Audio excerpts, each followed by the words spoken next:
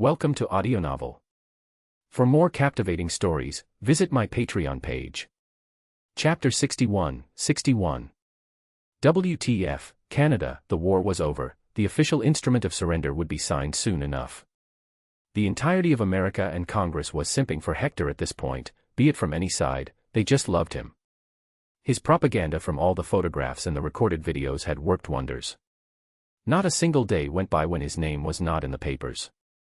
But the documents were out, and Congress got a hold of the investigation and the subsequent results. Tens of millions were missing from the government's treasury, the money was issued by the president and where it went was unknown. The thing with the media was, they were hyenas, they jumped from one sensation to another because in the end, sales matter.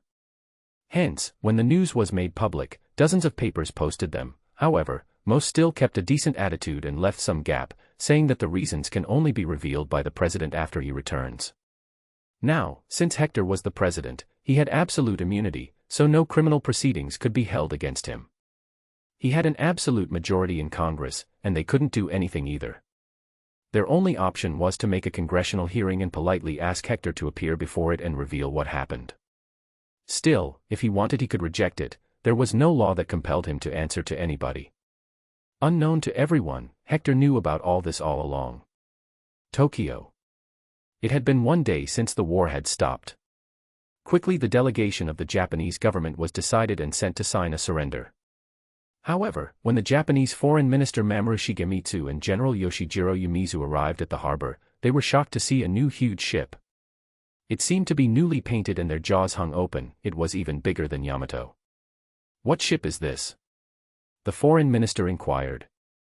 The officer escorting them replied, "Oh, this beauty. This is the supercarrier, USS Hector K. Washington, named after the most beloved President and General of the United States. It just left the docks and arrived here." They were taken on board the ship. It was big, much bigger than they could imagine.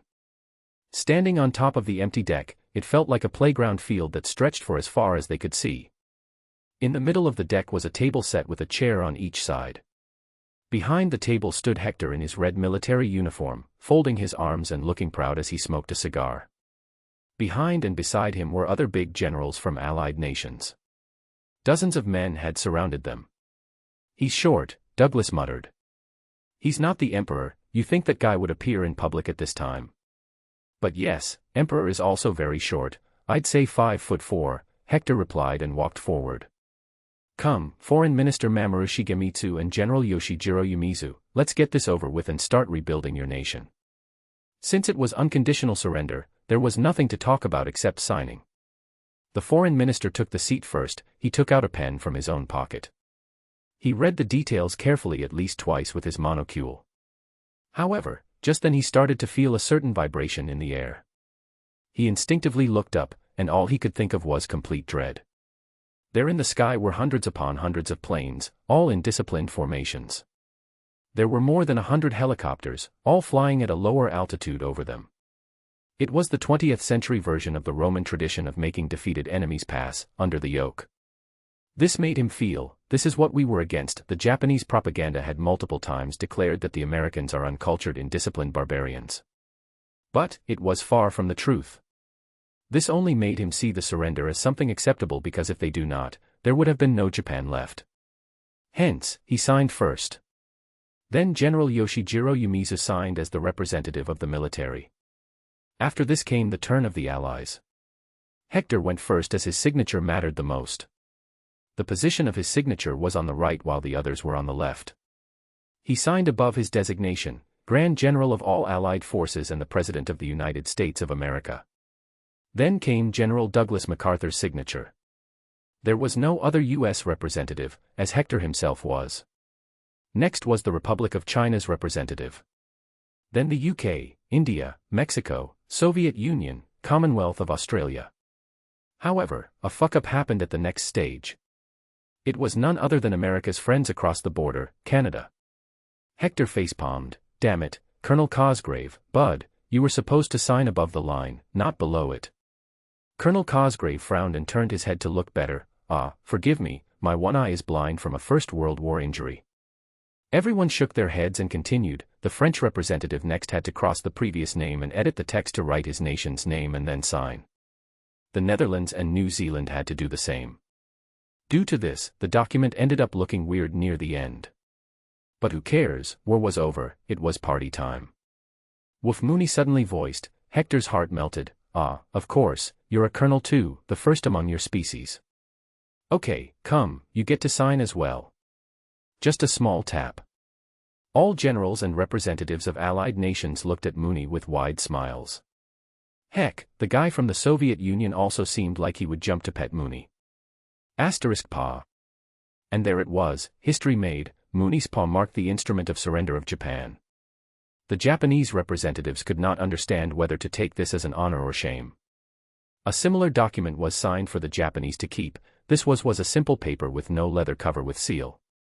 This time Canada didn't mess up, Mooney still signed. The Japanese general saluted, the foreign minister shook his hand and hurriedly left the aircraft carrier. As soon as they were far away, smiling, Hector went to the edge of the deck and looked at the troops below. All those not selected for duty here, get ready to go home.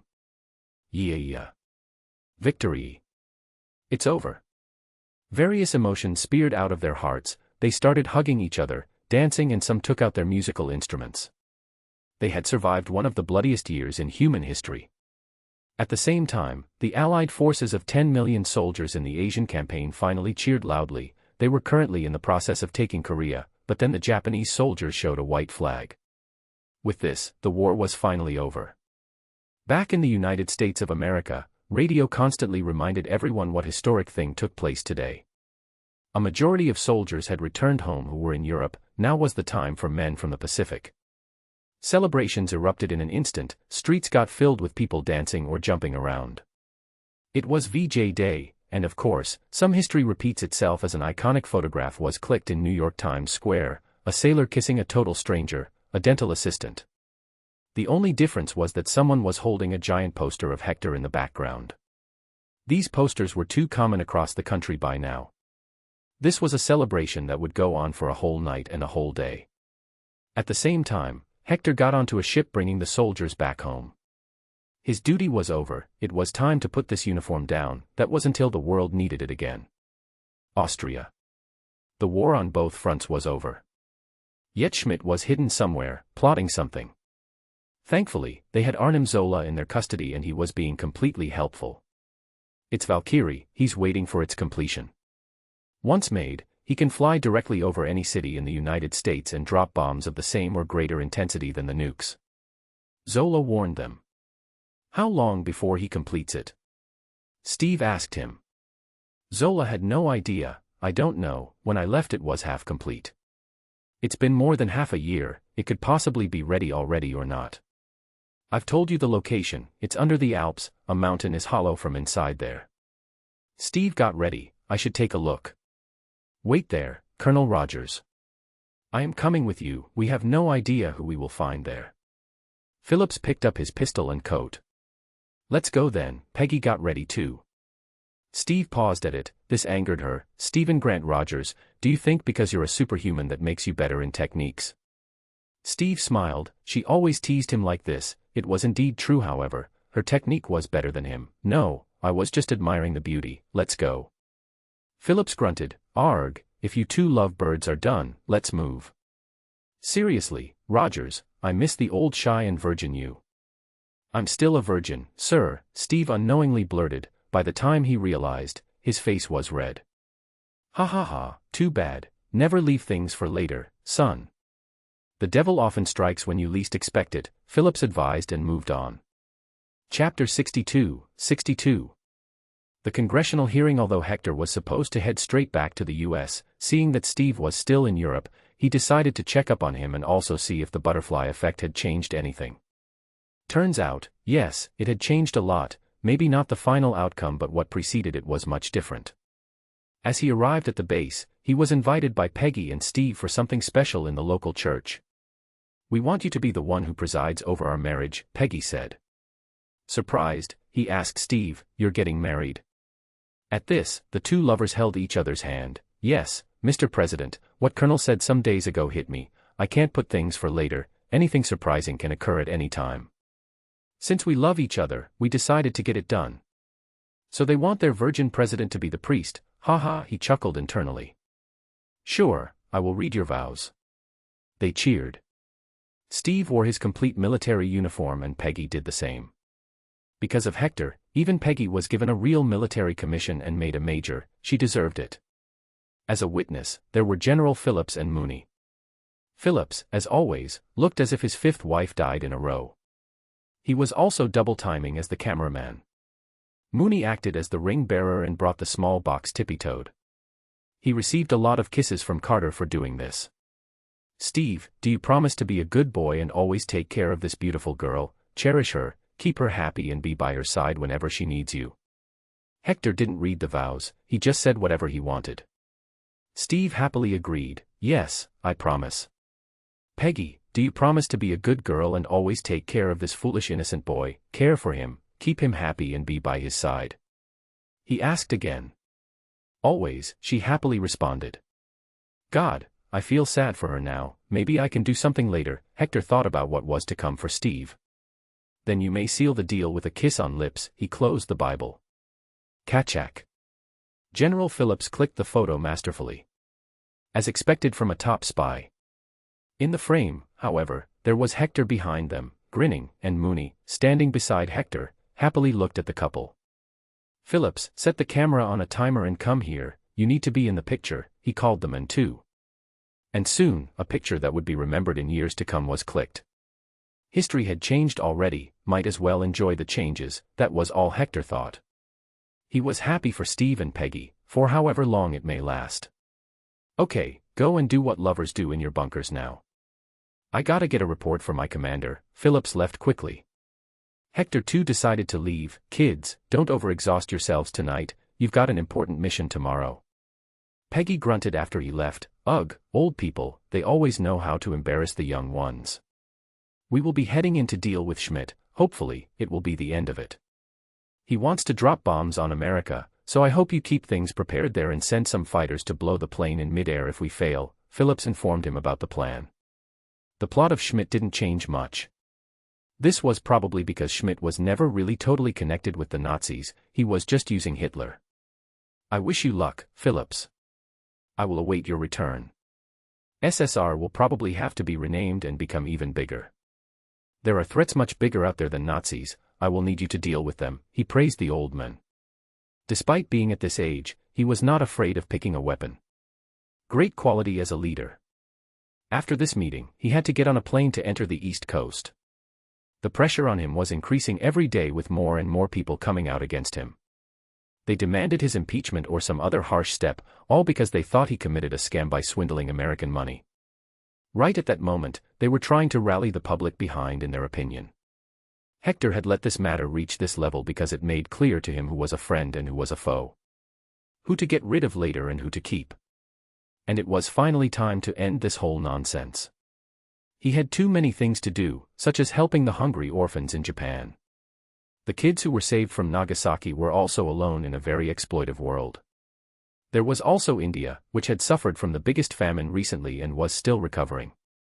There was China, left ravaged by the Japanese army. Germany, Poland, Austria, and many more nations with their Jewish, Gypsy, foreign nationals, socials were left skin-thin after suffering from the camps. They needed a lot of care to get back to good health. They could not just be fed food as that would kill them, they needed extra care. On top of that, there was the task of bringing the criminals to justice. He was going to meddle in trials this time and more people will get the death punishment, as in his books, among all men, these deserved to die. Anyone that had even an ounce of affiliation with the SS was an automatic death sentence. Not just that, Hector had asked a few men to start compiling a book, which he named Book of Blood Records. It will have testimonies of the soldiers, the resistance, the unfortunate ones, last words of men, all kinds of emotional things. This book will be the proof for tomorrow, about how bad the world can be sometimes. Right the day he landed, he was greeted and cheered by the people of New York. They gathered around his car and saluted him, throwing flowers on his motorcade while he stood up, looking and waving at them from the sunroof, a new concept he suggested. They chanted some victory songs, the national anthem and much more. But by far his name was a common theme. However, the nation was in shock when Hector agreed to appear in front of the congressional hearing the very next day. When he arrived at the hearing to take a seat, a photograph was clicked, which showed the side shot of the entire room, with Hector sitting in a chair in front of a few senators sitting in high positions. This photo was immediately sent to the news companies for making an edited version of it. The edited photo showed an image that was divided into two. The right side had Hector's photo from this hearing, while the left side had a side photo of the hall where Nuremberg trials were being held. The headline of the article was going to be, "One side punishes the evil, the other punishes the good. Politics falls to its all-time low." But of course, these articles would come out the next day. For now, Hector had to make sure he shames the political world to the point that nobody will think of speaking against him or making scandalous baseless remarks. He showed clear proof first of all. "Yes, I have taken out $23 million from the treasury and used them. I signed them during my presidency. I have also sold every single piece of my old ancestral land that I had so many feelings attached to. The only piece of property left for me is my house at Mount Vernon." He made the saddest and most emotional face he could make before continuing, "I am quite literally, absolutely broke. All because I wanted to save as many lives as possible, and I was able to do it, no matter how many sacrifices it took me." "Where did you send the money, Mr. President?" a senator asked. Sighing, he replied, making sure to look and sound sad for the recording and live audio telecast. "For this, we will have to go back to somewhere in the middle of 1941, before we officially joined the war.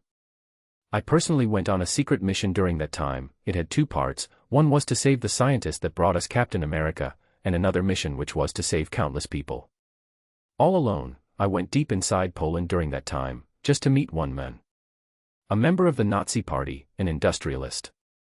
His name was Oskar Schindler. Underscore underscore underscore underscore underscore underscore underscore underscore underscore underscore underscore underscore underscore underscore underscore underscore underscore underscore underscore. Book of Blood Records, not real. Herman, a former Luftwaffe fighter pilot, we realized the war was over when the Americans started sending their planes up unpainted. Because this meant they were producing planes faster than they could paint. Sergeant Matthew Paul, U.S. Army. At first, I hated this war, bringing our asses across the ocean to fight some crazy men, for people we don't know. When I saw the stenching camps, it all made sense. Albert Martin, French Resistance, my wife was raped and murdered, my hiding son died after they set the house on fire. I knew then, there was no God, my solace was my gun from then. Jonah, a German soldier on D-Day, I saw the medical kit of a dead American soldier, there were chocolates and cigarettes, I realized the war was over right there. These were luxuries that only our officers could have. Ella Gertner, an actress, Auschwitz survivor, my father converted us to Roman Catholic in the hope to survive. They still considered us Jews and sent us to the camp. On the day I was to be gassed, Mr. Washington came and punished the guards. I hugged him the moment I saw him, I felt warm and knew I was saved. We were saved. Chiranjit Singh, New Indian Army, we were starving anyway. So when we heard they needed new soldiers, my father and the rest of the family volunteered for 3 months of training, for food and freedom. I just had 5 brothers and a father, only I returned home. Now, I am free and have food, but no family. Bingwen Zhao, Chinese village resistance, they treated us worse than animals. What did we do to them to deserve this? Fighting was the only option they had left. Kiyoshi Haishi, Imperial Japanese Navy soldier, I saw them behead 100 men and women in a competition. I knew it was wrong, against the Japanese spirit. But I was a small soldier, if I had voiced, I'd be the one facing that sword. Lieutenant Paul Owens, 101st Airborne Division, killed in action. I have come to do my service to the nation as an American. If you get this letter, Jane, then I failed to do my service as a husband and the father of our child. Please use GI insurance to start a new life and take care of our son. Love, Paul. Chapter 63, 63. Guardian Angel plot 4 years ago, in 1941, Poland.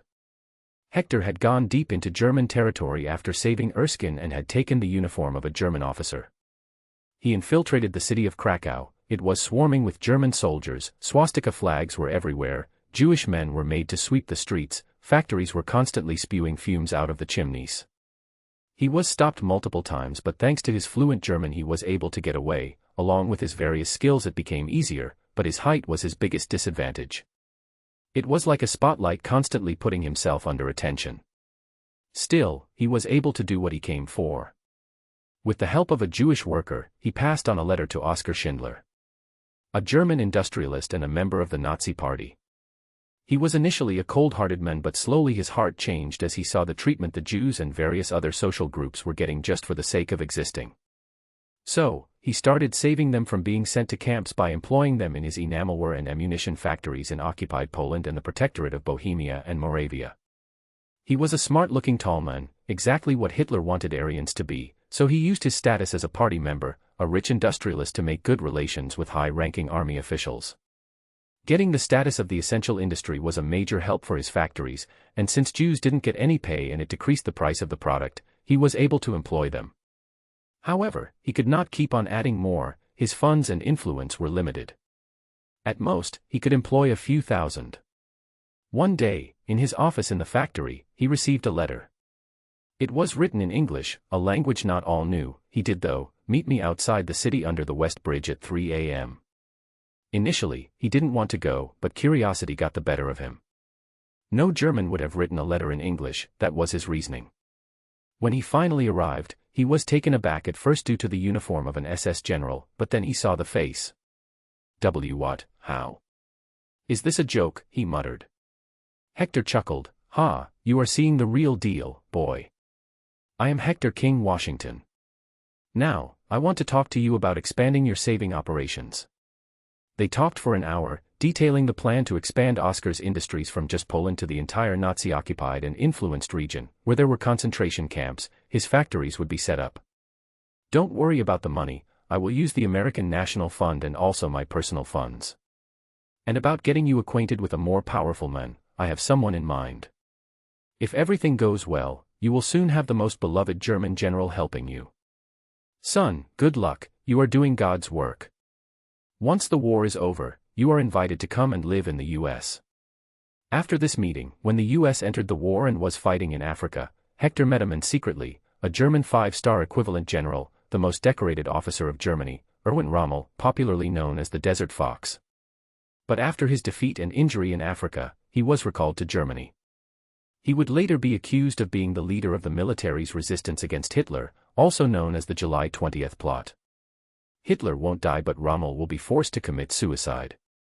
Hector changed his mind by using his demon power by scaring him to death. His existence as a demon worked wonders on atheists as they quickly realized that God is real, hell is real, and they know what they did would take them to hell. So, instead of participating in the July 20th plot, he participated in Hector's guardian angel plot. He remained in Germany as an esteemed general and worked on administration duty. His main job was to help Oskar set up his factories around Europe, get him the Jews as workers from camps, and also make sure no German officer bullied Oskar. This way, by the end of the war, with the secret plan, Hector saved 4 million people. It was a staggering number, no matter which side saw it. Oskar ended up being termed as the biggest industrialist in Nazi Germany and was arrested by American Allied troops. Erwin Rommel was also arrested. Both were facing Nuremberg trials, but Hector had provided due evidence already. Present time, U.S. congressional hearing. Hector revealed all this information to the senators with documented proof, even many photographs and testimonies of saved prisoners were in it. The faces of all the proud, smug senators were worth seeing. They felt like shit for dragging Hector here, that after he had just returned from war and finally had some time to rest. The hearing was done live, people on the radio heard it, those lucky few who had television saw it on the live telecast as well. Every single politician in the nation felt like burying their heads in the sand like an ostrich, especially those who were aggressive about demonizing Hector. He ended his remarks, "Folks, I did what I did to save lives. I would have even sold my house if I had to if I could save a few more people, but thankfully I got Hitler by then. To me, human life is worth more than the value of money. But I do apologize to the nation for secretly transferring the money. I stopped after transferring 23 million as the money belonged to the common people of this nation. I know, my dear fellow countrymen would have come out and given their own money to help people if I asked them. But I needed to keep this whole operation a secret because many spies were roaming not just around us but even in our government offices." He embarrassed every single person who doubted him. The hearing came to an end and the matter was deemed over. But how could he allow all his political opponents to get a free pass? They will soon be hounded by the people and journalists for what they said and did against him. They will have to publicly apologize to him, some might even see their career ending. But he had no worry about that anymore. As he was in office, sitting in the chair of the president, he had honestly spent more time outside his nation than inside the White House during his work as president. "Ha, I knew it, I knew you were going to drop the bomb on their heads instead." Roosevelt rolled into his office room, laughing happily. Why wouldn't he? Hector won the war. What could be more rewarding for him than this, as he had given up his position for this same reason? Logan, as always, was chilling on the couch by the wall and Mooney was sleeping on the rug. Roosevelt gave him belly rubs. "It was a long, tedious war, my friend. The horrors I saw, you can't even imagine. But at least we have photographs. I am going to make multiple copies of them and showcase them around the world in museums. The world must never forget what the Nazis and the Japanese Empire did." Hector seriously planned. The ex-president nodded. "True, I saw the films and photos. I felt my skin crawl at those. Humans are capable of doing such inhumane things, it's a shame on our species. But thankfully, we got you now. You have not only won us the war but also a big win in Asia. Japan is now under us, while Free India is a full military ally of us. We have bases in Southeast Asia as well as East Asia due to you. Our presence is global."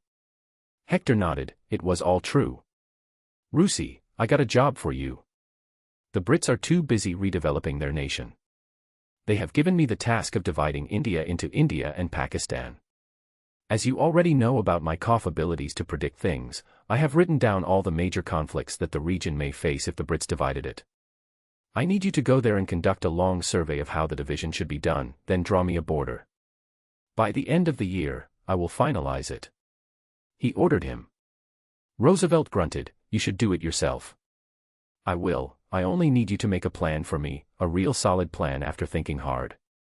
I will make edits and finalize it. But remember, you are not going there as a big white man with power, you are also a diplomat, one who represents me. So show good comradeship to them. They love me for bringing freedom, I want to keep that love and respect continued.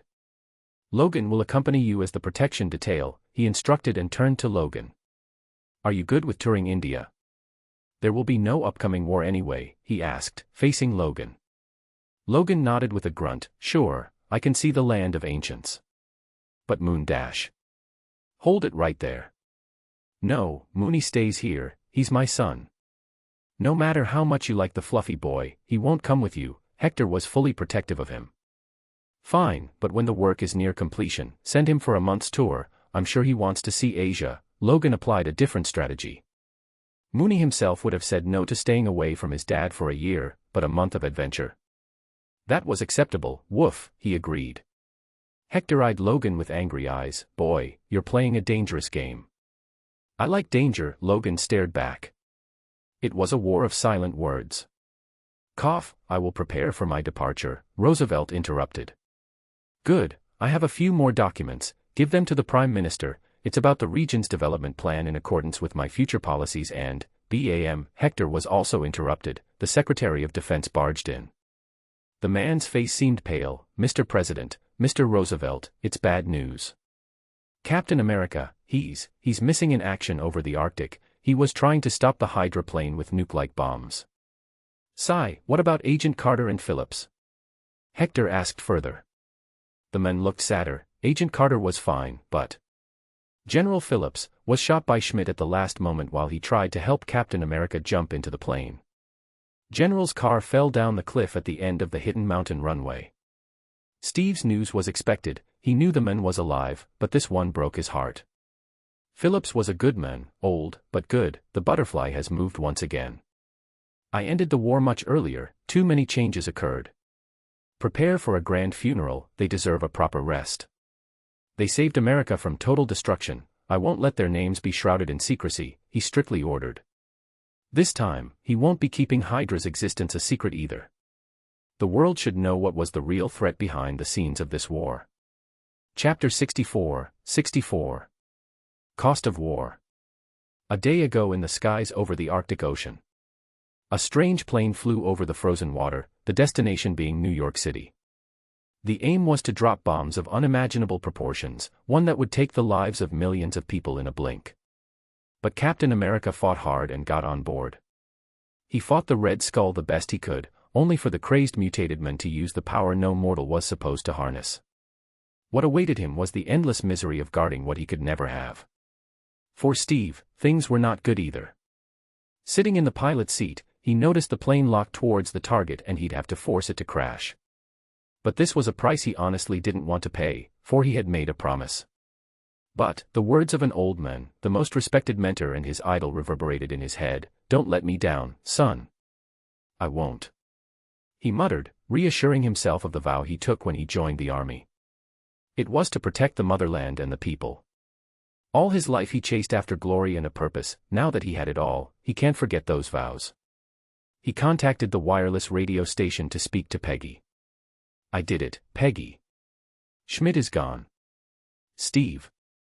That's wonderful, the runway is clear here, you can head back now." She was preparing to guide him on how to fly the plane. "I don't think that is possible anymore. The control system is busted up and the destination is locked. I will have to force the plane down. I will get Howard on the line, he'll know what to do." Peggy's heart clenched itself as an automatic reflex to prepare itself. "There's not enough time. This thing's moving too fast. It will reach New York soon." There was a small pause as Steve looked outside the plane. "I got to put her in the water." A silent tear rushed out of her eyes. "Please, we have time, we can help you. Just wait for a second. Right now, I am on the water. If we wait, a lot of people are going to die. Peggy, this is my choice. There is no other way. I am grateful for this life and I think this is what it was all for." Steve replied, pushing down the handle. The plane started to dive down straight towards the ice and water. There was not much time left. He had to say his goodbye. "I'm sorry. We just got married and I don't think I will be able to keep my promise of having 3 kids together." Peggy wept on the other side. Steve continued, "I consider myself the luckiest man alive to have gotten your love. But promise me, Peggy, you will start a new family. You will not cry for me." It made her cry more. She cursed her luck. This was not the ending she wished for, was all she could say as she didn't want to lie to him. Steve saw the plane was just a few meters away from the ground. "Thanks for everything. I love you, Peg, *buzz*. Radio silence took over the bunker Peggy was sitting in. The other operators left her alone. She wept, her head held down. The dream of a beautiful future with her husband was now ruined. A lifetime of solitude awaited her. "I should have jumped on the plane with him," she thought. But they were merely what-if scenarios. What had happened, nobody could change. Present day. It was a joint session of Congress. Hector was supposed to give a speech there. He knew his image was that of a strong militaristic leader at this point. He needed to change that. So he wore his ordinary suit and put a pair of glasses on to increase his image of friendliness. Then he walked to the podium, looking old with his white shiny beard. He stood up in front of the seat of the vice president and the speaker. He looked at the crowd for a minute, letting it silence down. He fixed his glasses as his eyes shined. Taking a small cough, he started, "Members of Congress, the war is officially over today." A surprise, probably because most of you thought the war was over the moment Japan signed the surrender. No, it didn't end until yesterday. All of you know that Hitler was our greatest enemy in Europe, but you are wrong. There was something even worse and more dangerous. His name was Johann Schmidt. He ran an organization called HYDRA, which acted as a covert experiment and weapons division of Nazis, but that was wrong. Schmidt worked independently, only using Nazi influence for his own purpose. During his reign of terror, he developed weapons like those that brought Japan to its heels. Yesterday, with the aim to drop those bombs on major cities of the US, he left Europe on an experimental plane. But, thanks to the hero, the first super soldier, Captain America's own ultimate sacrifice, Schmidt was stopped and the bombs destroyed. So today, before I continue my address, I wish for us all and those listening to keep them in prayers and notice a minute of silence in the memory of Stephen Grant Rogers, General Chester Phillips and all the men, women, and children that lost their lives in this bloody conflict. Everyone in Congress took a minute of silence. Some bowed their heads, some put their hand on the chest. Nobody spoke, not even coughed. It was not just them, nearly everyone that was hearing his words through the radio stopped speaking in respect to the lost lives. Once the minute was over, Hector sang a song-like poem in his old heavy hoarse voice. If anybody else had sung it, it wouldn't have the same effect, but coming from an old man like him, it struck them just right. It took everyone by surprise, but soon a lot of the men, be the ones in fine suits, those with big mustaches or young faces, all had a hint of tearfulness in their eyes. The effect was even heavier on the rest of the world, as women visibly wept, men silently cried or sighed.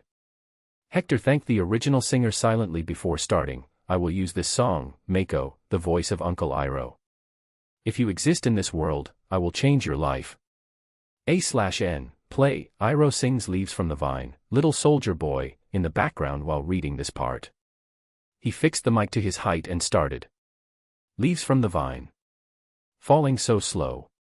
Like fragile tiny shells. Drifting in the foam. Little soldier boy. Come marching home. Brave soldier boy. Comes marching home. While he sang that phrase, somewhere in Germany, a young soldier returned home after the long-lost war. He had not received any letter from his family, and when he reached home he knew why. There was no home, only the broken destroyed walls stood erect, the remnants of the joyous laughter that echoed in there some years ago. The little soldier boy was confused. Where was his family? What happened to them? Was he all alone now? Those leaves did grow. From branches overgrown. Drifting slowly down. Resting on the loam. Little soldier boy. Taken from home. Forced to fight a war. That's not his own. Somewhere in China, a thin young 13-year-old boy stood tall, a rifle with bayonet erect in his hands, but shockingly, was missing one leg. Yet his face looked firm and resolved. His home was lost, family gone. He had learnt early, only to fight he was born. Cheers rejoiced as families cried, they hugged and smiled, kids came out of their homes finally with no cries. The young boy saw these giggles, he wanted to protect them. But the war was now over, that sight brought envy, and he only wished he had the luck of a four-leaf clover.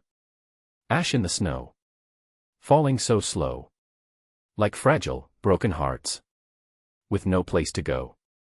Little soldier boy. Come marching home. Brave soldier boy.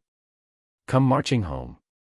In France, soldiers marched back home, their destroyed villages brought pain, but as the men hugged their loved ones the sorrow left their veins. Yet, besides the entrance of the village, a boy silently sat with a dirty toy in hand. In hope and eagerness, he stared at the road, wondering when his father would come marching home. Days passed, the houses started to get erect again, but there was no father yet to clear the boy's pain.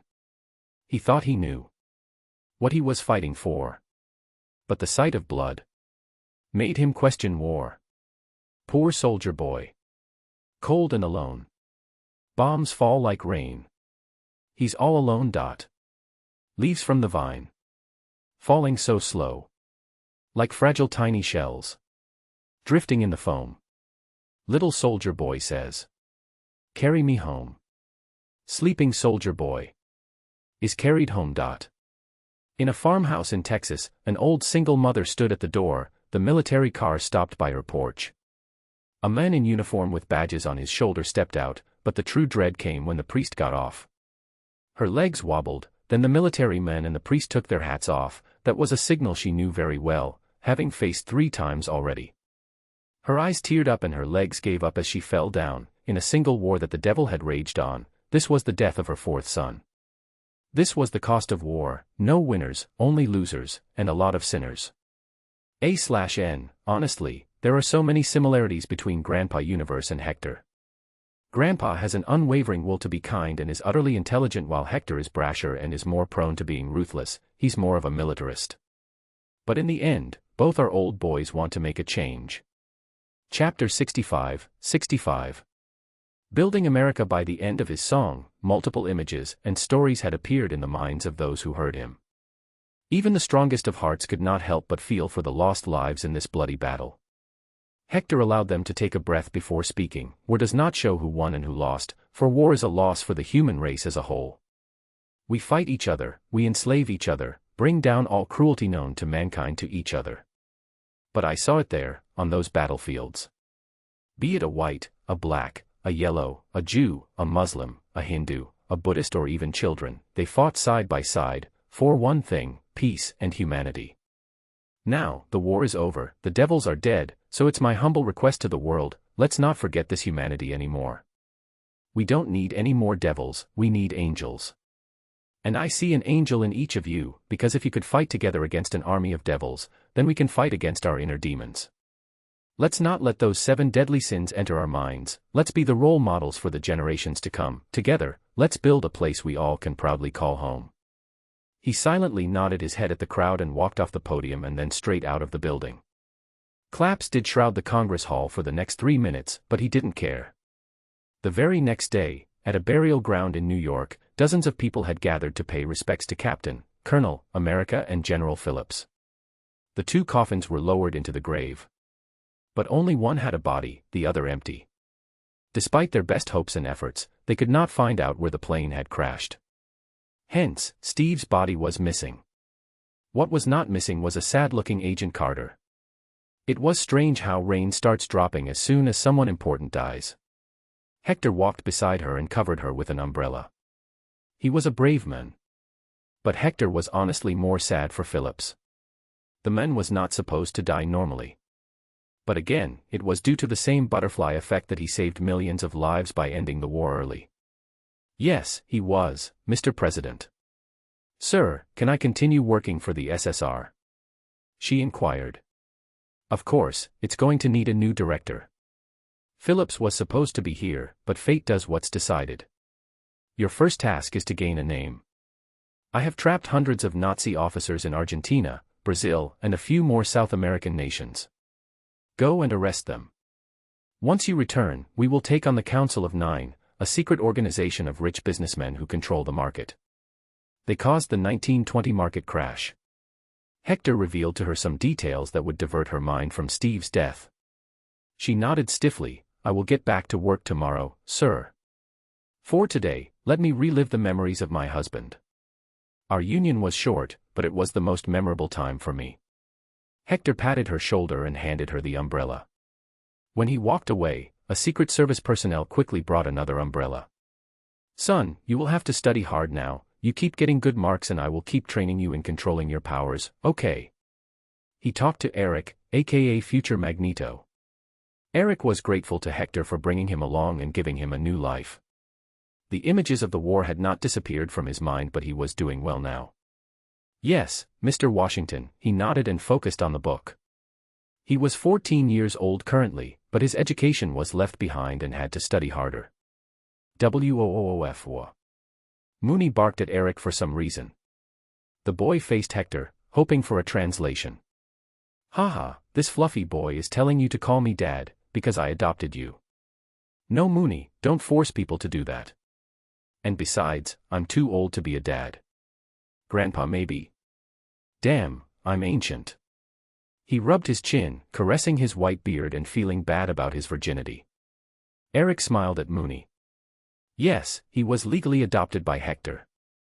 He didn't know why, the old man had only said, it's a cruel world, especially for those with gifts. As Eric studied, Hector sat down in his office and started to go through the letters. The one, in particular, he felt interested in, was from some guy in Byberry Mental Hospital. Mr. President. I write this letter with the courage of not only mine but 3 more friends. We 4 were conscientious objectors and hence were sent here to help the nation by caring for the sick. But what we have seen here is worse than humane. Thousands spend their days, often for weeks at a stretch, locked in devices euphemistically called restraints, thick leather handcuffs, great canvas camisoles, muffs, mitts, wristlets, locks and straps and restraining sheets. Hundreds are confined in lodges, bare, bedless rooms reeking with filth and feces, by day lit only through half-inch holes in steel-plated windows, by night merely black tombs in which the cries of the insane echo. Due to understaffing, there is an extremely low ratio of orderlies to patients at the Byberry Mental Hospital. Because of this, residents are often left unbathed and naked. Housekeeping fell behind, bedding was unwashed, and floors were sticky with urine. Instead of tending to the patients, staff put them in 4-point restraints, sometimes for months and even years at a time. Patients are here heavily sedated at all times. When we run out of supplies to sedate the patients, they use wet towels to strangle their necks until they pass out. One died as his eyes popped out. Women patients are our asterisk pet here, sometimes even thrown at male patients. Things here are devilishly bad, sir. Men who get caught and fired get the same job in another mental hospital a mile away. I have attached photos of some horrors as proof. Please do something about this. Hector looked at the images. They were full of people sitting or standing naked in filthy rooms. This was unacceptable, it reminded him of the views from the concentration camp. Wasting no time, he called for his modified helicopter, the first of its kind to be used as official transport for the president. He then headed straight to Philadelphia on a surprise visit to this mental hospital. He informed nobody as he knew corruption was rampant in this era. This was a reminder to him that the United States was not yet a developed nation. He entered the building and checked the conditions. True, as the letter said, people were here being treated like worse than animals. The hallway was full of naked people, the floor smothered with urine. Photos were immediately taken to be circulated across the nation. This is something every American should know. That they must be careful, little Hitlers could be hiding anywhere. He quickly fired the director, doctors, and major bully staff of the hospital. Criminal cases were filed against them. But they were to keep working under strict supervision until new staff arrived. This led to Hector passing the Mental Health Act, which caused mental health problems to be seen as any other physical disease. This meant that insurance must now also cover mental health problems. Such was his job. He worked 7 days a week, 20 hours a day. His image was that of an unwavering and just leader. He oversaw the trials of Hitler and his plebs. About 89% of all convicted war criminals were sentenced to death. It was a much higher ratio than the original world. He didn't go easy on the Japanese side either. By the end of trials, most Japanese generals and famous officers were hanged till death. But then a weird letter came for him. It was from the famous comedian actor/director, Buster Keaton. It asked for permission and a request for the president to act in one of his latest films. A short 3-minute cameo. Haha, I can't miss this opportunity, so he agreed. In a week, the shooting of Buster Keaton's new movie, Lost in White House, started. It was a comedy movie with not many dialogues but instead situational comedy. The synopsis was simple. Buster as MC will get lost in the White House as a visitor. He will run away from the Marines, hide or fool people. Then in the end he will end up hiding under the Oval Office table. Hector, a giant man, would come and lift Buster, a short man, by his head, saying, "Whose child is this? Secretary, bring me a cradle." The movie ends with Buster being tucked into a cradle by Hector and a pacifier put into his face. It only took 10 minutes of his time to complete this role. He took the money paid to him and gave it away to a genuine orphanage. When the movie was launched, people went to the theater multiple times to just see his role. His time was spent doing various other things. He continued his Smart America program to change people's thoughts. The main focus, however, was to promote critical thinking and reduce the love for conspiracy theories.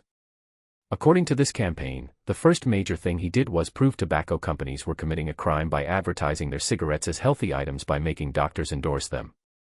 He then fined these companies to hell. The world was pretty shocked when even scientists started saying that smoking tobacco can cause cancer. His popularity, which was already sky high, started reaching the point where people saw him as if he was the king. Then, just a year later, in shame and regret, the entire Congress submitted a public joint apology to the President of the United States for the congressional hearing and baseless slandering that occurred against him regarding the matter of using national funds to save people in Europe. Shocking even Hector, some people's charity organizations of millions of war veterans, Jews, colored people, and some more started gathering donations and bought back all the ancestral land Hector sold. They came to the White House to hand him the deed. That was the moment he realized that he had been completely successful in his role as the president. He brought a change for the better. He brought people together. Chapter 66. Korean War. 1955, November. 10 years had passed by.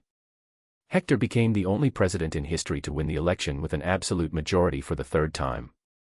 First, he became the president in 1941 due to Roosevelt resigning, then won in 1944, 1948, and 1952. Now, he was going to run for another term in the election next year. He had an iron grip on the Senate and the House of Representatives. Hence, no laws restricting the term limit came. Not to mention, the maximum number of politicians were these days influenced by Hector's thinking, formally creating a Washington school of thought. Everyone in this group was loyal to Hector, learned from his way of doing politics and his ideologies of how to grow a nation with capitalism while not messing with people's lives. His presidency was defined by ultimate prosperity and the economy rising like never before. Quality of life improved, everyone had a job. Cars, colored television, and cinema got widely adopted. The American freight corridor with a high-speed railway was half built. Hector K. Washington National System of Interstate and Defense Highways was being built to connect the entire nation with the best roads in the world.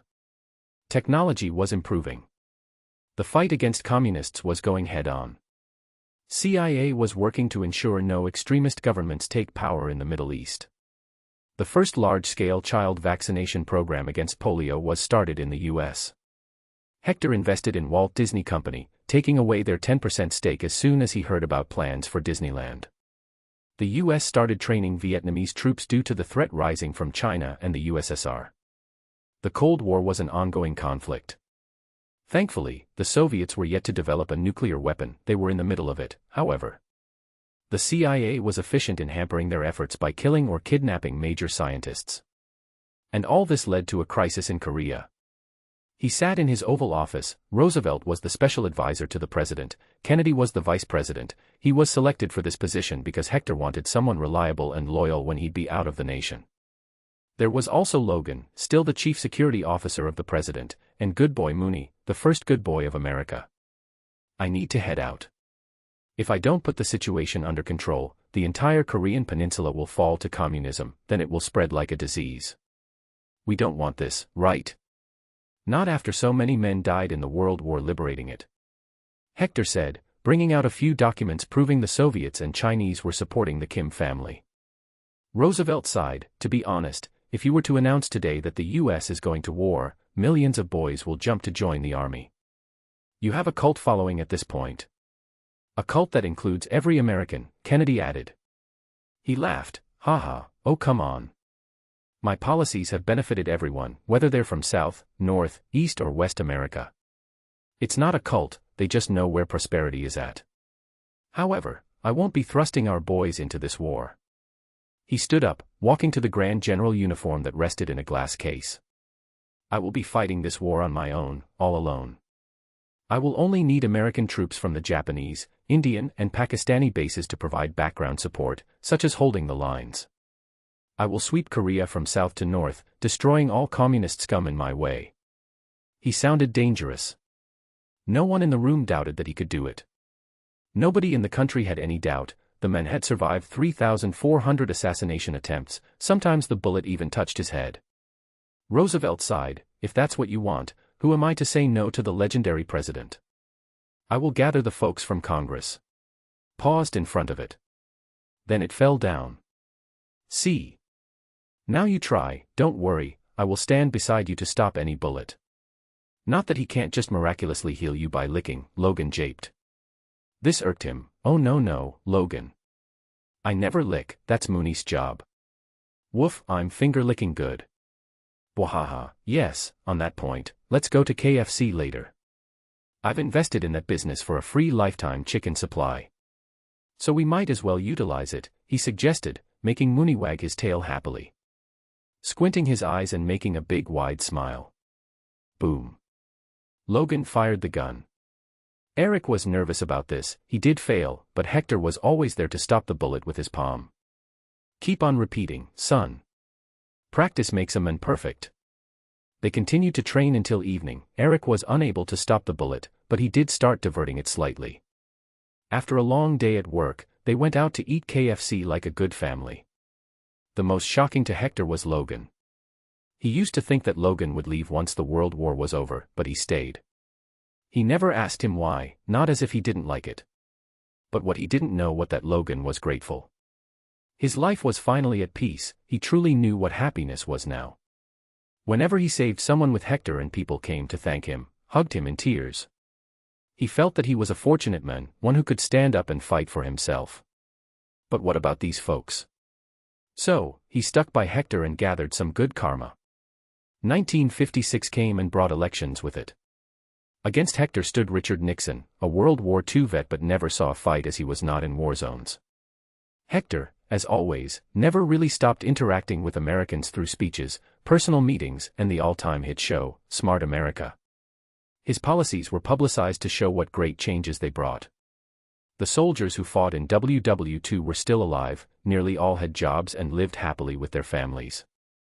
Hector was their immortal president as their vote always went to him. Not to mention, he just won America another war in Korea, uniting the peninsula and kicking communists' butts. So, when the voting was held, he won 531 out of 531 electoral college votes. This was his 5th term in the president's office. When was he thinking of stepping down? Not anytime soon. So, at his inauguration, which was a grand one, he made some announcements. This was a state secret, but time to take the cat out of the bag had come. My fellow Americans, I have a secret to tell you. It's no secret that space is the next frontier. The man is yet to enter it. But the truth is, America has already been there since World War II. My company, King Tech, was ordered to make rockets that can put satellites in space for wireless communication anywhere in the world. Those satellites proved to be extremely valuable in war. The enemies were left rubbing their heads, wondering how we were passing on information. We have kept this information a secret in order to allow U.S. forces an edge. But, now even the USSR is trying to enter space, so I saw no reason to keep it a secret, to let them know that we have already won. Now, I am creating a new agency for a space mission, NASA, one that will send many satellites into space that will help Americans in predicting weather so we can prepare well for natural calamities. And, my greatest short-term dream, we must put a man on the moon by the end of this term. This was big, he just started the space race. The crazier part was, this time the stakes were higher. Where Hector already had an edge, the USSR didn't. Hence, the Soviets were bound to spend much more money to build a rocket, train men, and then send them up, while bankrupting themselves. His announcements were taken with big applause and excitement. They simply loved their president for always keeping America ahead of the world. Hector had even published all the half-assed knowledge he had about space, science, and other future discoveries. This would give the scientists an edge and direction to research. But perhaps, the honeymoon period was over. Big bad news took the world by storm. On August 29, 1956, the Soviet Union conducted its first nuclear test, codenamed RDS-1, at the Semipalatinsk test site, in modern-day Kazakhstan. This meant the USA didn't have hegemony anymore. The next announcement by the USSR made things worse. In an open broadcast for the world to hear, they said the following things: for too long America has gone unchecked, doing whatever it wants. No more, we will push them back for all our communist allies around the world. It is our warning that any attack containing nuclear weapons or radiation on us will be met with an all-out response from our side. And, if the arrogant American president, Hector King Washington, enters any land of the USSR, it will be considered a nuclear strike and we will respond with all-out reply. The was worrying, Vietnam was still not completely stable, and this time he won't be able to use radioactive tar. But he did spin around threats of the USSR by saying, haha, look how scared they are of me. And they want to compete with us. But the truth was, most experts knew a new era had arrived. The USA will have to move with much care to avoid a nuclear holocaust. Chapter 68, 68. Meeting Ancient One, again. White House, 1957. The Cold War was at its peak. The USSR was trying to increase its nuclear arsenal and spy efforts. They were getting befitting replies everywhere they could. The best thing this time was that in Europe, there was no divided Germany.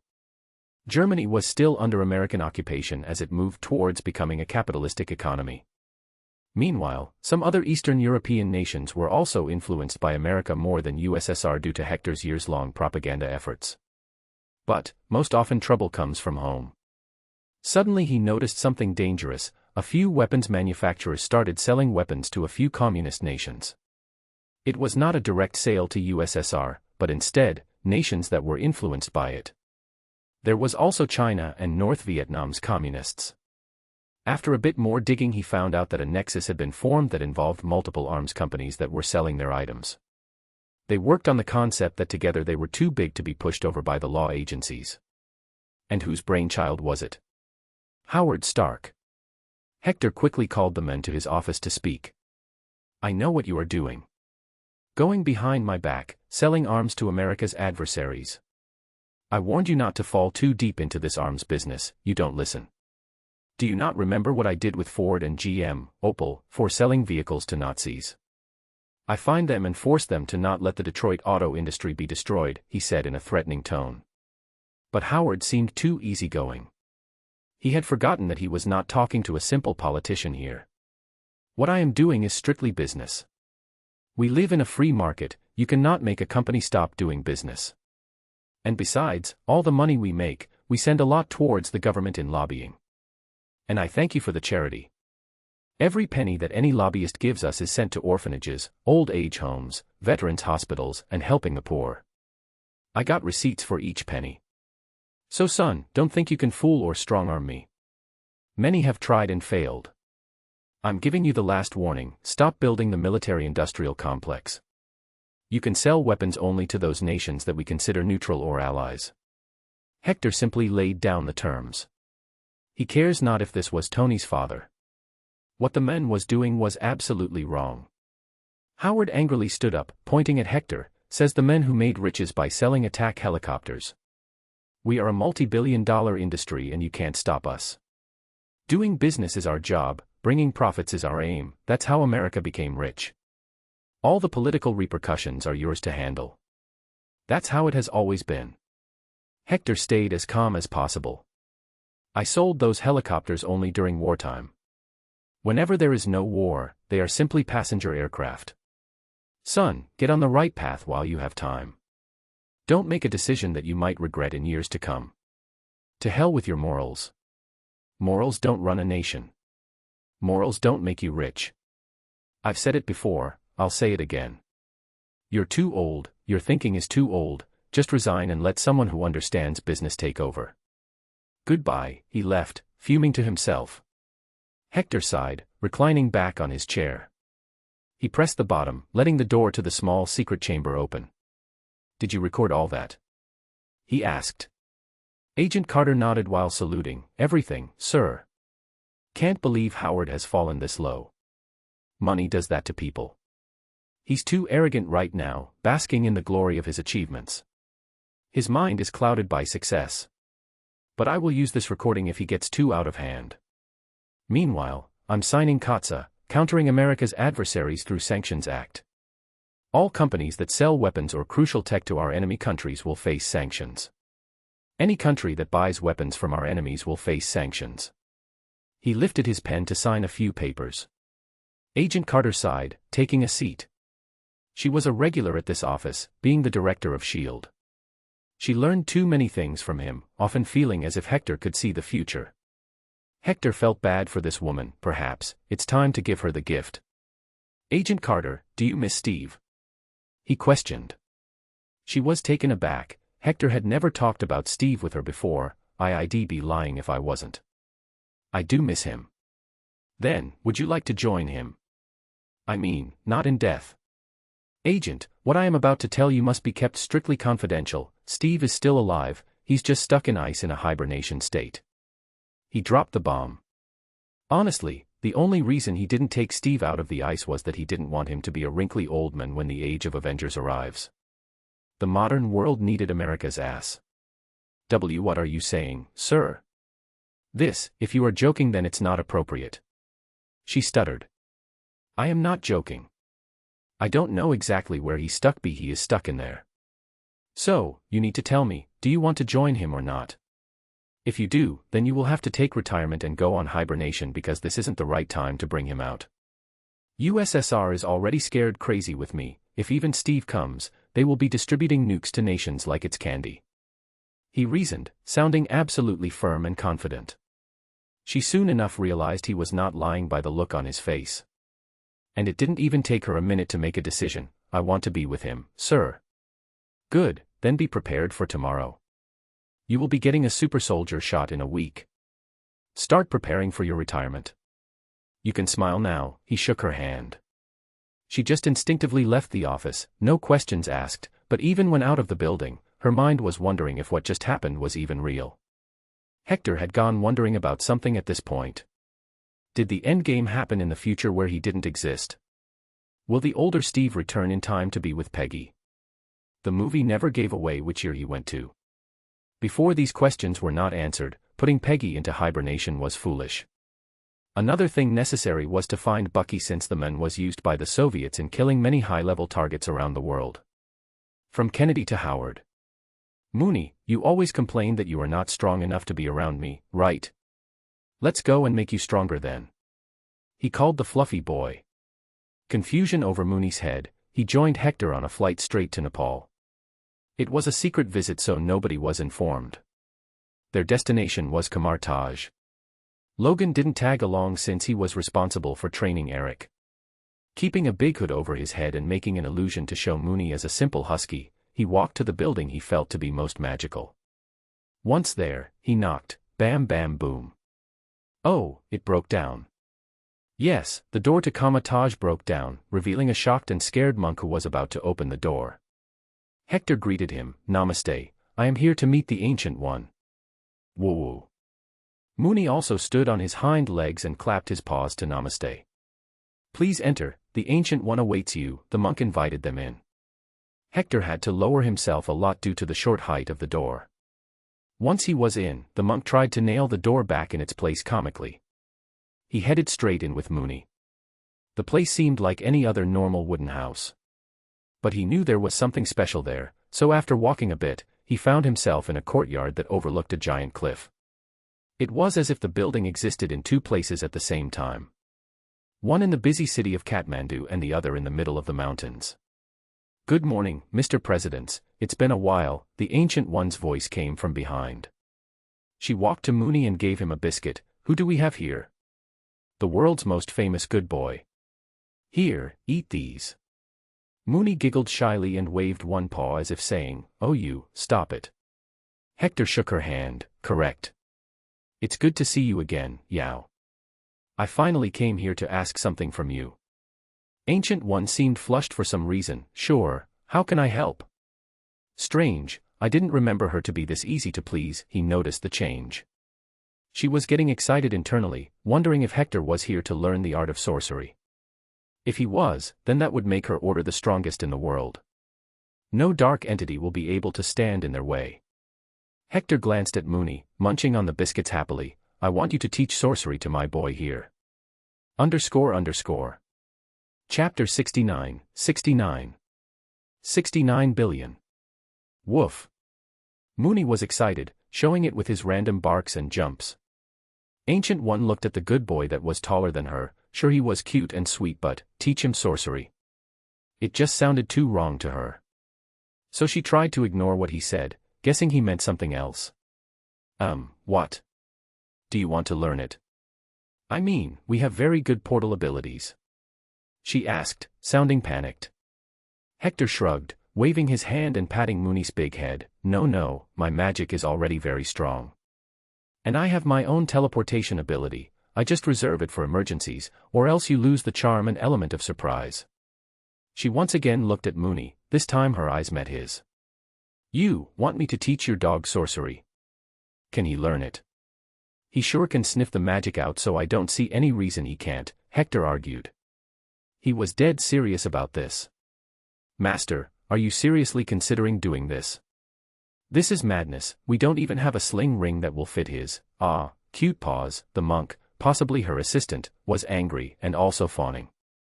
Mooney knew that this was the moment to make it or break it, so he silently sat down and attacked them with the best puppy face and eyes he could make. A whoa.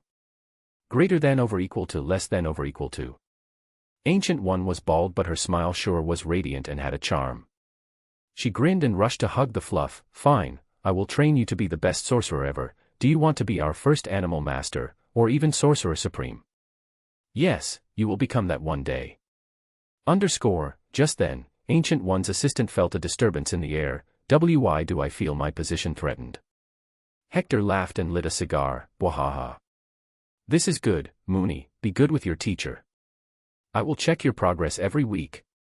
Will you be coming here every week? She asked, delighted to have such a strong character be available. Of course, Mooney is my son, so I can't leave him alone.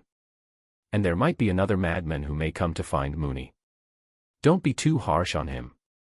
By the way, I want your help with something else. This one is about time. I need to use your time stone to look at the future of a certain woman. He requested like a gentleman.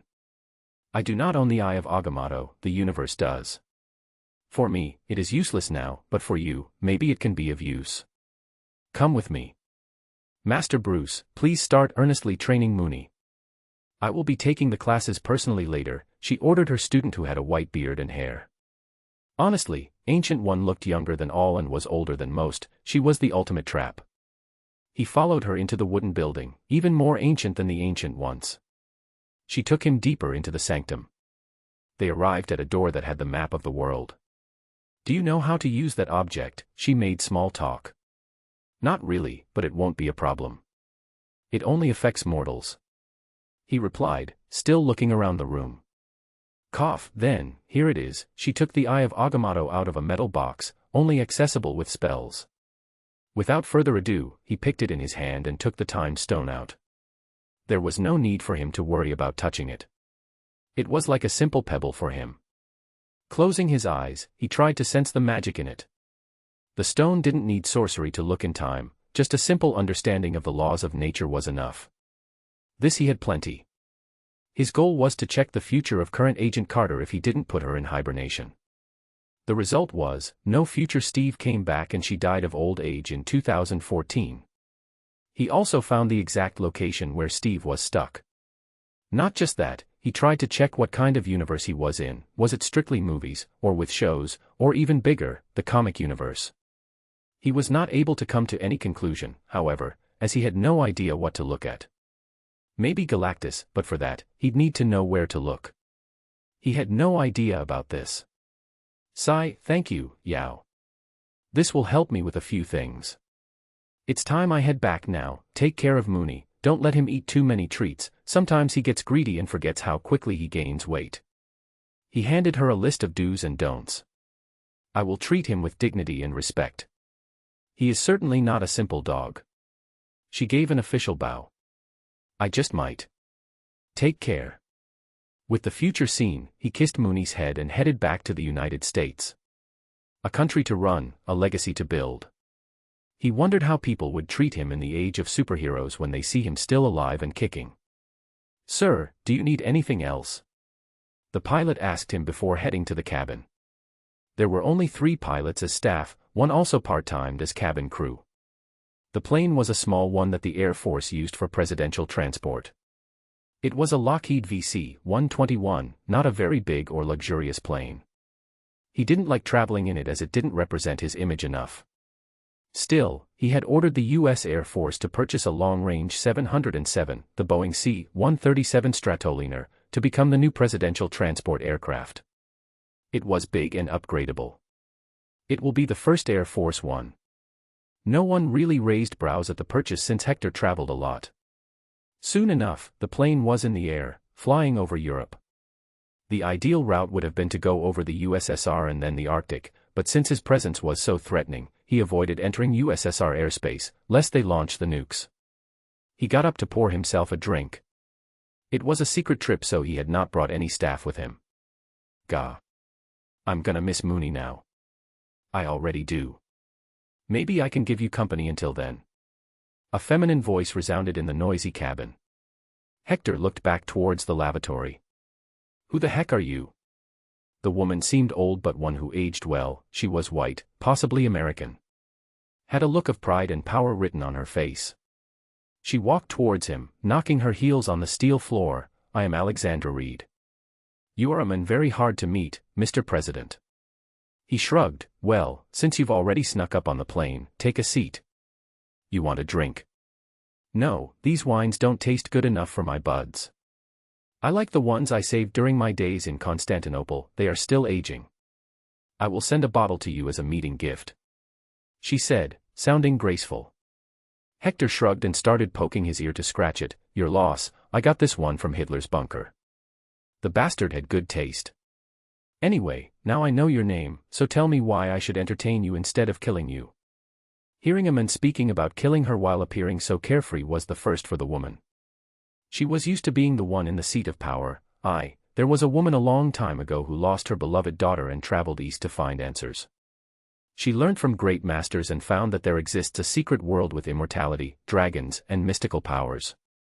She decided to use those powers, so she left with 4 others. She lived for centuries and developed a vast EMP. Yawn, the flight is 13 hours long, I wanted to sleep. So be quick, I'm not going to hear your monologue this whole time.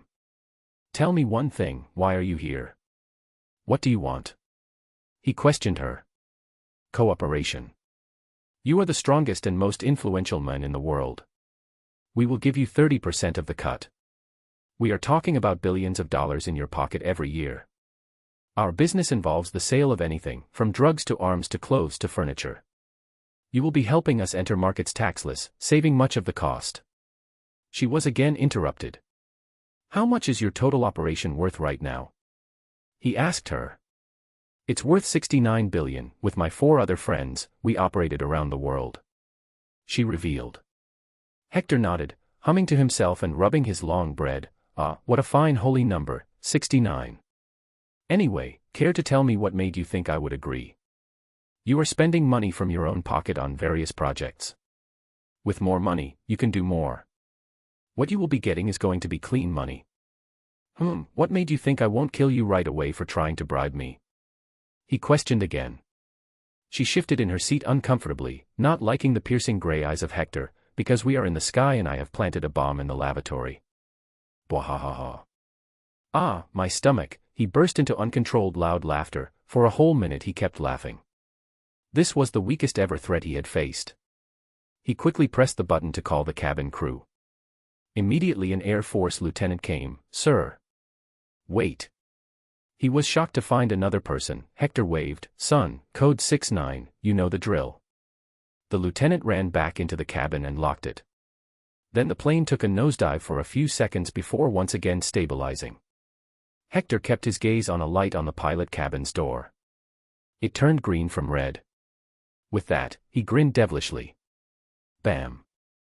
At lightning speed, he extended his arm and grabbed the woman by her hair, then slammed her face down on the wooden table, cracking it up. God damn, you proud bimbo, bam. He lifted her again and slammed it once more. You dare to bribe the President of the United States of America? You puny little creature. Do you want to scare me with a bomb? With height. He threw her back on her seat and pushed away the table. Boom. He pulled back his arm and plunged it straight at the metal floor of the plane, making a big hole, enough that one could see the mountains below. He then grabbed her again and slammed her head out of the hole. Her face was already bloodied, going further pale. This man was mad beyond imagination. The plane was heading down. She could see firsthand as the air brushed past her face so strong she could not breathe. Fear and dread took her heart. She only had longevity, not extreme strength. Hector pulled her back and lifted her up so she was face to face. Listen up, you done fucked up by coming to me. You thought I didn't know about the hand. How you are none better than Hydra. Haha, foolish woman, I am already 10 steps ahead of the world. Now, I am going to take all those 69 billion and your entire fortune. Then I will build orphanages and schools around the world for sweet little innocent kiddies. But first, I shall burn you and take your ashes to Kunlun and gift it to them in return for friendship. You thought you were making a smart move infiltrating the plane. You only brought your doom years quicker. He pressed her neck harder, making her eyes go red and big, nearly popping out. He was a giant man and her neck was no more than a little twig in his palm. But what shocked Alexandra Reed was that even when so violent, he was so calm. The world is being fooled, this can't be human, she thought. GHK, PPLEASE. She breathed out words. What? You said please. Fine, I won't kill you. He released her, throwing her on the floor to cough and gasp for air. Hector took his seat again and drank the remaining glass of whiskey. I won't kill you, but this crash surely will. Her face paled. She was fucked beyond any doubt. Chapter 70. Man, wolf and a cripple. Boom. A mix of raging fire and debris, the plane crashed in the mountains of Austria. There was no sign of civilization as far as he could see. He took his time to completely turn the woman into ashes and then store her in the empty whiskey bottle he saved. He chuckled to himself, hee hee, 2 birds with 1 arrow, got rid of this crap plane and also made money. Whistle. He started humming songs. Just then he had an idea, wait, due to my presence and so many changes, it's bound to happen that a lot of famous musicians and writers won't appear in this universe. I guess it's time to become a world-renowned writer and singer. He took out a small satellite tag locator. It was for the 3 pilots, he can't just leave them in a place like this. So he started to hop away as Hulk would. God, I wish I could fly. The 3 pilots were found 69 kilometers from his location. They were perfectly fine and were even eating some meat from the wild boar they caught and cooked. Sweet, I got an extra bottle of whiskey with me, boys. He arrived at their small campsite. They quickly stood up, looking stiff and saluted. Reporting, sir. No injuries, all crew safe and sound. At ease. Let's eat and then head out. He sat along. What happened to the woman, sir? The cabin attendant asked. He simply showed the empty bottle with ashes. This is her. She had planted a bomb on the plane and threatened me, while bribing me to help her business. Ahaha. Oh Lord, haha, that's the best joke in years. God may give her soul mercy and some brain. The 3 had different reactions, but all agreed that nothing could kill their boss. They have been flying their president around the world ever since World War days. They know their boss' love for making grand entrances. Sir, the crash, will it be blamed on us? The head pilot asked, stuttering. Don't worry, that's on me. Besides, you 3 need to start training. The new plane specially reserved for me will be in service soon. By the way, good job remembering the code. He patted their backs. The pilots laughed. Sir, it's hard to forget a code that's numbered 69 and tells us to jump out of the plane at a safe altitude due to the president going to destroy it. Northwest other protocol comes close to this madness. They talked, drank, ate and rested. Hector then led them out of the forest to a village. The memories of war resurfaced, but the landscape was so beautiful that one would think the place never had any sad past. Soon, choppers came from the nearest American base to pick them up. Then he was on another flight to the US, this time the lavatories were checked. We didn't do it, it was not us. We are not fools to attack when he's near our soil. His flight path had been revealed to us in advance so we don't mistake it. This was what the stuttering and sweating USSR envoy repeated around the media and in press conferences as soon as the news of Hector's plane crashing came. When Hector returned to the White House, the first call he received was from Nikita Khrushchev, first secretary of the Central Committee of the Communist Party of the Soviet Union. The men had just taken over after Stalin died 2 years ago. It was not us, Mr. President. There is no reason for us to escalate the hostilities to this level. The men said on the recorded call. Hector laughed, I know. Don't worry, I will sort things out and stop the conspiracy theories. He quickly called a press conference and revealed to them that a Nazi fanatic of unknown nationality had planted a bomb and climbed the plane. The man was killed in the crash. There was no way for anybody to ascertain the theory. Logan and Roosevelt quickly entered his office and asked, was it really a fanatic?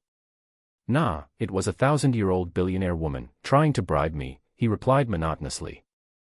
The 2 had a blank conflicted face, trying to understand if it was a joke or real. Damn it, the world is going crazy every year. I miss the simpler days when I only had to worry about elections. Now, I fear that tomorrow aliens will strike Earth, Roosevelt cursed. His polio had worsened and restricted him to his wheelchair at all times, but he was not dying by any means.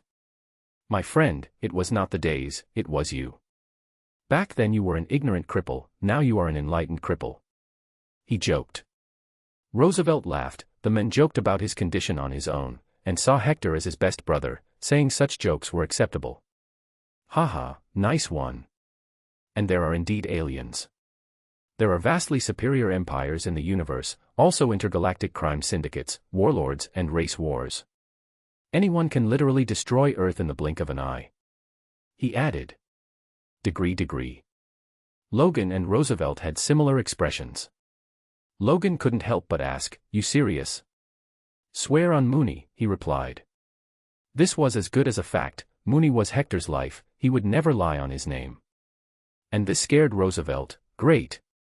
We've got space Nazis to worry about now. God damn, I hope I die before they strike, or else everybody will be running and I will fall behind rolling my wheelchair. It's guaranteed death. And I can't even be a good slave, I'm double fucked. Logan decided to butt in. Cheer up, bub. The universe is vast, someone must have a fetish for physically challenged pleasure slaves. And that's supposed to cheer me up, kitty cat. Roosevelt barked at him. Logan growled, extending out his claws, Don't say that ever again or else. Roosevelt was not one to back down, else what? You gonna break my crippled legs? Be done with it then, I don't feel shit down there, kitty cat.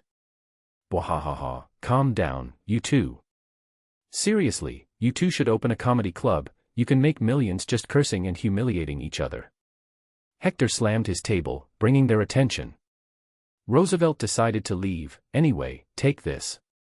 The draft for the Construction Reforms Act and the Senate Committee's recommendations for law changes in dealing with rapists. I'm out, yawn.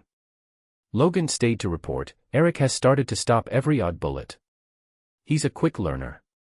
But are you sure about opening a school for mutants? Hector nodded, yes, just imagine. Kids with powers like yours can easily blend in, but what about those with permanent physical mutations? Some may have a horn on their head, a third eye or demonic skin. These poor kids are often even disowned by their families because of the troubles associated with them. These kids can't go to school due to discrimination and bullying. I may have been able to remove discrimination against colored folks, but this issue is different. Be it white or black, everyone seems to hate mutants due to some reason. Hence, I will have to go slow. But that does not mean these kids need to wait. Logan silently listened to him until a knock came on the door. He stood up to leave, but paused. You are a nice man, Mr. President. Haha, damn right I am, he laughed, accepting the compliment. And narcissistic, Logan started to leave. Hector corrected him, boy, that's called confidence. But he realized something, wait, has he called me Mr. President before? Sir, Agent Carter entered and saluted, I am all ready. Good, let's go. Just keep your eyes closed, do not look around no matter what you hear, he ordered. She was a good girl who took orders by heart. He used the Godpad Pro to take her to the funhouse dimension where Erskine, who now looked utterly buffed due to taking the new super soldier serum as an experiment, awaited. He silently helped put Carter in the machine frame. It's going to pinch a little. Arg. That's a lot more than a pinch, she groaned in pain while the Vita rays were being bombarded over her body. The super soldier serum was mostly the same that Steve got, but now it gave better regenerative and healing ability due to Erskine's extensive research on Romulus blood. Whoosh. The machine opened after a few minutes. Unfortunately, Agent Carter's tight top and bra did not survive the change. She was completely naked from the top. Hector quickly put a shawl over her, but he had to silently agree, she was the work of art at this point. She was already a fit and muscular girl, now she was 6 feet tall and muscular, but not so muscular that she'd look ugly.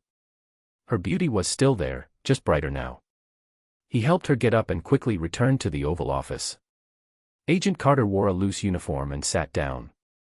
She kept on gripping her fist, this power. I feel it surging through my veins. Steve felt this. I can now understand why someone would get corrupted. But Steve stayed true to his values. Ready to hibernate with your husband? He asked. She silently nodded her head. Only time would tell if Steve was really alive. But when she thought she had seen it all, a common-sense-defying scene appeared.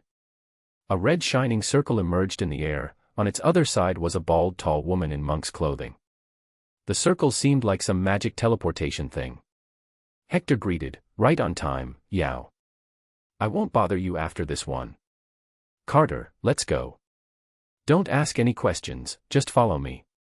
She gulped her saliva, along with 1,000 questions in her mind. She jumped across the red ring, only to feel extremely cold. Even to her body, it was cold. See that over there? That's where Steve is. I will put you here then. Just say anything you want to now, he told her, not bothered by her shocked face. Peggy first walked to the shield she could notice that was stuck inside the ice. The shadow of the body was also visible. Her eyes teared up. This time, she let herself go, forgot all protocols and jumped to hug Hector's neck, her red hair becoming a mess. The man was nothing less than a father figure all these years. Thank you, sir. You are someone, not just me, but the world will remember. By the time I come out, you may be gone. But I will not let your legacy go to waste. Thank you. He chuckled, patting her back. Okay, don't make the old man emotional. If I start lecturing, you know how long my speeches can go. Go, stand by that ice wall. Yao, do it. She kept looking at Hector's smiling face silently. Yao used her spell to freeze her body in ice. It spread from her feet to head. In a matter of seconds, she also got entombed. Yao, however, chuckled. She was wrong about your age, right? He walked back. Yao, I know that grin. You know it but want to hear it from me. And what's it? She insisted on an answer, also walking over the magic circle back into his office. He sighed. Fine, understand whatever you can with these following words. My soul is immortal. There was a momentary pause in all motions across her body and face. She appeared like a statue. Then gave a radiating smile. Understood, Mr. President. See you later, it's time for Mooney's class. He waved goodbye. You can call me Hector. He was left alone in the office now. It was lunch break, everyone was eating, so he didn't bother his secretary for now. He picked a magazine from the book rack and saw the cover. Whistle, Marilyn Monroe divorces another man. I nearly forgot this woman existed. I wonder if she's as beautiful as they say in the future. I guess it's time to check out. Chapter 71. A Problem Solution 1970. Hector was in his 9th term as the president, as he won the elections of 1960, 1964 and 1968. It was a mad thing, but since the economy was stable, people were happy with his policies, they saw no point in changing him. Not to mention, they loved him, even more, when Hector started releasing songs and some novels. Among his works were The Lord of the Rings, The Hobbit and The Chronicles of Narnia. Why did he do this? Simple, he tried to look for J.R.R. Tolkien and C.S. Lewis, only to find out that both these men had died in the Battle of the Somme trenches during the First World War. Hector remembered from his made-up past that he was involved in the war and hence caused changes. In these past years, he passed various laws that defined American society. The biggest demon that he had to defeat was racism. His fight was not to end it but to eradicate it. Of course, he had passed a number of acts back in 1943 already, but enforcing them was one hell of a task. Often, colored folks were not allowed to enter colleges, which would nearly cause riots. He was amazed that a nation like America, which had always been a multicultural place, that had seen colored people since even before America was founded, was still not fully integrated.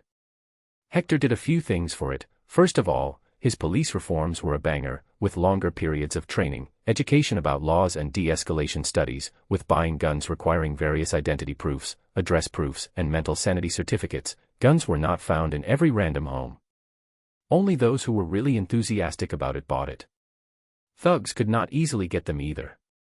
This helped the new police in feeling safer at their jobs. So, better police meant better justice. Hector also ensured that no state had a mad governor with regressive thinking. If there was, he'd get a visit from Hell's Inquisitor. He continued to talk to people through the radio and now television. By 1970, he had pushed the integration of society to the level it would have been in the 2000s. And since there were no race riots, no Martin Luther King Jr. and other such movements, the American society enjoyed a healthy, stable time. He also introduced new prison laws. Now criminals were not just kept inside walls and fed every day, they were made to work either in mines, fields, or taught other basic skills. They produced items that got sold outside.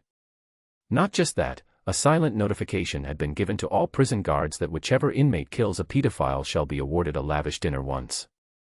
Of course, none of it was official. Other than this, he had ensured that all cities in the future stay pedestrian-friendly with bike lanes all around. His goal was to keep traffic minimum inside the cities and cars should only be used to travel interstate. Hector knew how important cars were for the economy, so he didn't change the car culture to the extreme by bringing Japan-style bullet trains. He kept railway expansion limited to freight. Still, public transportation in cities was made to be good. But among all the good things, the bad news came when Roosevelt was hospitalized. The man was 88 this year, and he had long overstayed his time. Walter Reed Medical Center. Old and weak now, Roosevelt lay in a bed. Connected with him were various instruments. He looked at Hector, looking the same as the day he first met him. "You old bastard, it wasn't the serum, was it?" Roosevelt asked. He was alone in the room, so he confessed, "I'm not an ordinary human, Russie. Do you really think anybody can jump from one plane to another?" "Ha, knew it. Cough, my time has come. You're about to become the 10-time president in 2 years. My country is in safe hands, that I am happy about." Roosevelt's voice was going more and more silent. "I don't know, my friend. I've been president for 36 years now. I have brought all the changes I wanted to. Now all my time is spent improving the little things. I don't think I will stay president forever. I will one day just resign and go back to live at Mount Vernon, do some fishing and stuff," Hector said. He had honestly started to get bored. His adopted son, Eric, had grown up. He was in the army right now, being 40, he was a colonel already and will soon be taking retirement. Mooney was the only entertainment left. "Cough, bahaha, shut the fuck up, you can do anything but stay silent. You first started with killing gangsters in Chicago, then Hitler as the president. Your life can't be normal, I know it. But I do hope, even after you quit, you keep an eye on the country. We're a capitalistic nation, too easy to go corrupt and take the easier route to make more money. There is a need for a sword of Damocles to keep some people in line. Like you did with Stark by passing the CATSA Act. Ah, fuck, it's painful. Now go, I will be with my family now. You do your work, maybe come back when I'm being lowered in my grave." He shooed him away. Hector stood up and handed him a vial. "Drink it, it's Mooney's saliva. It can heal anything. You can live for a bit more time with this and feel less pain." "Ah, yes, your magical dog son. But no, keep it. I will die as a mortal, and besides, drinking saliva sounds too damn nasty." Roosevelt pushed the vial back to him. "Sigh, fine, take care, old friend." Hector left, allowing the close family to enter. White House. Hector sat by his table, reading some documents, mainly reports from each state. His grip over the entire country was rock solid. Each representative, senator, and governor was his pawn in a direct or indirect way. But the most concerning news came in the form of a report from Vietnam. Originally, by this time the Vietnam War should have started, but because Hector had made the region peaceful and his forces were ever present in Asia, things didn't go that bad. However, the Soviets had started to become crazier after they lost the already lost space race. In 1965, the first man stepped on the moon. It was not Neil Armstrong. He tried to find the man but could not. Instead, it was none other than Logan the crazy bastard. He did that keeping the future in mind. When he launches the mutants' rights, he will be able to give an example that the first man on the moon was Logan, a war hero and a mutant. Woof. All of a sudden a big magic circle opened up in his office. Mooney and Logan walked in from it. "Haha, how's my boy? Did you enjoy your time? Did you get the certificate?" "Yes, Dad," he barked. Logan showed the document, which read, "I, the Ancient One, hereby declare Mooney King Washington, a master of the mystic arts." There was a ribbon attached to it with golden letters saying, "The goodest boy in the world." "Ha ha ha, she did it, what a madwoman." "Mooney, it seems we're going to have to go out again, a new war is brewing in Vietnam. I will need your help sometimes," he revealed. Mooney puffed out his chest. "You can count on me, Dad," he meant. The good boy didn't have an easy time learning sorcery. The problem was his attention span. It was too short to stay focused. Past 1960, Kamar Taj.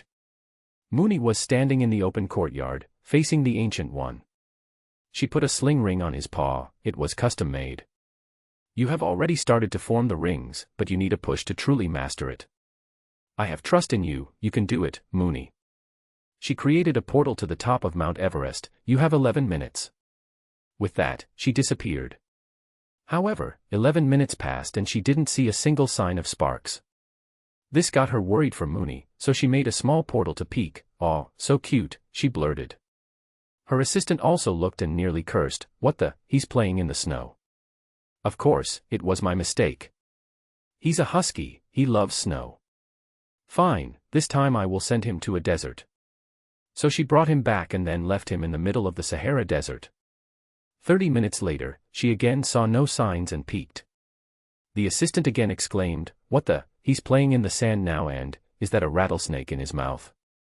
The Ancient One tapped her bald head in confusion. Mooney was too strong to get the motivation to use magic. She informed Hector about this, so he gave her a suggestion: simple, use treats or just lock him in a room full of numbers. He hates math.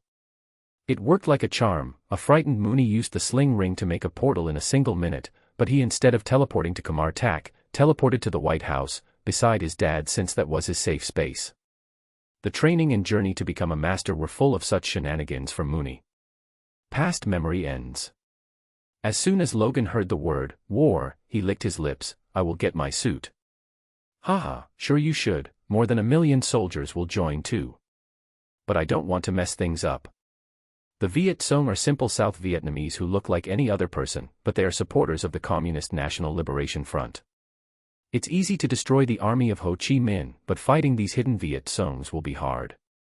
The confusion can make the G.IS commit war crimes, kill villagers in fear.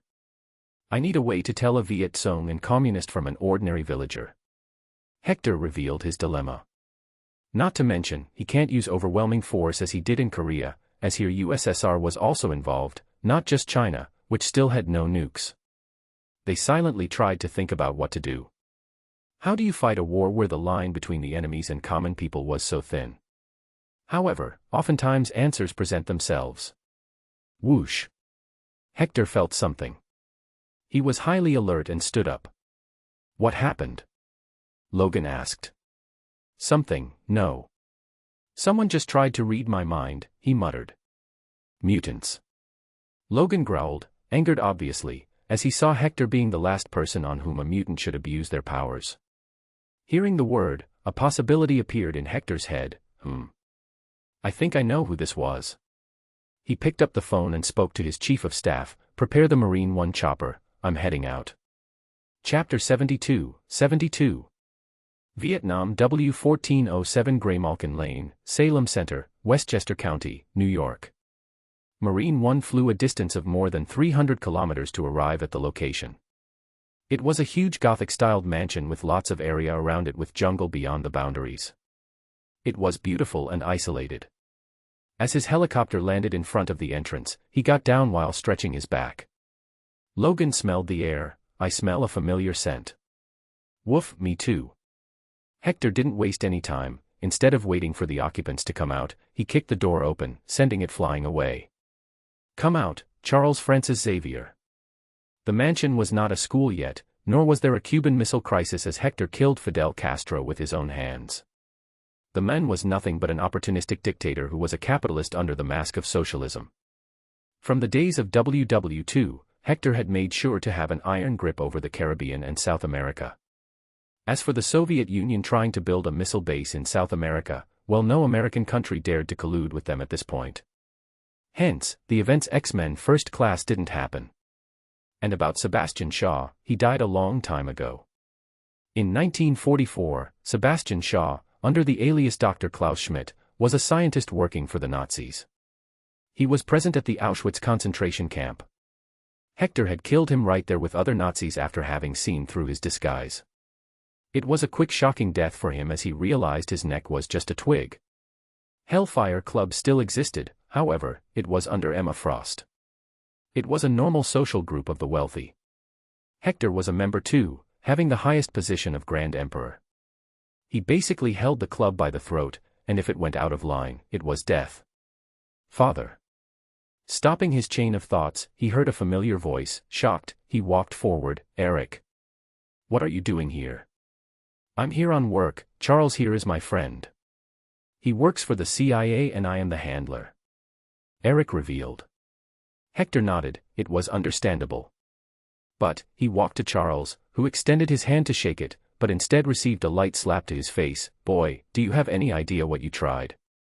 You attempted to read my mind and tried to steal the state secrets of decades, a federal offense of the highest order. You can get life in prison for this. Eric stared at Charles, who was on the floor. Although Hector only used absolute zero strength, it still resulted in this. You tried to look inside the White House. I warned you not to do it. You never told me he was your father, Charles barked, rubbing his reddened cheek. Fool, I knew him so closely, that's why I strictly warned you. Father, forgive him, we were just trying a new machine he could use to read the minds of multiple people. Eric requested. Hector's eyes shined, he secretly winked at Eric. Now, Eric has been with Hector long enough to know what this means. Something interesting was brewing, so he went along. Growling. Mooney growled all of a sudden and stood near Charles's head. Hector lifted him by the collar. Is that so? Maybe then I can forgive you, but you shall work for me. You are going to help me win the war in Vietnam. I am already bound by my oath to the nation as a CIA operative to help you, Mr. President, Charles smartly responded. He knew what was best for him right now. This got him a tap on his face. Haha, good boy. Now, who is this lovely lady? He asked about the blonde woman, much different from the movie Raven. This one was even prettier. That's Raven, Charles's sister, and Hector completed Eric's words, and your girlfriend. Good, you finally got one. Cough, even son's quicker than father. Logan coughed out some words, irking him. But he ignored it and walked to Raven. He stared at her face for a second, then sighed. Child, no need to keep your true self hidden. It's not you who needs changing, it's the world. She nodded and turned to her original self. Hector was surprised to see she didn't look demonic like in the initial movies. This one had similarities with the comic. There was not much deformity on her, just some patterns on her face. Other than that, she still had stunning, blue-skinned, red-haired, with sharp yellow eyes and a face that had a mix of beauty and maturity. See, you look absolutely gorgeous. Good choice, Eric, now treat her right. I didn't raise a playboy. He warned his son. Eric embarrassingly stood beside Raven and wrapped his arm around her shoulder. Don't fret about it, old man. I was just discussing this with Raven. I wish I had a mother. Hector waved his hand and turned around to leave. Ah, so much work. You three, report at my office tomorrow morning at 9. He left Eric and Raven giggling. Congress passed the required act to authorize broad powers for the president to take action in Vietnam. They basically said, we have faith in the president, please win the war for us. And so, Hector ordered 500,000 soldiers to be deployed to South Vietnam. But they were not to engage with the people or the local troops. Charles's job this time was to use his new machine to read the minds of the people in Vietnam and give the intel about who was a Viet Cong and who was a normal villager. It was already being proven effective as he made a list of all such people and their locations. Hector finalized a few things before leaving, such as instructing Kennedy not to go out in the roofless car. Then he donned his red uniform and left with Mooney. Boy, open it, he ordered. Mooney concentrated and moved his front left paw for a few seconds. Whoosh, but, as soon as the portal opened, cold snowy wind entered. Vietnam, not Mount Everest, Mooney. He repeated. Mooney again waved his paw. The portal appeared to be in the sky. He peeked out and facepalmed. Come on, that's just the local KFC. I'm going to have to send you on a world tour later. Okay, Logan, bring me that photo calendar. He showed him a scenic picture of Vietnam. Here, I need to go here. Mooney nodded, this time earnestly focusing and opening the portal. Finally, they saw a thick and wet jungle. Good boy. All three stepped across. It was green everywhere, various trees covering the area, not even leaving a clean ground to step on. But Logan realized something, by the way, was that calendar photo from North or South Vietnam. American. Kill. Out of nowhere, 10 men jumped on them, a few got out of the ground, a few jumped down from the trees and some were behind the bushes. They wore the iconic conical bamboo hats. Now, they wore such hats, this meant they were either real villagers or Viet Cong posing as villagers. Don't kill them, he ordered. Clack. Logan, are you serious? lighting a cigar in the middle of a fight. He noticed his bodyguard doing his usual shenanigans. I get a nice hit with this before battles, Logan answered. Facepalm, learn from Mooney, look, he's already jumping around like a helicopter blade and booty slamming them. He pointed. Pa, bam. Mooney was quite literally dropping the dog equivalent of a roundhouse kick, just with his booty. Each booty slam was equal to one guy dropping unconscious. Hector too joined. These people were too short and weaker than him, it was as if he was beating children. So he let go of his inner Anakin. Their guns were useless on him, so he just slammed them unconscious. It was the easiest job ever, even easier than being the president. After a while, only one was left. Hector asked him in Vietnamese about the place they were in.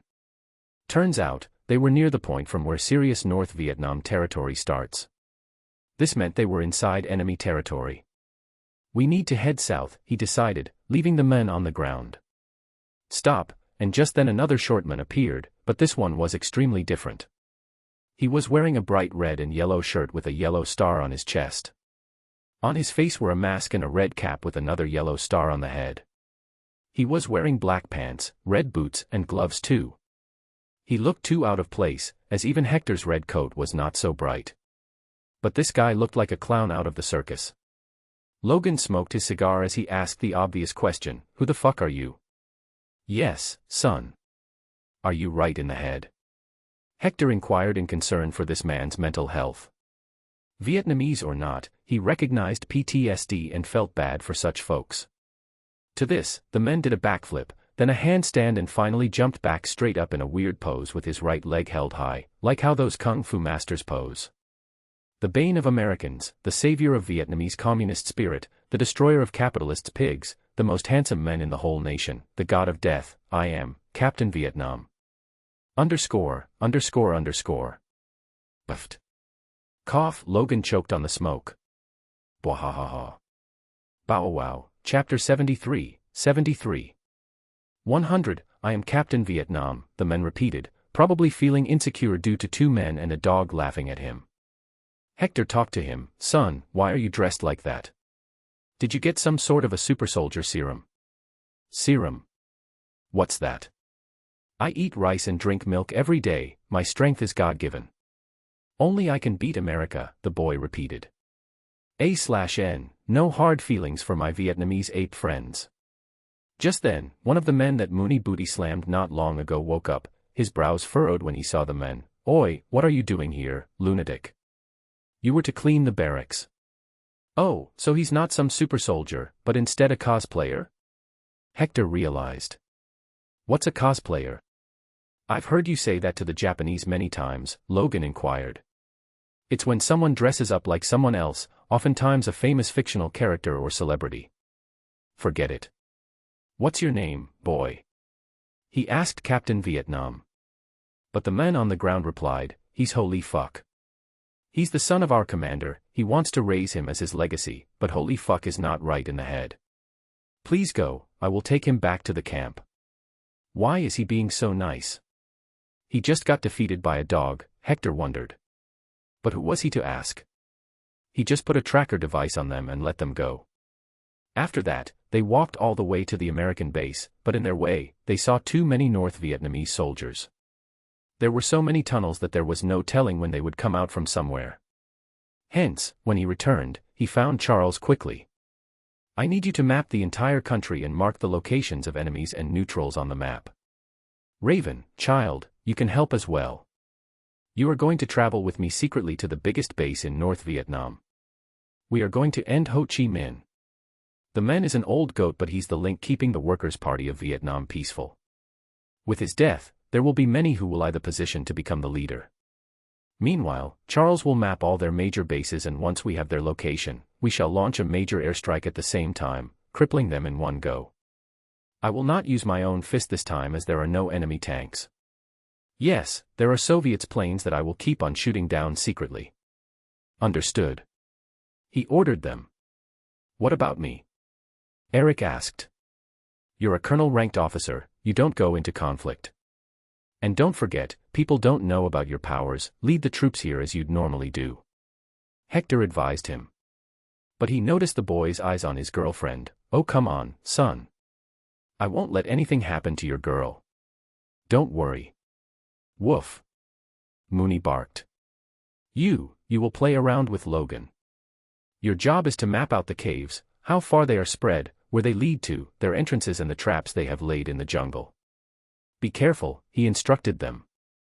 Mooney and Logan looked at each other for a second, then bumped their paw and fist.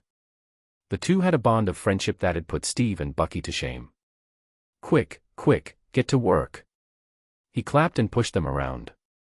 However, the moment he went out of the enclosed hangar, he found himself surrounded by soldiers.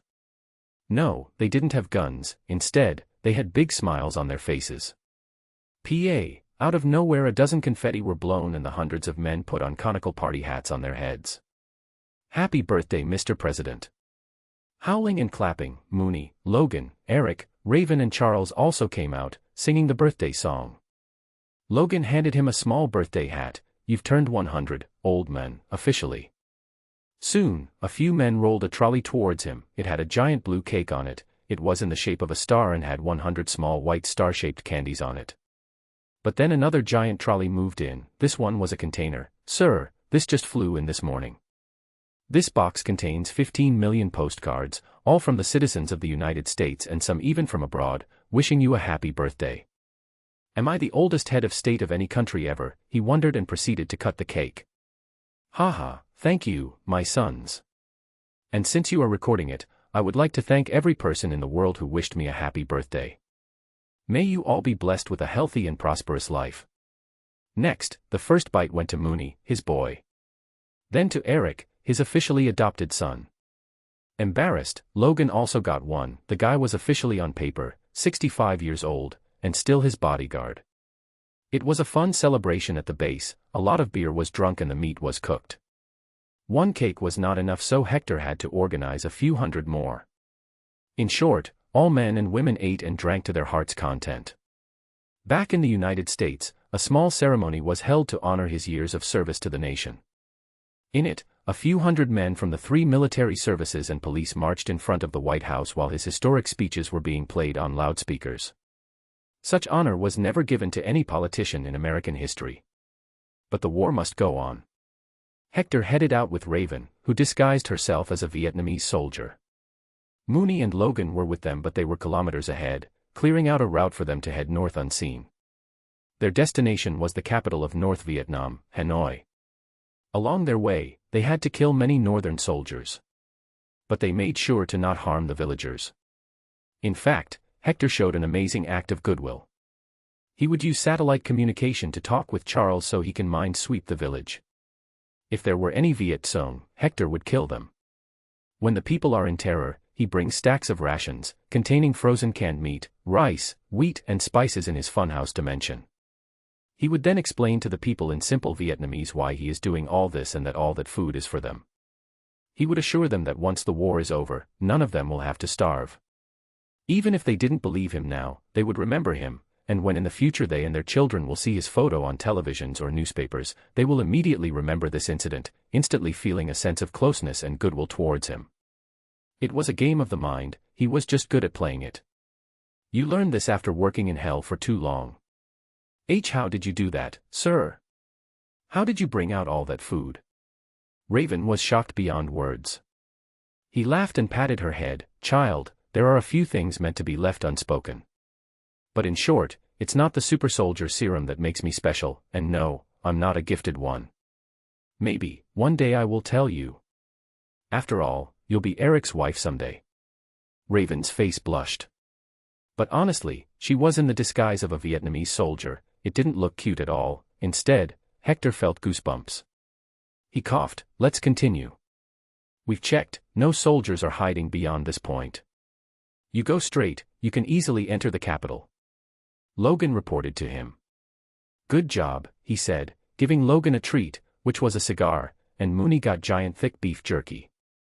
Logan scoffed, I'm not a dog, you don't have to treat me. It's Cuban. Tick, should have said it before. Logan was already igniting his lighter. It was amazing how he had turned from being a mindless killer to a wholesome killer. You two head back to the base now. I and Raven will be returning soon too. Ho Chi Minh will die today at all costs. Hector dismissed them and continued on his journey. Raven, you take the shape of the northern commander we killed on our way. Did you take all his identity cards? He asked her. She patted her pockets. Yup, got everything. But what about you? Don't worry, it'll be just fine, he shrugged. A few moments later, both were seen walking down the city of Hanoi. Soldiers and guards were swarming the streets, but for some reason, they saluted both of them, Hector more than Raven. How, she wondered, as she still saw a normal Hector. Some illusions are meant for a few eyes, Raven, he cryptically replied. While in reality, he was just using one of his abilities to create illusions. They can only work visibly, not physically like Raven's body morphing. After a few minutes of walking, they arrived at the office of the Workers' Party of Vietnam. There were guards outside, but they also saluted Hector stiffly. Without a single word spoken, they were allowed to enter the building. A lot more people saluted him or tried to talk to him. To that, Hector would just wave his hand with a serious face, sending the message he was not interested. Raven was on the edge the whole time, preparing for an attack at any moment. She silently followed Hector entering the basement where a lift door was present. The guards for some reason looked confused there, but they saluted. Ting, the lift came. Hector and Raven entered, pressed the button and it started going down. She took a heavy sigh of relief. That was nerve-wracking. Why are they not attacking you, sir? What are you disguised as? He laughed and gave a one-word reply, Ho Chi Minh. Degree. Chapter 74. Ho Chi Minh. She raised her hand to ask something but just hummed and looked confused as hell. How? Don't they know where their leader is? From my intel, I know that he has not left his bunker in a few days. The guards outside change their shift every 12 hours. In their minds, Ho Chi Minh could have left when they were not here. Raven didn't ask any more, he was clearly much better at this work than her. She followed him out when the lift reached the end. As soon as they got out, they found themselves in a huge living room-like area. There was luxurious furniture, television, and air conditioners. There was nobody, except a noise coming from the leading room. He made a gesture to her to stay silent and walked to it. Peeking inside, he found a doctor taking blood samples from the 80-year-old communist leader. Sensing nobody else, he walked into the room with no reservations. Hello there, my communist scum friend. It's time for you to sleep. The doctor was alerted and jumped over to the side. Ho Chi Minh, looking old and weak, stared at Hector. Sigh, I knew it was futile to fight you, but it was worth a shot. I don't understand, what's with you people and your love for communism? It has never worked. Look at the state of the Soviet Union, they are declining and soon will be disintegrating. There is no good in what you are doing, Hector wondered, as he had already proven his idea of capitalism works. Ho Chi Minh dreamily replied, after being colonized by the French, we have a distaste of the West and your indoctrination. Communism is something that sounds much better to the people, common prosperity, what a wonderful concept. So, what happens to me now? Are you kidnapping me? The man asked. Hector scoffed, no, you are more valuable to me when you die. The true face of communism will become clear soon when all your party leaders fight each other like hyenas to take your position. This was unacceptable to the old man. He tried to jump out of the bed and rush to the bedside drawer to take out a pistol. However, to Hector, it felt like the man was moving in slow motion. Does he think he's fast? He muttered. Raven sighed, he's 80, sir. Not everyone is as godly as you. He probably thinks he's very fast. Slap. Hector smacked the back of Ho Chi Minh's head. Lad, sit back. Wait, why am I even talking to you? Bang. Simple as that, a bullet straight to his head, right in the middle. It was a perfect shot at point blank. Ho Chi Minh dropped dead, his eyes rolled so far it'd shame a hentai girl to suicide. Let's go and watch the drama unfold among their ranks. He turned around to leave. But there was also a doctor and he had a gun in his hand now. No, don't do it, son. Don't make me kill you. Hector warned him. Bang. The fool shot a bullet. The sound must have alerted the guards. Hector went ahead and punched the man in the head, slamming him into the wall, destroying his brain in one strike. Change of plans, we're going to blast the hell out of this place, he decided and took out a few grenades. He threw them around to make sure the entire building heard it. I will be the injured Ho Chi Minh, you act as the doctor, he ordered. Raven quickly changed herself and went with him to the elevator. But it was already on its way down. So the two stood in anticipation with their guns out, the silencer was fixed on them. Bang bang. The two guards dropped dead. They moved back up through the elevator and then climbed the stairs to the ground floor. Hector threw a grenade out secretly to cause more mayhem on the main floor. Boom. Soon enough the building was shaking, people were screaming and trying to run out. Guards were trying to rush in. Hector, too, was able to head out of the building by then, disguised as a random Vietnamese. But just then, oh. Mooney appeared out of nowhere. A few hours back. Logan and Mooney were asked to head back to the base but they did not. Mooney had a different idea, he forced Logan to stay back with him and play fetch.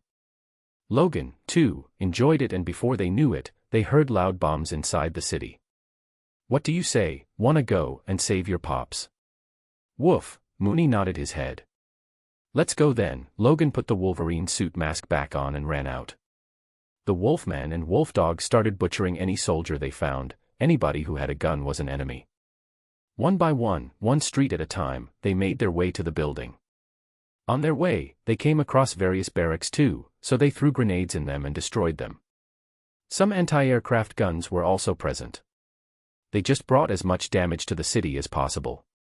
Mooney being super strong, Booty slammed a few pillars of some bridges and buildings, destroying them. He was the incarnation of destruction to this day, a cute one. But soon, he arrived at the destination. There, Mooney spotted Hector.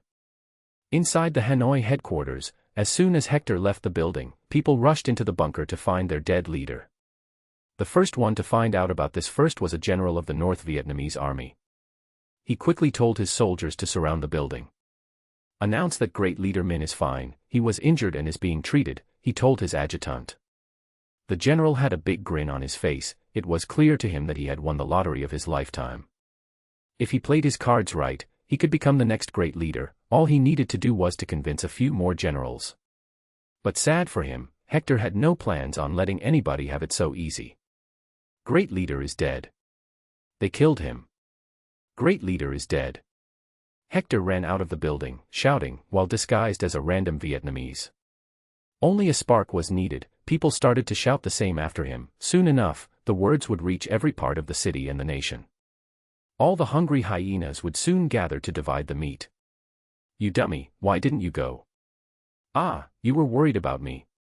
Son, your dad's too strong for these puny weapons. Let's go now, he patted the good boy after seeing him. Kisses and hugs were won by him. The four made their way back into the jungle as the entire city was now on high alert. Not because of Hector, but because of what Logan and Mooney did. At first, some soldiers tried to follow them, but they were too fast. So they started shelling on them. The trees and the ground were all getting obliterated. Dozens of mortar shells fell like rain. Boom. Hector cared not for Logan or himself. So he picked Raven up and put her on Mooney's back. Boy, protect her and run faster. You can count on me, Dad.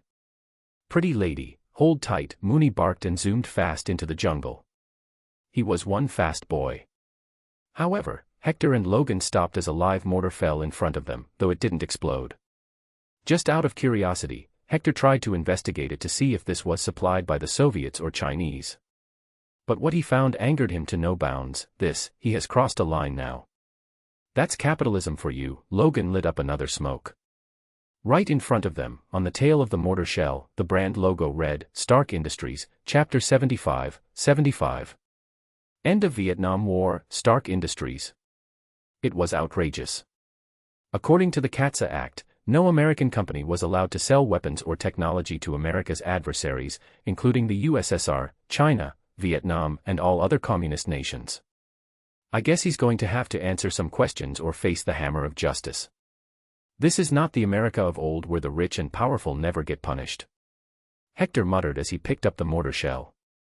Logan scoffed, noticing something strange. Well, it seems they don't take you seriously. But, either Stark is smart or a fool. If he was selling weapons illegally, why do they have the company name? It's too easy to raise questions. Unless he sold it to a third party first in order to bypass the CATSA. Let's go. We should deal with this war first. He disarmed the mortar and put it in his pocket for safekeeping. Now he had another reason to take over Hanoi peacefully. It was to make sure all the records were not damaged. Only then can he find traitors within American soil. Hector was in Saigon. A news came. He learnt that someone attempted to kill Kennedy, but he survived as he was not in a convertible. Hector wondered if it was Bucky. But why would Bucky be ordered to do this? After all, Kennedy had no power. Forgetting that, he focused on his mission here. So far, about 200 soldiers have lost their lives in small skirmishes. Hector had never allowed them to invade yet. "Sir, your letter," Lieutenant Dan from the post office sent it. Hector looked up, the voice felt familiar to him. And sure enough, the face was familiar, too. "You are Private Forrest Gump, Mr. President General, sir." Forrest stood like a stick and screamed in reply. Who would have thought? The perfectionist OCD autistic hero is here too, he thought. At ease, thank you for bringing the letter. Now you go back, tell Lieutenant Dan that you are to be relieved of your duty there and be assigned as my assistant right here. Okay. Forrest Gump stayed still and looked around just by moving the eyeballs. He was confused. Why the heck would the president want this? Have I made a mistake, Mr. President General? Just call me General when you see me in this dress. And no, you have not made any mistakes. I just like your spirit. Now go, he sent him off. Is he autistic? Eric asked him. Logan defended him for some reason. He probably had a soft spot for all those who can't defend themselves, so what? He's still fighting for his country. Woof. Mooney also barked, same, he meant. Hector chuckled, calm down you all. Forrest is a good, honest lad. He's just simple-minded and prone to be taken advantage of. That's why I called him here. I don't want to write a letter to his mother to inform her about his death. His face turned sorrowful at that. It was his habit from World War. If there were a small number of fatalities, then he would write all the letters himself. If there were too many, then he'd sign them himself. This way, he had memorized the name of every soldier that has died under his presidency. Charles, is the map ready? The Air Force is waiting for the command. Raven handed him the map. Red ones are the locations of all camps that do not have any civilians in them. All are northern armies or full of Viet Cong. The green ones have civilians in them. Hector didn't wait and walked to the hangar that based the Air Force commanders and their office. Listen up, this is the map, the red ones are the targets. Sync your watches. We drop bombs on all of them at the same time at 10 a.m. We have 3 hours until then. The jets are loaded and ready. Any questions? There were none. Everyone got busy, running around and preparing.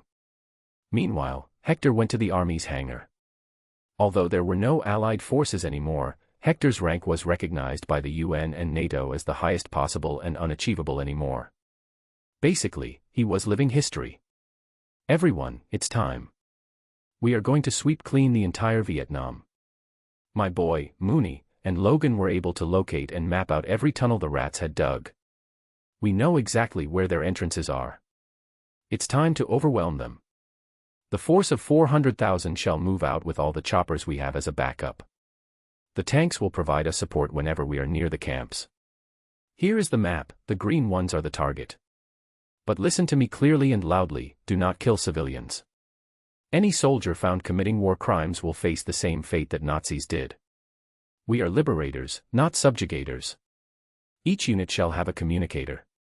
You will hear the words of guys from the CIA, they will tell you in real time who is an enemy and who is not. Go and repeat the command to the men, he ordered the commanders. The operation was a big one. For the tunnels, they were going to use suffocating gas, oil, and fire. All traps had already been found and marked by Logan and Mooney. Charles Xavier was working overtime to map every single human in Vietnam. The Vietnam War was known to be the first televised war in history.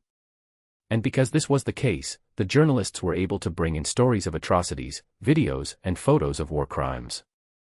This built up anti-war sentiment back home and started various protests, not to mention the civil rights movements that also took over. But Hector had brought his magic. Civil rights were not an issue since he solved it in the 40s. And about this war, he didn't deploy men to fight until now. He was a man who first plans, weakens the enemy and then sends the men. His encounters with various small impoverished villages were also recorded, where he gave the people food and medicine. This was an alternate reality where America was truly the savior. At 10 a.m., North Vietnam was shaking with sink strikes. Hanoi, the capital of North Vietnam, was already in a mess due to the assassination of Ho Chi Minh, leading to the subsequent battle for power.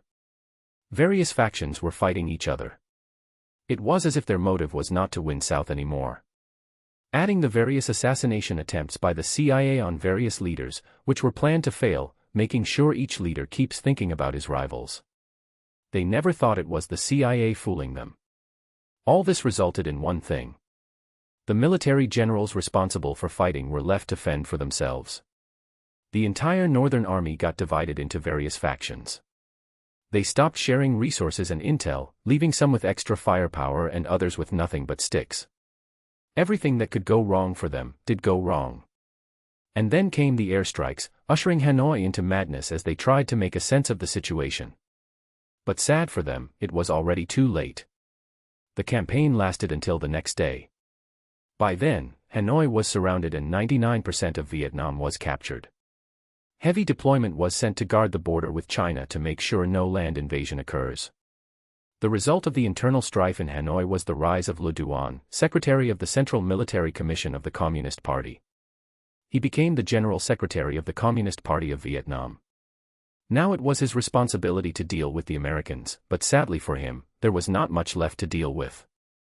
However, what he didn't know was that Hector had a special plan for him. It was a reality that in the case of Vietnam, the South capitalistic and democratic part was weak and the communist side was stronger, with better weapons and more soldiers. They had infiltrated every village possible. Hence, after this war, stabilizing the country was nigh impossible. He needed to use the communist leader himself now. So, he sent a letter to the party office in the surrounded city. Le Duan was advised to come out and meet him. The men took the offer immediately. He had guts, that was clear. Soon, a meeting took place in an enclosed room with no recording instruments. "Son, tell me, do you want to be the first president of a unified Vietnam?" Yup, Hell's Inquisitor was back. He didn't reveal his demon face yet though. He looked at the uncomfortable face of Le Duan. "Why are you asking me this question?" he inquired. "Because you can if you play your cards right. I will make you the president of Vietnam.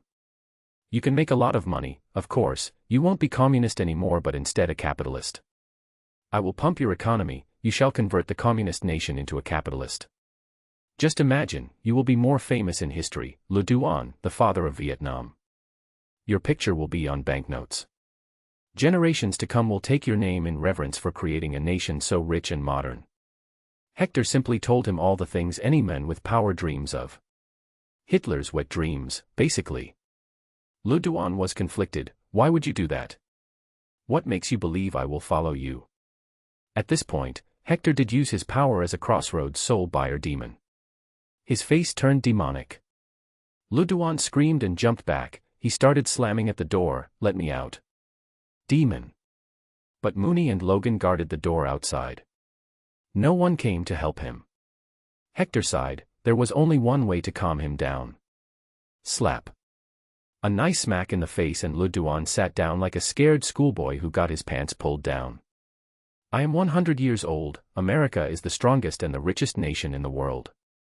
I am respected and loved around the world. Do not see my face, see the deal I am offering. If anything, this proves I have the magical powers to grant you your wish." Le Duan stuttered. What is the price?" "Your compliance to follow my orders, turn the nation capitalistic. In return, you shall have my support as the president of Vietnam for as long as I am in this world." He proposed and put down a document on the table. "Sign it with your blood and it will be done." Le Duan picked it to read, but Hector started tapping the table to make the man nervous. He didn't want him to read through the lines and learn that the words, "I give my essence," meant he was giving up his soul. Aye, what if I don't accept?" he inquired. Bam! Hector slammed his fist. "Then you die, pipsqueak." Wasting no time, Le Duan pricked his thumb on the pin attached to the paper and pressed it at the bottom of the paper. The document shined for a second and the deal was done. "Now sign the instrument of surrender," he added in another paper. In no time, soldiers with cameras entered and clicked photos. The war in Vietnam was over. Hector took a sigh of relief. The war cost America 1,200 soldiers, but it was a big win. This was probably my last war on Earth. Sigh, I'm getting bored of being the president now, he thought to himself. 1971, January 27th, the war in Vietnam ended. A war that was close to Hector's heart because this was where he lost his legs in his original world. If he had not become a cripple, he may not have met Satan and he'd not be here. He wanted good for this small nation from the bottom of his heart. So, soldiers would remain as the nation was under his occupation now. The leader of the occupation was newly promoted Brigadier General Eric Laneshare. It was supposed to last for 5 years. Hector, meanwhile, returned to America to prepare for his next election and to start looking for mutants to house in his new school/orphanage. "Forrest, son, what do you think about the mutants?" he inquired. He had brought Forrest Gump with him on Air Force One. He liked talking to the boy because the thought process Forrest had was something that can keep rich and powerful grounded. Forrest was happily eating ice cream since he does not drink. "My mama says they are sick folks, they need help. But I think they aren't that sick. They ought to be smarter, more gifted than me, after all. This fucker, he knows he's mentally limited," Hector realized. He used to think Forrest didn't know he was different. "You may not be the smartest, but are certainly hardworking. Well, let me tell you a story of a pathetic man who was crippled in a war just like the one we ended and how he became a god, or a demon." Hector started, Chapter 76, 76. 10 times President. Hector returned to his work. His days went by trying to make sure no corruption could take home under his administration. Every single part of the government works like an oiled machine. Good work was praised, bad work was condemned and even criminalized. He made sure to create an equal and just nation by showing no favors or prejudice. But in one instance he did take a side. One day, when was going through his daily routine of reading all the major newspapers in the nation to make sure they were absolutely neutral, he found one article. "Andy Dufresne has lost his 6th court appeal. The men will continue to serve double life sentences."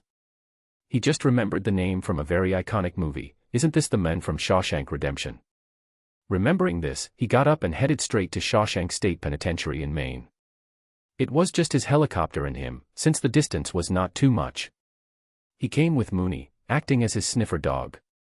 When the chopper landed in the middle of the prison ground without even notifying anybody except the local police that was still on the way, most of the inmates and prison guards on the ground were shocked. Of course, the Marine One was painted in its iconic olive green color, and the flag and the letters, United States of America, were clear. Most prisoners knew whose chopper this was, all except the inmates that had been in the prison since even before World War II started. Wearing a nice dark blue suit with a long coat, red tie, and a big hat, he got down. His beard fluttered in the air, his sharp eyes looking around at the men. He was looking like the most badass gangster ever, and perhaps he was. After all, politicians were just legal gangsters who didn't paint their own hands dirty. "Boys, which one of you can show me the way to the warden's office?" he asked them. Most men were dissuaded by the sight of 2 mean-looking bald men in suits, dark shades on their eyes and automatic rifles in their hands. However, one fine fellow walked forward. Hector quickly recognized him as the man. "What's your name, son?" "Andy Dufresne, Mr. President," the man replied. A hint of oldness was on his face and hair by now. The poor man spent 23 years wrongfully jailed. "Ah, I've seen your name in the papers. Lead the way," he gestured. But then he looked back. "Mooney, come with me. You can eat the cheese later." Woof! The good boy quickly came out running. He was a giant, more than 4 feet tall and long as a horse. He too was wearing a cute matching dark blue blazer and a hat on the head. Although he was pretty dangerous, some prisoners couldn't help but verbally show their awe. Soon, the guards also came running, specifically the guard captain, Hadley. The men tried to send Andy away, but Hector objected. Then they all moved to the warden's office. On their way, they saw Warden 2, sweating and confused. Hector greeted the men. He didn't stop, however. They arrived inside the warden office first. Mooney knew what he had to do. He started to sniff around. Soon enough, he stopped at a portrait on the wall and barked, "Woof, Dad, here's the dirt." Hector nodded. Right in front of a dozen guards, the warden and Andy, he lowered the painting, revealing a safe. He didn't even ask for the key, bam, he punched right through it, pulling it out. From inside, he found the whole ledger and evidence of the corruption. He skimmed through it. Boy, you messed up real bad. Stealing from the federal government. Warden Norton tried to step back, slowly moving to his table. He sweated profusely as if he'd drop dead at any moment. I can explain, but how did you even know? Who told you? That does not matter anymore. What matters is your crimes. Hector said. You will never take me. Norton screeched and took out a gun from his desk. He fired it at Hector. Ting, as if the bullet hit the metal, it got deflected away. You just added the charge of treason now. Wonderful, what a speedrun, Mooney, get him. He ordered. Immediately, the good boy jumped on him. But instead of biting him, he just sat down on his back. Hector then turned to Andy. I presume you were the one who did his money laundering. Become a government witness, testify against him, and I shall free you. If you want retrial for your case, I will allow that too. I agree. Without wasting a moment, he agreed. Honestly, he was so frustrated at this point that he'd rather die or escape. This was the best option. Good. Now to you, Captain. Handcuff yourself and stand here beside my boy. Oh look, the police sirens are ringing. They're here. He sounded much more polite, as if he didn't just deflect a bullet with bare skin. Soon, the journalists arrived. He spoke to them outside. Immediately, he became a hero of the people, again. President catches corrupt warden. The fight against corruption continues. Such headlines ran in the papers for days, until the murders in the prison were revealed. With this, Hector got public support to bring whatever prison reforms he wanted. He changed a few things. Not only were they made to work now, but they were also forced to either study or learn a skill. A new small office called Prison Direct Employment Exchange was made. It will try to get as many ex-prisoners jobs as possible. One of the major reasons criminals returned to prison was being unable to find jobs. Now that won't be the case. Andy, though. He was later pardoned by Hector and then given a job at King Tech as an accountant. 1972. Hector won his 9th presidency. This means he's been president for 36 years straight. There was no point in saying first ever anymore. These 4 years were defined by his economic policies and strong market. The world was at peace at last. No wars occurred except the occasional threats from USSR that he didn't take seriously. The various mega infrastructure projects were already nearing completion. The American economy was at $1.6 trillion. The nation was in all senses a developed country. But, one major thing occurred. It was the investigation and trial of various military production companies. Stark Industries found itself in the middle of the storm. After an intensive investigation, it was found that the Stark Industries had been selling weapons to a third country, and that country was passing it forward. The money trail proved it clear that this was happening. No matter how much Howard said that they had no idea and it was not their responsibility what happened to the weapons after selling them, Hector didn't believe him. This was the real face of Howard Stark, the men who created the most successful weapons company, the company that only stopped after Tony's eyes opened. Just because Howard was friends with Steve didn't mean he was a good man. The company faced various sanctions and government oversight over whom they sold their weapons. Stark Industries tried to accuse him of being anti-capitalist, but it didn't work. Slowly, Hector's enemies in the business world kept on increasing. They were all rich and influential, but these were the men Hector wanted to save his country from. These men wanted to practice crony capitalism, one that hurt the people of their own nation. But it was clear that as long as he was in office or held Congress by the balls, they wouldn't succeed. 1976.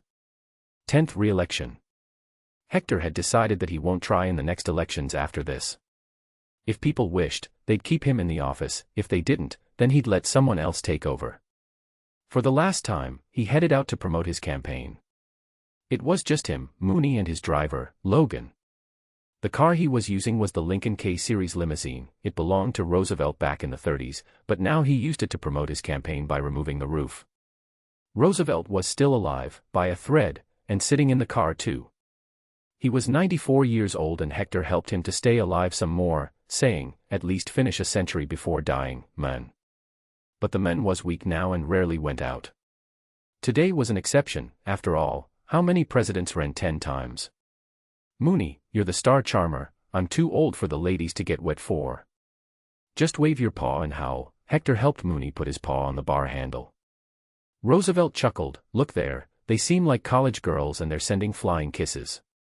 "My friend, it doesn't matter if you're old, what matters is that you're still as strong as ever and jacked as a bull. Girls love a strong man in bed." "Ugh, even old ladies are sending me kisses," Hector muttered and waved at them. "Vote for me, everyone.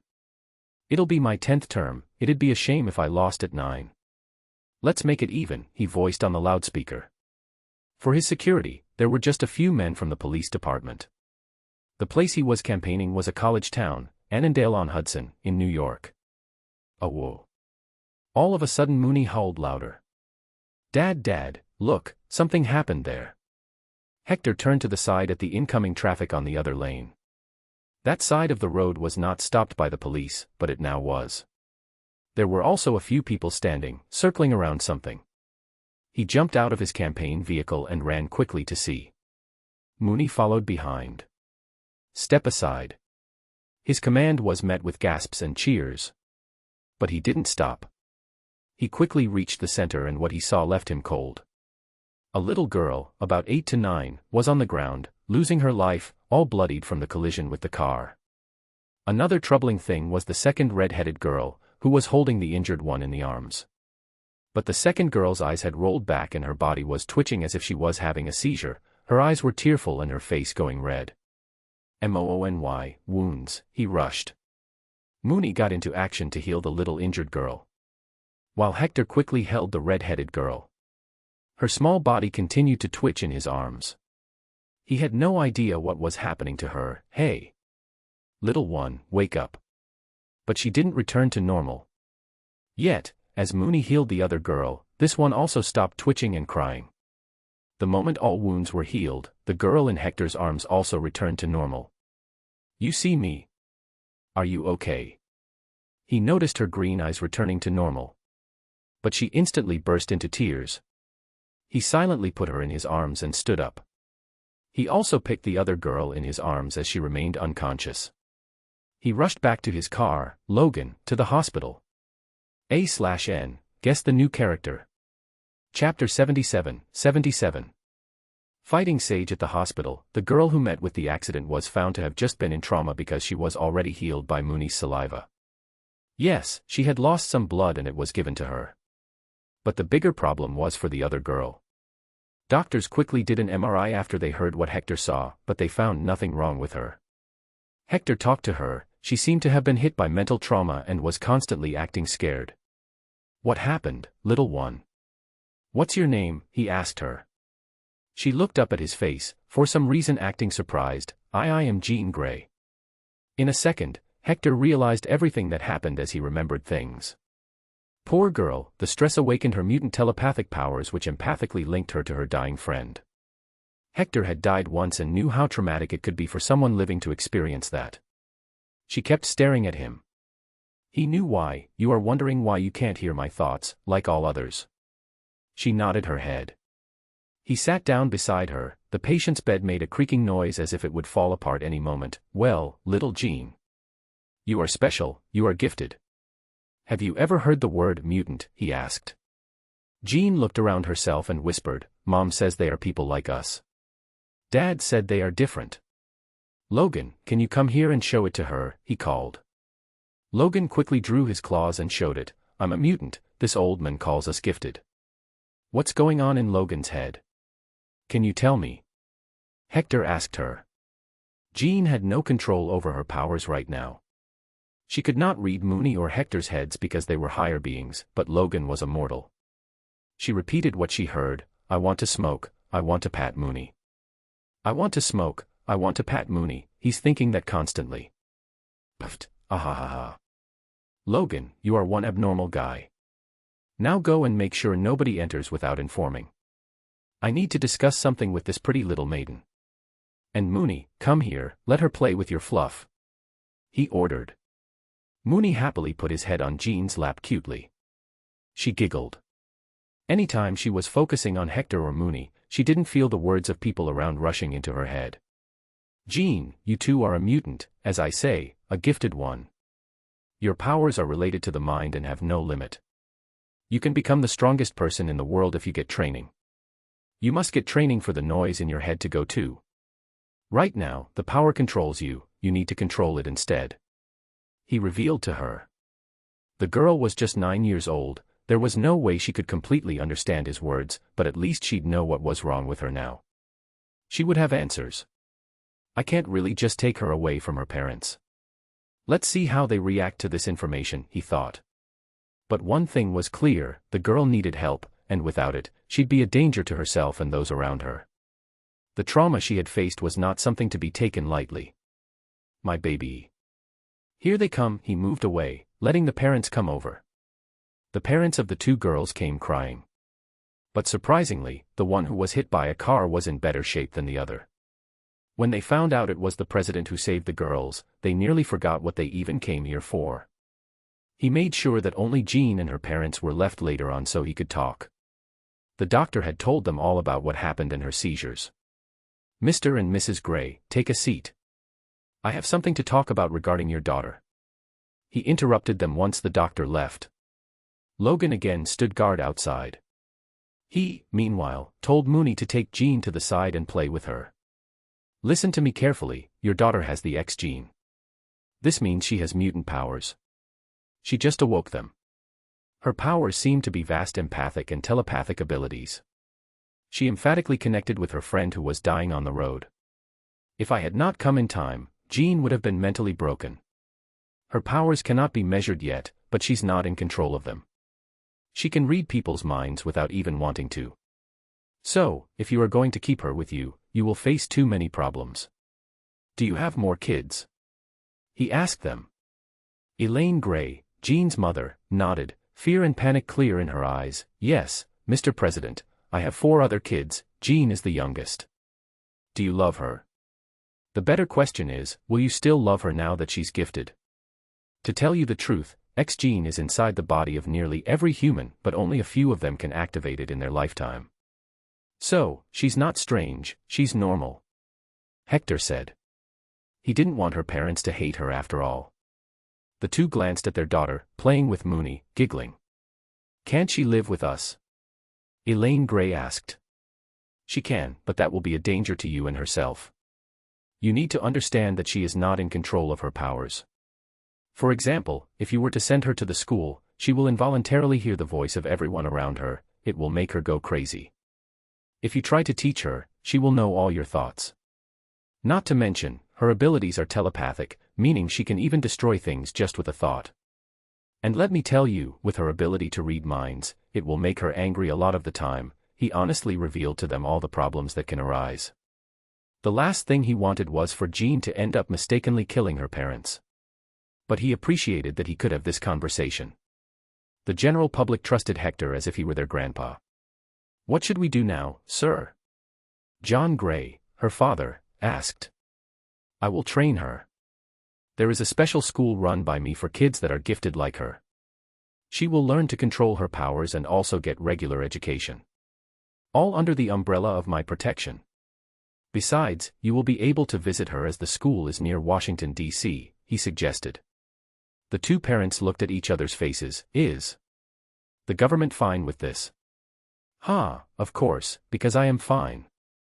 You might not know, but the gifted ones have contributed to our society a lot.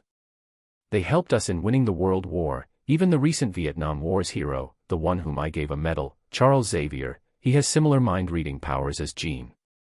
They are as much an American to me as you two. They are as much of children to me as you two. One day, I will bring reforms similar to the civil rights, but for the gifted ones. Until then, I will do everything to protect those like little Jean here. He assured them, not to mention his words implied how much he cared for people. Can we talk alone? They asked. Sure, I will go and play with Jean. Hector left them. The two first tried to find a solution that does not involve leaving their daughter. But soon enough they realized clearly that their daughter was not normal. And kids are naturally mean. If she went to a normal school, she will hear mean thoughts. Heck, her own siblings might think mean things about her. Hearing Jean's happy giggles and the prospect that it will be all lost was saddening. She was the youngest and the most cherished. Hector, too, sat beside her and showed her a few coin tricks. Because she could not hear his thoughts, she was always taken aback. But just then, Jean heard the surface thoughts of her parents.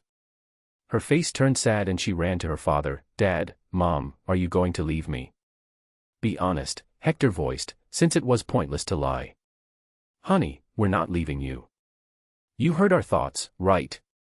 You need to control your powers, and that grandpa over there is the grandpa of the entire country. He knows how to help you control it. You need to quickly learn everything. You will also go to school where specially gifted kids like you live and make a lot of friends, her father told her. Then her mother hugged.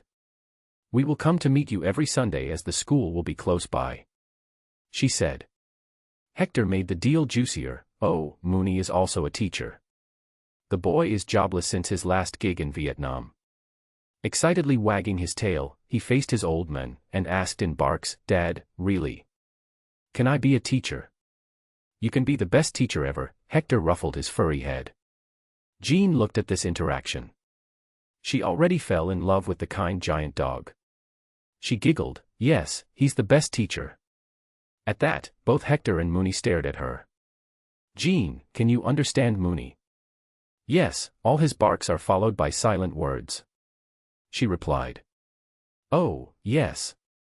Mooney and I talk using the mental ability, and she should be able to read it when it's under transmission. Or maybe it's just something else. Haha, good, we will finally have someone else Mooney can talk with. Woof, wanna be my student, human pup? Mooney directly asked her. Jean didn't cry anymore. She looked at her parents, already knowing what they were saying. Go, sweetie, it's good for you. Learn to control the power and we will go on a big holiday then. I love you. She hugged her mom and dad tightly. Then walked to Mooney. I will be your student, Professor Mooney. P.A.T. Mooney was too tall and easily put one paw on her head. He barked, good girl. Hector laughed loudly. How the roles had been revered here. The times coming were surely going to be fun. He walked over to the two parents and handed them the card of the school. Here is the address of the school. Washington Xavier School for Gifted Children. After that, he extended one finger towards her. Jean grabbed it and walked along. On her other side was Mooney. She felt like the safest girl in the world at that moment. Once in the car, Hector decided to abort the campaign. White House. Jean, can you tell me what he's thinking now? Jean just glanced at Logan, still the same. Wait, he wants to smash the car's window. Gore. I hate you already, dissatisfied, Logan growled. But Jean chuckled, hee, no, you thought, oh, poor child, and forgave me. Logan sighed, Mr. President, permission to kill myself temporarily. Permission denied. If you die, who will drive? I can drive. Roosevelt was still in the seat beside Logan. Hector, Mooney and Logan looked at his legs and just shook their heads. This triggered him. To hell with you three. I've learned to drive with my limited capability. Logan stepped on the accelerator. Yeah, limited capabilities. Jean, tell me what this man's thinking. Oh, he's saying bad words to you, she replied. Bonk. Mooney tapped his paw on Roosevelt's head. Woof woof. Hector translated, don't teach bad things to my first student, you female dog.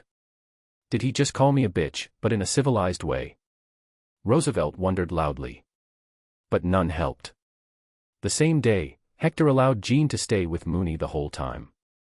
He had called Xavier to report at his office in the meantime. While she slept using Mooney as a pillow, he did his work. Some movie director wanted to meet him for a role. Hector didn't have many things to do now, so he liked acting from time to time. Soon enough, the men entered, looking somewhat familiar. Hector could not pinpoint it. What's the role and movie? The men nervously tried to shake his hand but got nothing in return. He just took a seat. I love you, Mr. President. You are my role model. And I want to give you a role in my new movie, the role of a highly powerful fighting sage. Since you have so much experience, doing action will be a breeze. He noticed the annoyed face, so he got to the point. The name of the role is Obi-Wan Kenobi and the movie is called Star Wars: A New Hope. Chapter 78, 78. Mr. Sinister inside what used to be Xavier's mansion, now housed a new school called Washington Xavier School for Gifted Children. It was already a fully advanced facility for mutant kids. Now Charles's job was to find these kids. Though he didn't allow Charles to mentally manipulate Jean this time, rather than making her suppress the memories, he made Charles teach her in a mirror dimension created by Mooney. The boy was a teacher too after all. In fact, Mooney was the best teacher for students with problematic powers that were too strong. In mirror dimensions, nothing exists other than those put inside. So Jean wasn't able to hear messy voices while training and could regularly take naps there. With good mental health, she picked Charles's training in no time. With this, Charles decided to find more mutant children under distress. Hector was utterly bored. Being president was fun when there were challenges, now there were none. The world seemed peaceful, the American occupation of Germany and Japan had long ended, only Vietnam's was still ongoing, North Korea too. USSR tried many times to spread its wings in South America but they couldn't. Hector made sure their governments were capitalists and no communists came into power. Howard Stark and nearly 120 other industrialists hated Hector to the core.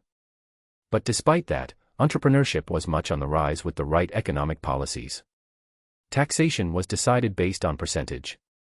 The maximum tax rate for personal income was 35%, this was for those earning more than $234,089 today, a year. Companies had a similar thing going on but they couldn't get tax rebates if they hired more American workers instead of shifting their production outside the country. He also acted in the hit movie Star Wars. And soon after, the election for Hector's 10th term came. He once again swooped the country clean, but he saw a trend. In a few states, particularly from where the angered industrialists came from, the voting share had dropped. But in the end, he won all electoral votes due to his ultimately successful policies, reforms, and wars won. America was not just a land of opportunity and a nation of freedom, but also a nation of justice. Hector had made every American feel a sense of pride, that yes, they are good guys who bring goodness to the world. But he continued to do his Smart America program so his fellow citizens don't become dumb. The new education system was already teaching the kids about the true history and the world. He also promoted critical thinking. And of course, reducing conspiracy theories. But in 1976, Hector decided to stop trying to win elections. He was tired and bored. He's been doing it for years. He got on his motorbike and drove to the special school. He was a regular here and even taught kids. Hector was a man who was idolized by people of all generations. His name was taken with legends such as Genghis Khan and Alexander the Great. But of course, his name had more value because he didn't commit genocides. Haha, how are my little munchkins? Are you studying well? He asked the group of 10 kids. This was the first batch. Their teachers were Charles, Eric, Raven, Mooney and Henry McCoy. Logan also came from time to give physical exercise training. Jean quickly came running and hugged him. She was just 10 years old. I heard Mooney has been teaching you his art of howling these days. Grandpa, he says it's the best stress buster, and whenever you are cold it can help. She tried to tell him everything. He chuckled, ruffling her hair, good girl. But Mooney also has a habit of licking himself clean. I hope you don't take that up and keep bathing like humans. She rolled her eyes, come on, I'm not a dummy. I'm a smart, 10-year-old lady.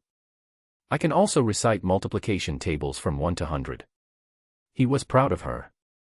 After seeing the Holocaust firsthand, he had already decided to at least give a kinder and more comfortable life to the broken superheroes in this universe. Good to see it working. Good, and where is our resident bald man? Hee hee. Professor is in the machine room. He's finding more friends for us. She chirped. Woof. Mooney appeared out of nowhere. He wore a black tie and had thick glasses on his eyes. Of course, it was just the black frame without any glass. Jean understood his words and announced, "Everyone, Professor Mooney says it's time for the next class. It's the nap time." With that, they all cheered and ran back into the building. Hector headed to see Charles and find out which gifted kid he found this time. Logan. What are you doing here? He found Logan sitting at the reception desk, smoking a cigar with his feet on the table. I came to see Mooney and teach kids how to fight. They're going to need it one day. This world ain't kind of us fellas. Logan replied. Father. I was about to call you. Charles has found someone interesting. Eric appeared from the room. He had retired from the army this year and now full-time worked for the betterment of mutants. Has he? Let's go and get him then. What's his name? Hector asked. He was itching for some action and it was finally here. He's a kid by the name Scott Summers. The poor boy had an accident at the orphanage where his powers manifested, causing an accident. People wanted to kill him but he ran away. Currently, he's being abused by a small-time criminal. Eric reported to him, his anger was rising as he felt pity for the kid. But Hector had a totally different concern. Mr. Sinister. He exclaimed. Who? Eric asked. He waved and entered to meet Charles. It seems I did catch a big fish. Killing Mr. Sinister won't be easy with all his abilities. But for that, I need to find him. Of course, there was another reason to kill this bastard. He was experimenting on mutants, wiped Scott's memory clean about his younger brother. He wanted to manipulate the poor kid and even Jean late, making them unstable. Charles, what's the name of the place Scott was living? Hector asked him first thing. It was some state home for foundlings. Why? Target was obtained. You, Raven and Eric go to find the kid. The state home for foundlings is run by a dangerous immortal scientist who is experimenting with mutants. I shall go kill him. He's too powerful for all of you. His forte is shape-shifting and mental abilities. And you know, mental abilities don't work on me. I will smash his head between my palms like a watermelon. I shall not tolerate vermin like him on my land. Gulp. Charles did it. He was very well aware of Hector's brutality on the battlefield, he saw it in Vietnam. Understood, I will head out immediately. Hector walked back to Logan. Get up, we've got a superhuman evil villain to slaughter. Bring Mooney too, his magic can be helpful. Logan stood up like a statue, finally. Mooney, Logan and Hector got into a car and headed out to reach this orphanage. He also made sure to keep the Skull Knight H ready. You got your claws sharp, boy. Woof. Yup. Hector laughed. I was asking Mooney but I guess this is also fine. Logan grunted. He hated being treated like a soft man. Who is this Mr. Sinister? A man from 19th century gained immortality and various powers, mad about science. Can basically control his body on a molecular level. Plus everything Charles and Jean can do with mind control. He gave them a crash course as he drove. Dad, can I get ice cream after the fight? Mooney innocently barked. Of course, you can, dear boy. You've been a good teacher, I heard. Hector ruffled his head. Mooney too made happy noises and went back to his immortal biting war with the air outside the running car. The three reached the orphanage disguised. He sent Logan inside first to check the grounds. Meanwhile, Hector tried to sense the evil. Although Mr. Sinister didn't have occult evil powers, the man was still evil, and all evil people have a presence. Mooney, your job is to trap Mr. Sinister and me in a mirror dimension when I start fighting him. He ordered. He could see parents entering and leaving the place. Some kids were happy and some sad. The place was a real orphanage on the surface as a disguise. Hector put an illusion on himself to look like an upright smart old man, not as tall. He walked into the building. I would like to adopt someone. He knew that he just needed to say one name to bring out the men. The receptionist smiled and gave him a form. Have you seen the children? Oh yes, his name is Scott Summers. He's supposed to be here with his little brother. And as expected, Her face muscles tightened. Chapter 79, 79. OP Spirit of Vengeance. The receptionist clenched her jaw, it was all visible.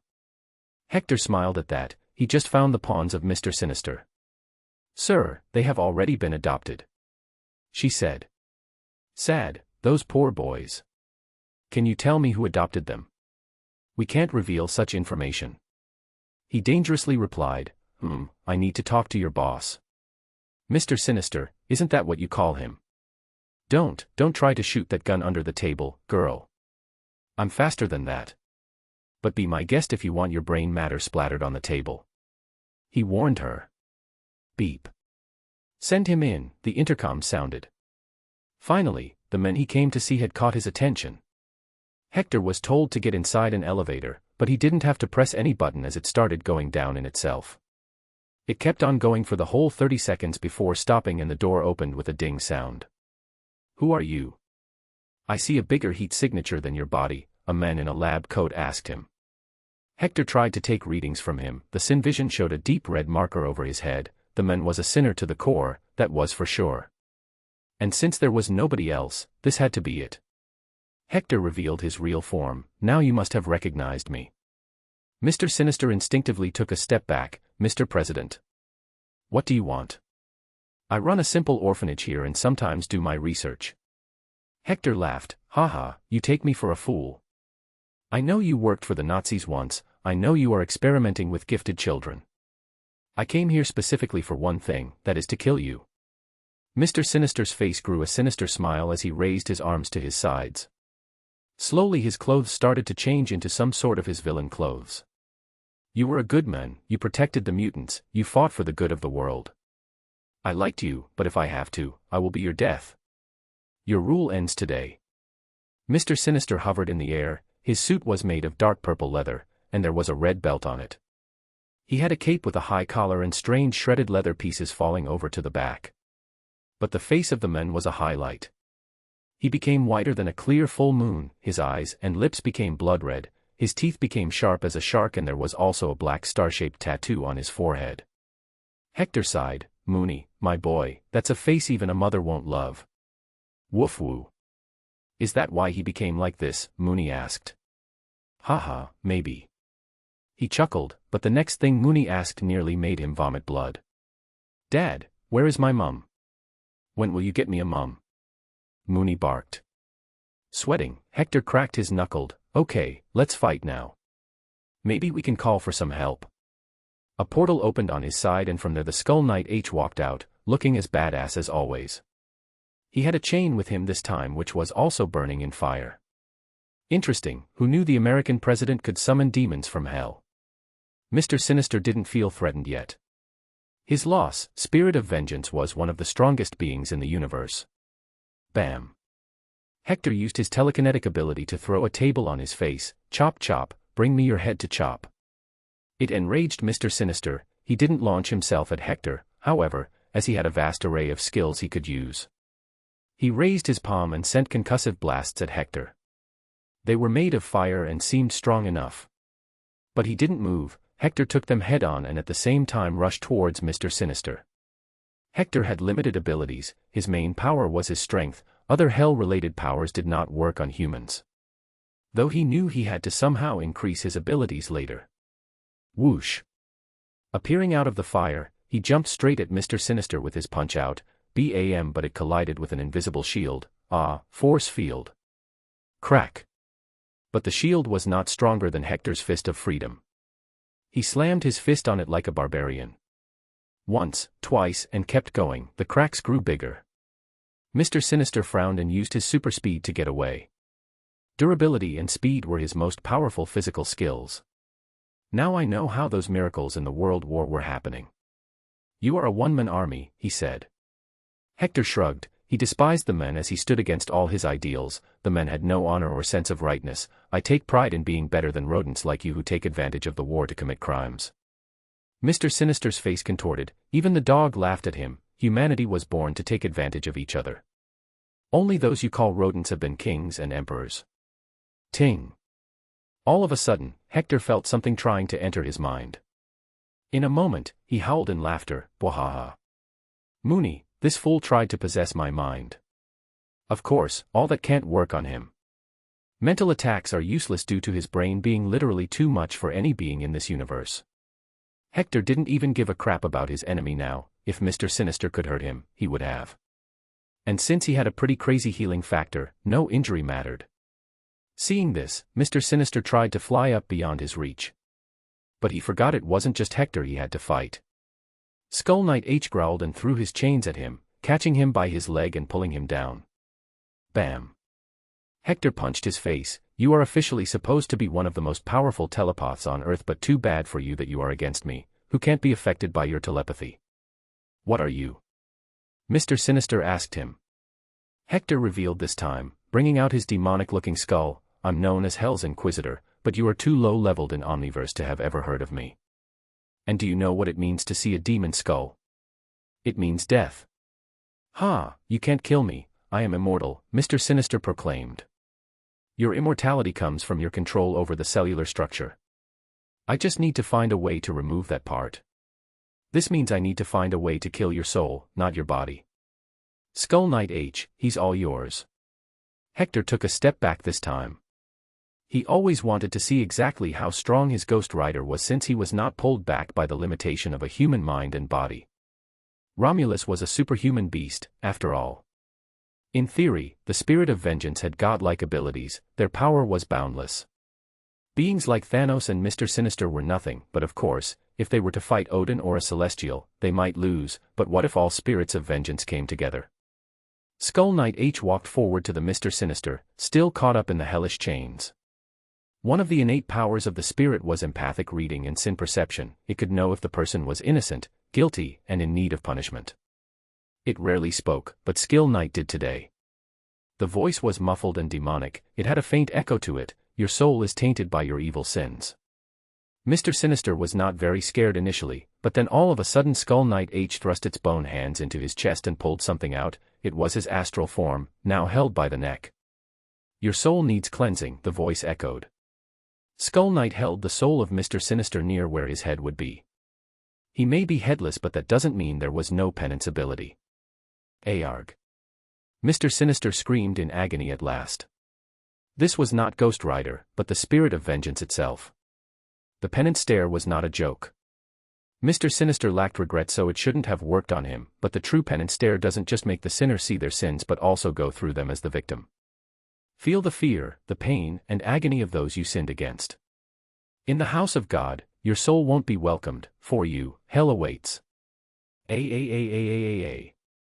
Mr. Sinister screamed. It was his astral form. He was powerless like this. His neck clutched in the bone hands. He knew he fucked up. I am immortal.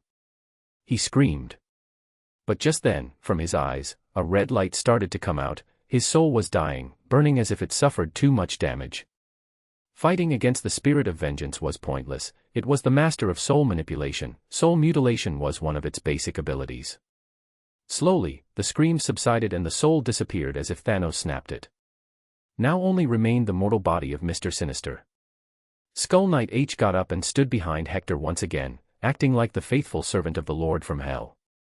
Honestly, Hector and Mooney both felt goosebumps over their bodies. They had never seen this terrifying side of the spirit. Hector patted Skull Knight's back. Good job, lad. I will tell the real Satan about your great contribution.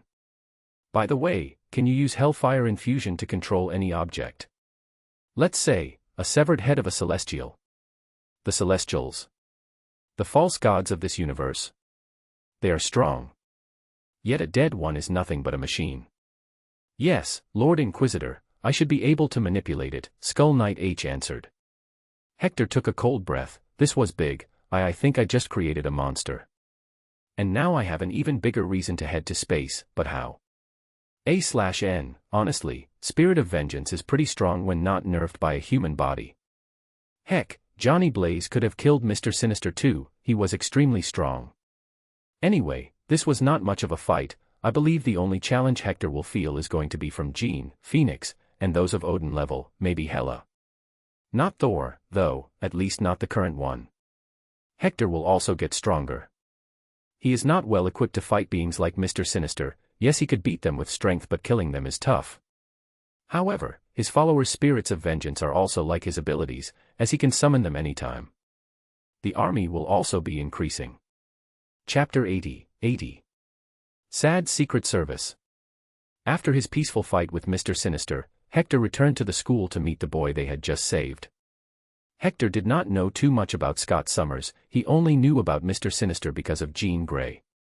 But what he did know was that he had a brother. He could help them, though he was no neurosurgeon who could bring back their memories. Still, getting a new home in the academy would be good. Meanwhile, Logan had also caught a few people working for Mr. Sinister, and they would be handed over to S.H.I.E.L.D. It was an organization still under his control, and Nick Fury had already joined as an agent, though he was at the lowest level runt right now. One good thing Mr. Sinister did was to get Scott his glasses. Hector entered the room where some medical tests were being done. How is he? He's fine. We arrived in time to save him from a mob about to clinch him. Raven revealed. How did your mission go? Eric asked him. Just then Logan walked in, dragging the corpse of Mr. Sinister in. Well, as you can see, he's dead. That's what you get after having your soul destroyed. Remember kids, to defeat a mad scientist who can clone himself, you just have to destroy his soul. Where do I put it? Logan asked. In my car's trunk, we're going to burn it later, Hector instructed him. To this, Logan angrily glared at him, and if he could pounce on him and hurt him, he would have. Then why did you make me bring him in? How would I know? I didn't ask you and thought you just wanted to look badass or something. Hector replied in his defense. Logan didn't even bother and threw the body on a stretcher nearby. Put it back on your own. Sigh, see kids, I'm 107 years old and this boy still bullies me. Ah, so much work as a president, my shoulder aches. He took a seat in a wheelchair nearby. Grandpa, I massage your shoulder. Jean came in running out of nowhere. As soon as that happened, in a frenzy, Logan threw a sheet on Mr. Sinister's body. Hector fawned over her. Oh ho, sure, if it's little Jean, it must be the best massage. She skipped behind his wheelchair and started tapping on his shoulder with her little fist. Hector honestly didn't feel anything. It would take Hulk to give him a massage, but he appreciated her hard work. All kids deserve to be appreciated when they do something good. Ah, I already feel the tiredness leaving my body. It seems Mooney will be bringing ice cream not just for himself. Really? Jean exclaimed in happiness. He stopped her and made her come forward and sit on his lap. He caressed her hair. Of course.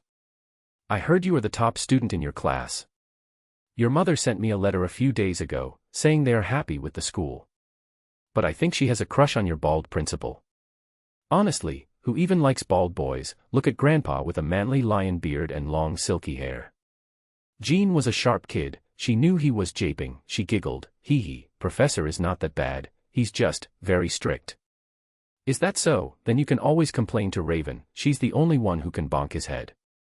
He advised. But this confused her. She tilted her head and asked, what is bonk, Grandpa? Hector rubbed his beard and thought, it's when someone behaves bad and you hit them on their head, not to injure them but to let them know they were not behaving. Bonk. Out of nowhere, a golden magic portal opened over Charles's head and from it dropped a 2-kilo tub of butterscotch ice cream. Then more ice cream came, similarly 2-kilo tubs, some chocolate ones, strawberry ones, all kinds of flavors. Then, at last, Mooney jumped out of it, looking annoyed. Woof. Hector laughed. What happened, boy? Dad, the shopkeeper thought I was a stray stealing his items. Rude man, Mooney complained and jumped to put his head on Hector's lap to get praise. He did that. Must be a new guy. I've already told them to let you take whatever you want and I will pay at the end of each month. I should just buy the place. He muttered loudly. Where? Logan asked quickly. The new supermarket in Washington. Logan scoffed. Yeah, they are pretty rude. They called the cops on me just for buying booze. Hector didn't believe him. How much were you buying? 2 shopping carts full of them. Hector just shook his head and said in his head, yup, knew it. Scott Summers had been listening to everything with interest. His head was fixed to a machine so he couldn't turn it. He constantly heard the voices and also chuckled secretly. All done, Raven let him get up. The moment he turned around, he froze. President. Yes, but I am not the president here. I am just an ordinary old man. This fluff is Mooney, this Mrs. Jean, a gifted child like you, and that human wolf is Logan aka Wolverine. You probably know the others already. He introduced everyone. Scott looked at Jean. She was a mutant like him. This was something new. He never had friends before who were like him. See, can she also shoot lasers from her eyes? Jean chuckled. I wish I could. But I can do this. She lifted Scott into the air. Fabulous, Jean. I didn't know you had gotten so proficient in your abilities. Charles seemed to be teaching you well. Hector patted her head. Jean shrank her neck in silent giggles. She then jumped off of his lap and walked to Scott, where she extended her hand. I'm Jean Grey, it's nice to meet you. Scott was a shy person. He was straightforward, but lacked self-esteem. He shook her hand, his face already going red from embarrassment. Hector, however, eyed him with a serious look, but he didn't say what he was thinking. Good, now move everyone. This is a school, not a picnic spot. Go and teach, only the free one may stay and show Scott around. Charles, I need to talk to you in the office, let's go. As he left, Jean became a chatterbox and started joking around with Scott. She was not at all sad and depressed due to her abilities because of all the help she got, especially from Mooney. His mirror dimension was the biggest blessing to her. So, her nature never changed and she grew into a cheerful girl. Instructor Logan, can we go out and play? Jean asked. Bub, I'm not your instructor. I part-time here, and why are you asking me? Go ahead and do whatever you want. You got Mooney looking after you. He shrugged and left to find some alone place and drink there. As broody as always. Let's go, Scott, I will introduce you to others. Ignore him. Professor Mooney says that Logan is salty because he lacks a mate. I don't know what that means though. Doesn't he have a lot of mates? I have so many mates here in school. We play and eat together. And what does that have to do with salt? She innocently dragged the shy boy along. Charles, that boy, he isn't able to control his eye ability because of an injury to his head. He also has a brother. This is the address we found on the records. I don't know if he remembers his brother because Mr. Sinister tried to do some mental experiments on him. So, it's my advice that you don't mess around with his head and instead work on his personality. Once he's stable, tell him about his brother. Hector advised him, knowing all too well how addicted Charles can be to entering minds. What about his parents? Charles asked. Hector did not know this part. Did Scott's parents die in the comics? I don't know, you should try to find out. Maybe something to go by his surname. I will leave you to it, I need to head back to the White House for work. He started to leave. Mooney would stay, Logan would do whatever he wanted. He had no plans of taking him together either as he had different work to do in the funhouse dimension. Wait. Grandpa. Jean came running to him as he sat in his car. He stopped and listened. Grandpa, can you bring me books? There are only study books here, no fun story books. Hector patted her head. Sure, why just bring them. I will write them for you. Okay, bye, take care of yourself and Mooney. White House. Security room. The White House used to be much more serious about the security of the president. The Secret Service was always on its toes to make sure that no unexpected situation arises. But ever since Hector took over back in 1941, things have been going downhill. Captain, I think I will gain weight if I have to sit here any longer. Can't we just go on leave? It's not like Mr. President needs us. A Secret Service agent spoke to his senior. Are you out of your mind? We have sworn an oath to protect the president in life and death. How can you think of abandoning the post? The captain scolded the men. But the agent had a perfect counter. Sir, we don't even know where Mr. President is, we have already failed our duty. That's it, 10 circles around the White House. If you are getting fat, I know ways to thin you out. The captain shouted at him.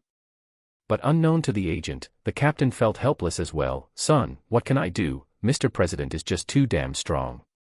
Sighing, the agent left, mumbling, I wish shouting could change things. We've been jobless for decades now. Chapter 81. Winning without trying. Hector had no idea that his entire Secret Service detail was depressed for not having anything to do. They envied the guys who protected the vice president and the speaker. He was in Funhouse Dimension, talking to the bigger Erskine. I want to turn this soulless body of Mr. Sinister into a Ghost Rider. Skull Knight H, do you have any ideas? He did. The only way a spirit of vengeance can latch onto a human body is by surviving off of the soul. Without a soul, the spirit cannot last. It is impossible to use this body. Hector didn't want to give up. What if I use the soul stone to create a soul as I want? Holy hell, my idea is great. With the soul stone, I can give you boys bodies of supremely strong beings, like Thanos, Grandmaster, Apocalypse, Khan the Conqueror, or even Galactus. Boy, we're going to be unstoppable, the strongest faction to ever exist in the universe. Skull Knight H thought about this possibility. If you have the soul stone, then certainly you can. Great, another reason to head to space. What about you, my buffed scientist friend, do you want to see space? He asked. Erskine was now 6 feet tall, buffed like Thor, but still wore those round glasses and had a timid personality. Of course, I can only imagine what I can do with the advanced level of tech. But I want another human to talk to, a female touch. It's been decades.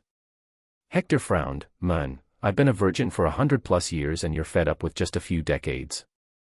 Your game is weak. Fine, I will see what I can do. But I rather suggest you wait and get an alien wife. With her you won't have to explain it's a different dimension. Erskine's eyes lit up. Are there beautiful women in space? Beautiful. Mate, some beauties can suck your soul out of your pipe. They come in all shapes and colors, human-like, green, red, golden, purple, androids and even animal-like. Hector said, not knowing that he had just reignited a dead fire in the mad scientist's brain and pipe. I can't wait, Mr. President. I need to look my best. I shall start doing 100 sit-ups, push-ups, and squats followed by a 10 kilometers run. Hector sighed and put the body of Mr. Sinister in the freezer, then left the mad lad scientist to himself. Hector arrived at his office once again and started doing the boring work. As soon as he arrived, his secretary entered. Sir, Mr. Vice President is here. Kennedy? Send him in. He got up to sit on the couch and pour a fine drink. Kennedy was like his protege. He had filled the man's mind with all his ideals of justice and honesty. After all, he was to become the president after him. Kennedy was right now 60, it was still a pretty young age. Haha, come here, boy. Did you take a wrong turn or something? I thought you'd never leave your wife's side. The media loves talking about how the vice president and Marilyn Monroe are the best couples of this era. Kennedy embarrassingly downed the whole whiskey glass. Sir, if it weren't for you giving her a nice lecture, our marriage would have ended long ago. But, I guess senses prevailed and she stopped doing destructive things. Yes, Hector had met Marilyn Monroe years ago when he was interested in seeing if she was really that beautiful. She was not, nor was she originally blonde. She appeared to be a dumb bimbo who'd sleep with anyone for a movie. But, after talking, he found out that since she started her career, for every opportunity she was asked for sex. She knew if she wanted to make it big she had to do it. And from their talks circulated that she was an easy target, so nobody gave her a role without asking for favors. She hated it and started taking drugs and sleeping pills for sleep. The depression struck like a dump truck and destroyed all her attempts of starting a life. Hector just told her a few words. How do you want to be remembered? Like a dumb slut sex icon or a woman with pride and integrity, an icon to be looked upon for ages. Good for her. She felt so ashamed by his words that she decided to reject all offers that demanded she sleep with the producer or the director. Not just that, she was given a hotline to the president so she can report such people in Hollywood directly. Once she married Kennedy, nobody dared to ask her for any favors and things sorted out between them. So, what brought you here? He asked. Kennedy took out a document and put it forward to him. Sir, I would like to resign. PFFF. Hector spat out his drink. What? Are you mad? Don't you want to become the next president? Kennedy sighed. Can I? We don't know about your lifespan, you will stay the president forever. I want to spend my time with my kids and soon to come grandkids now. No, Kennedy. I will be leaving office before the end of the 80s and introducing a new law to restrict future presidents to just 2 terms. You will become the next president and lead my legacy. We have the whole Senate and House of Representatives in our pocket, we can't let it slide away. Hector sternly said. Why? Why do you want to leave? Are you okay? Kennedy asked him. Hector laid back. Honestly, I'm bored, son. Remember when I told you about space? I will go there, maybe find a way to bring advanced tech here and make America stronger, to that extent the world. Until I return, I want you to keep working on making sure the nations do not get too corrupt. I know without me it's inevitable, but you need to keep senators and representatives in your pocket for as long as you can. How will I even do that? I'm immortal, I don't think I will live beyond 90. Kennedy argued. This was real. Slapping his thigh, Hector stood up. Fine, let's make you Super Kennedy then. You are a strong link that will keep my legacy chained. Can't have you dying on me now. Stand up, boy. Close your eyes, I will be putting on a blindfold. It's going to hurt but you will like it. Where are you taking me? He asked, but complied. Hector tied the blindfold. Somewhere secret, somewhere you can become a super soldier. Inside Funhouse Dimension, Hector fixed Kennedy to the serum table. They silently injected him with the liquid and poured Vita rays. The machine had been simplified completely. MOM. Kennedy screamed. Ha ha ha, Mom. You are 60 years old, boy. He laughed and helped him get up. But he also brought him back to the White House, not letting him see the secret dimension. As soon as the blindfold was taken off, he ran to the mirror. God damn, look at my boobs. Chest would be the correct word. Those are muscles, he clarified. Damn, look at my butt cheeks, I can probably strangle someone with them. No wonder Captain was a man of honor. With an ass like this, not being honorable would be a shame to the ass. Kennedy blurted nonsense. With this, he was sure to live a few dozen more years. Slowly, time passed. This era was pretty peaceful, not many big supervillains were appearing. The school was doing great, Hector's reforms were nearly complete, all his projects were yielding great results. Then finally came the elections of 1980. This time, he didn't do anything. He didn't try to get a party nomination or hold a national convention. He didn't go on road trips or make grand speeches, he did his work as always. Heck, on election result day, he was at Mount Vernon, fishing and chilling with Mooney, Logan, Jean and Scott. But then the phone rang, it was Kennedy. He was much more excited nowadays, even his wife complained. Boss, you are crazy. How did you do it? You won once again. Degree. But I didn't try or ask to stand for this election. By what margin did I win? He questioned. As always, 100%. Did I do something crazy in my last term that made people vote for me? He asked. Well, you appeared in Star Wars twice, once in 1978 and then just a few months ago. I think people loved you from it, Kennedy deduced. He was also guessing. What the? I was the damn Chewbacca the second time, nobody even saw my face in the second part. Hector countered with his reasoning. There had to be something else, a reason for this win. Wah. I caught another fish, Scott, learn from me, huh? Professor Mooney, let's go, I will cook the best fish for you. Jean cheered loudly and ran to snuggle with Mooney who was resting under a nearby tree. Boss. Kennedy's voice repeated from the phone. What now? Kennedy coughed and choked as he said this part, I don't know how to say it but. Mooney just got elected the mayor of Washington, D.C. Hector alternated between looking at the phone and Mooney. Then digested the information. What the fuck? Chapter 82. War against monopoly. Mooney became mayor? Is that even possible? In his house's study room, he asked Kennedy. Kennedy had already come house with a dozen lawyers and experts in the Constitution. There is no line in the Constitution that says there cannot be a non-human mayor. But there was still a question. How did he even become the mayor? I don't remember him going on campaigns. For that, Kennedy had a clear answer. He looked at Mooney, who turned away quickly. Mooney has been going around D.C. for the last 6 months and being an open vigilante. He catches thieves, stops murders, saves kids from accidents and heck, he delivers medicine to old people. Everyone in the city knows him, and behold, when the time came to vote, they voted him in. Wahahaha, this is damn funny. Mooney, come here, son.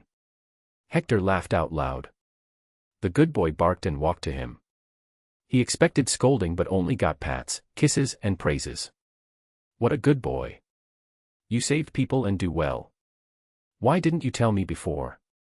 You deserve so much reward that if I gave it to you in one go you'd have diabetes.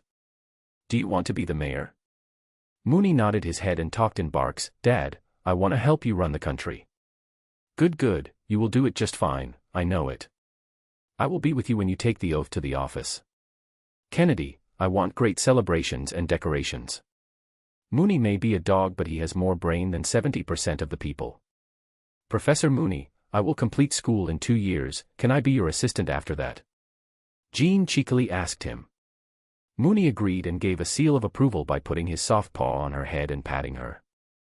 It had become some sort of habit by now. A/N, his inner Itachi is coming out. Okay, kids, go back to school, I need to address the nation for this. This might just be my last term as president, so I am going to go full crazy with reforms. Kennedy, you are not allowed to sleep from now on. He ordered them all. Kennedy saluted like the old days in the military. My butt cheeks are ready, sir. Underscore. What the hell is with your sudden fetish, son? Are you okay? He genuinely cared for him. Since I became Super Kennedy, I feel an extra attraction to ass, sir. I can't help but compliment one when I see it. At the moment, yours is by far the best. Truly, it's America. No. Earth's ass.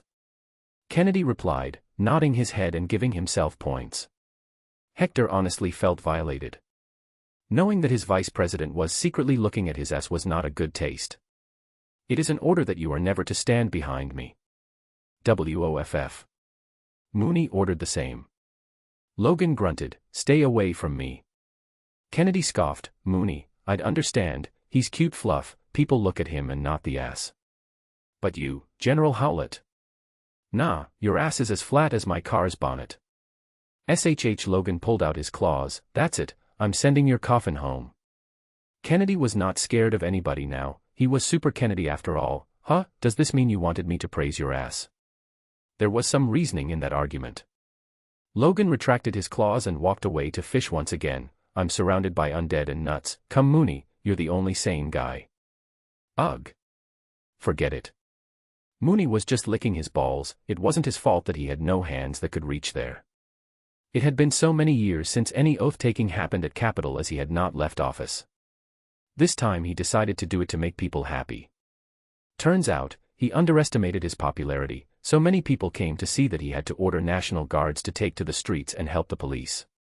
Heck, Mooney worked overtime to sniff out all the drug dealers. Hector donned his normal suit, not the military one, and stood at the podium to address the crowd of 2.8 million people. It was absolute madness, and when he appeared outside, the crowd started screaming as if rioting. This is respect, this is what I worked hard for. Nice, he told himself. He had to give a speech and say a poem. How are you? Can't believe I've been in the office for 10 terms now.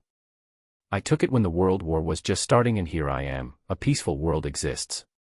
All this is because of the faith that you all put in me. I am grateful.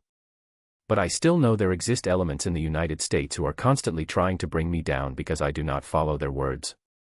They want to destroy our society, turn it into a crony blood-sucking capitalistic society. I say, I love capitalism, but I also say that any dollar earned from the blood of an American is a shame to this country. So, as long as I am the president, I will forever keep my foot on these blood-sucking leeches. Because remember, as I said back in 1941, I consider you all my sons and daughters, so as a father, how can I let these leeches touch you? I will soon pass a few laws that will be in favor of the public, but some corporations may get angry, especially those that believe in monopolies. You know what I am talking about. I am not scared to say it, I dislike Walmart. Not long ago there was a shop in a small town outside Washington, D.C. where I used to go to buy myself some tasty meat. The owner had a special way of preserving them that gave them a nice flavor. I went there yesterday and couldn't find the shop. Not just that shop, but the entire street that used to be full of shops and business activities was gone. Then I found out that a new Walmart outlet had opened. They undercut all players on that street until they forced these small shops to close down. This is how monopolies are made, children. Now, that street looks lifeless and deserted. Where children used to run with ice cream in their hands now have dead footpaths with overgrown grass. I shall bring laws that will restrict these major companies from monopolizing industries and destroying lives. Remember, my sons and daughters, I have taught you on Smart America that you must always think openly from both sides, be critical of that.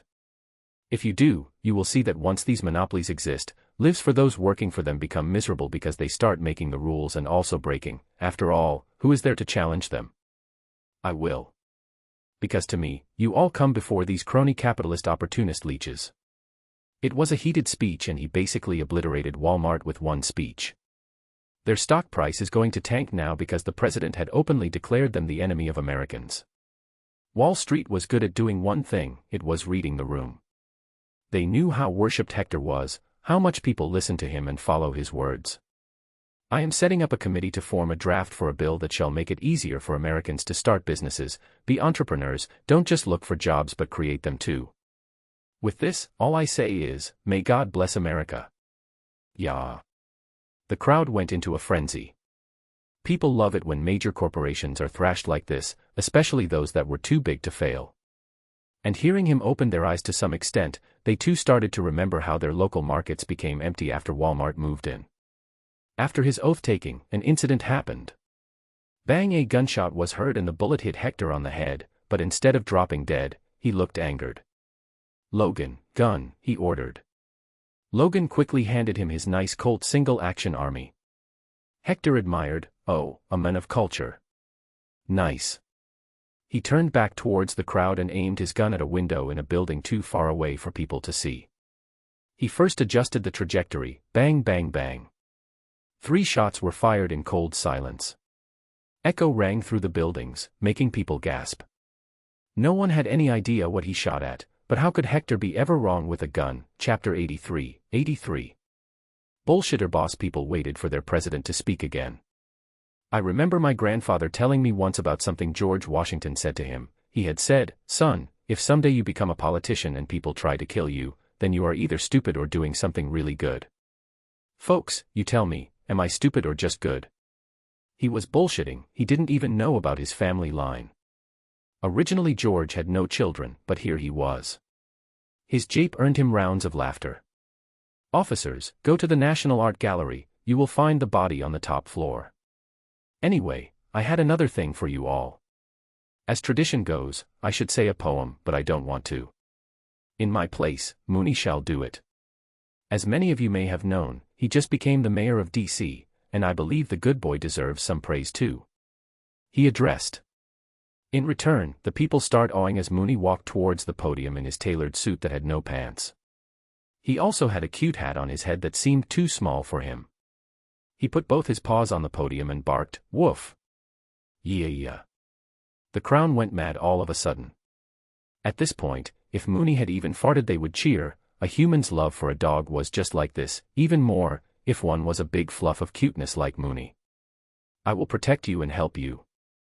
Please be kind to each other and don't hurt the kitties or I will bite your butt as Mooney barked on the mic. Of course, people thought it was mindless barking but Hector understood all of it, making him laugh at the last part. After that, Hector helped Mooney take his oath right there. This was the first mayor to take an oath with the president and by this time all the regulations can be ignored. A dog being the mayor was a situation nobody expected. After the oath was a nice dinner, he rarely held these so people waiting to participate were a lot, but not all got in. There were no voices of revolt from the corridors of power in the United States as Hector controlled them by hook or crook. Still, there were a few businessmen and celebrity guests that indirectly showed their fear and frustration regarding the speech. If you are not them then you have nothing to fear, that is what he would say to all these people. But these words were enough to take away the sleep of many. Walmart was already destroyed with its market cap having due to panic selling. A few more companies that were known to be monopolies among the bankers of Wall Street also faced some low turns. Hector cared not for them though. After the small party, he went straight to his company. Sadly, Einstein had died 8 years ago at the age of 93. He worked on so many things for Hector's companies. Heck, there was an underground super security locker where all his concepts and secret plans were safely guarded. Not just him but many more scientists. A majority of them had died and were replaced now. Mostly by their brilliant kids and talented ones from around the world. So, what do you have for me? Is my spaceship ready? He asked Alan Turing. The man was old now but not dead. It's impossible. You can never leave the solar system with our current technology, forget the galaxy. Even with the blue cube you provided, we just don't have the means to harness this power yet. Stark might, but he straight up refused to cooperate. Alan explained to him. Hector became much less excited. That's bad. Tell me, did you at least create the new engine? Oh yes, that we did. We have tested it and it can go Mach 4. But the thing is, we only have the engine, we still lack the components to build a durable body for it, and to research each of these will take time. In normal conditions to reach this level of speed a nation would go through generations of fighters, but here we have an engine way too advanced for us. Alan said. Well, that's normal. As long as we have the engine we can keep researching and have an edge in the aerospace industry. Anything else you need to report? Hector asked. Out of nowhere, a man walked in. That request would be from me, sir. Have I seen you somewhere? I feel like I have, Hector vocally wondered. I am Hank Pym, sir.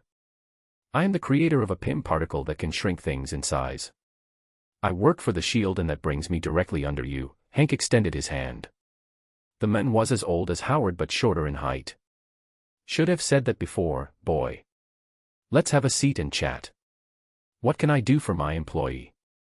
He entertained. Hank took out a file from his jacket and showed it. This is a hypothesized plan made by Howard. It's for something called a reactor, based on principles of fusion and the cube you have. I want to offer it to you. This made him raise his brows. And do I take it that Howard does not know you are giving this to charity? Hank didn't match his eyes. Aye. I just took it from the computer, it's national property. Hector looked through the file and gave it back. This is useless for what I want to make. I'm afraid I'm limited by the technology of my time. Anyway, what do you want? You probably hope to gain favor or something, right? I want the US military to start using my patents for transportation purposes, Hank said. Hector tried to understand what the fuck this man even wanted. His hot wife was all fine in this reality, as the Cuban Missile Crisis didn't happen. Are you doing this for money? Why? Hank nodded timidly. Who wouldn't be timid in front of a 110-year-old man who could snap his neck like a twig? I want to start my own company and leave S.H.I.E.L.D. I do not wish to work with S.H.I.E.L.D. anymore. They tried to replicate my invention without asking me. This is a breach of trust. Facepalm Hector was truly disappointed in Howard. Where did I go wrong? Hank, my boy, I didn't even know this was happening. Howard hates me for stopping him from selling to America's enemies. That is why I am here. I know you are not a man who chases war. I know you want peace and didn't mean to use Pym particle to wage wars.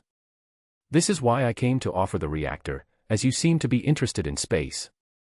Pym replied. I'm not against war, I'm just against puny Earth wars, he thought, but it didn't need to be said out loud. In that case, how about you sell me half the rights to your Pym particle? This way, we will need each other's permission to use it on something.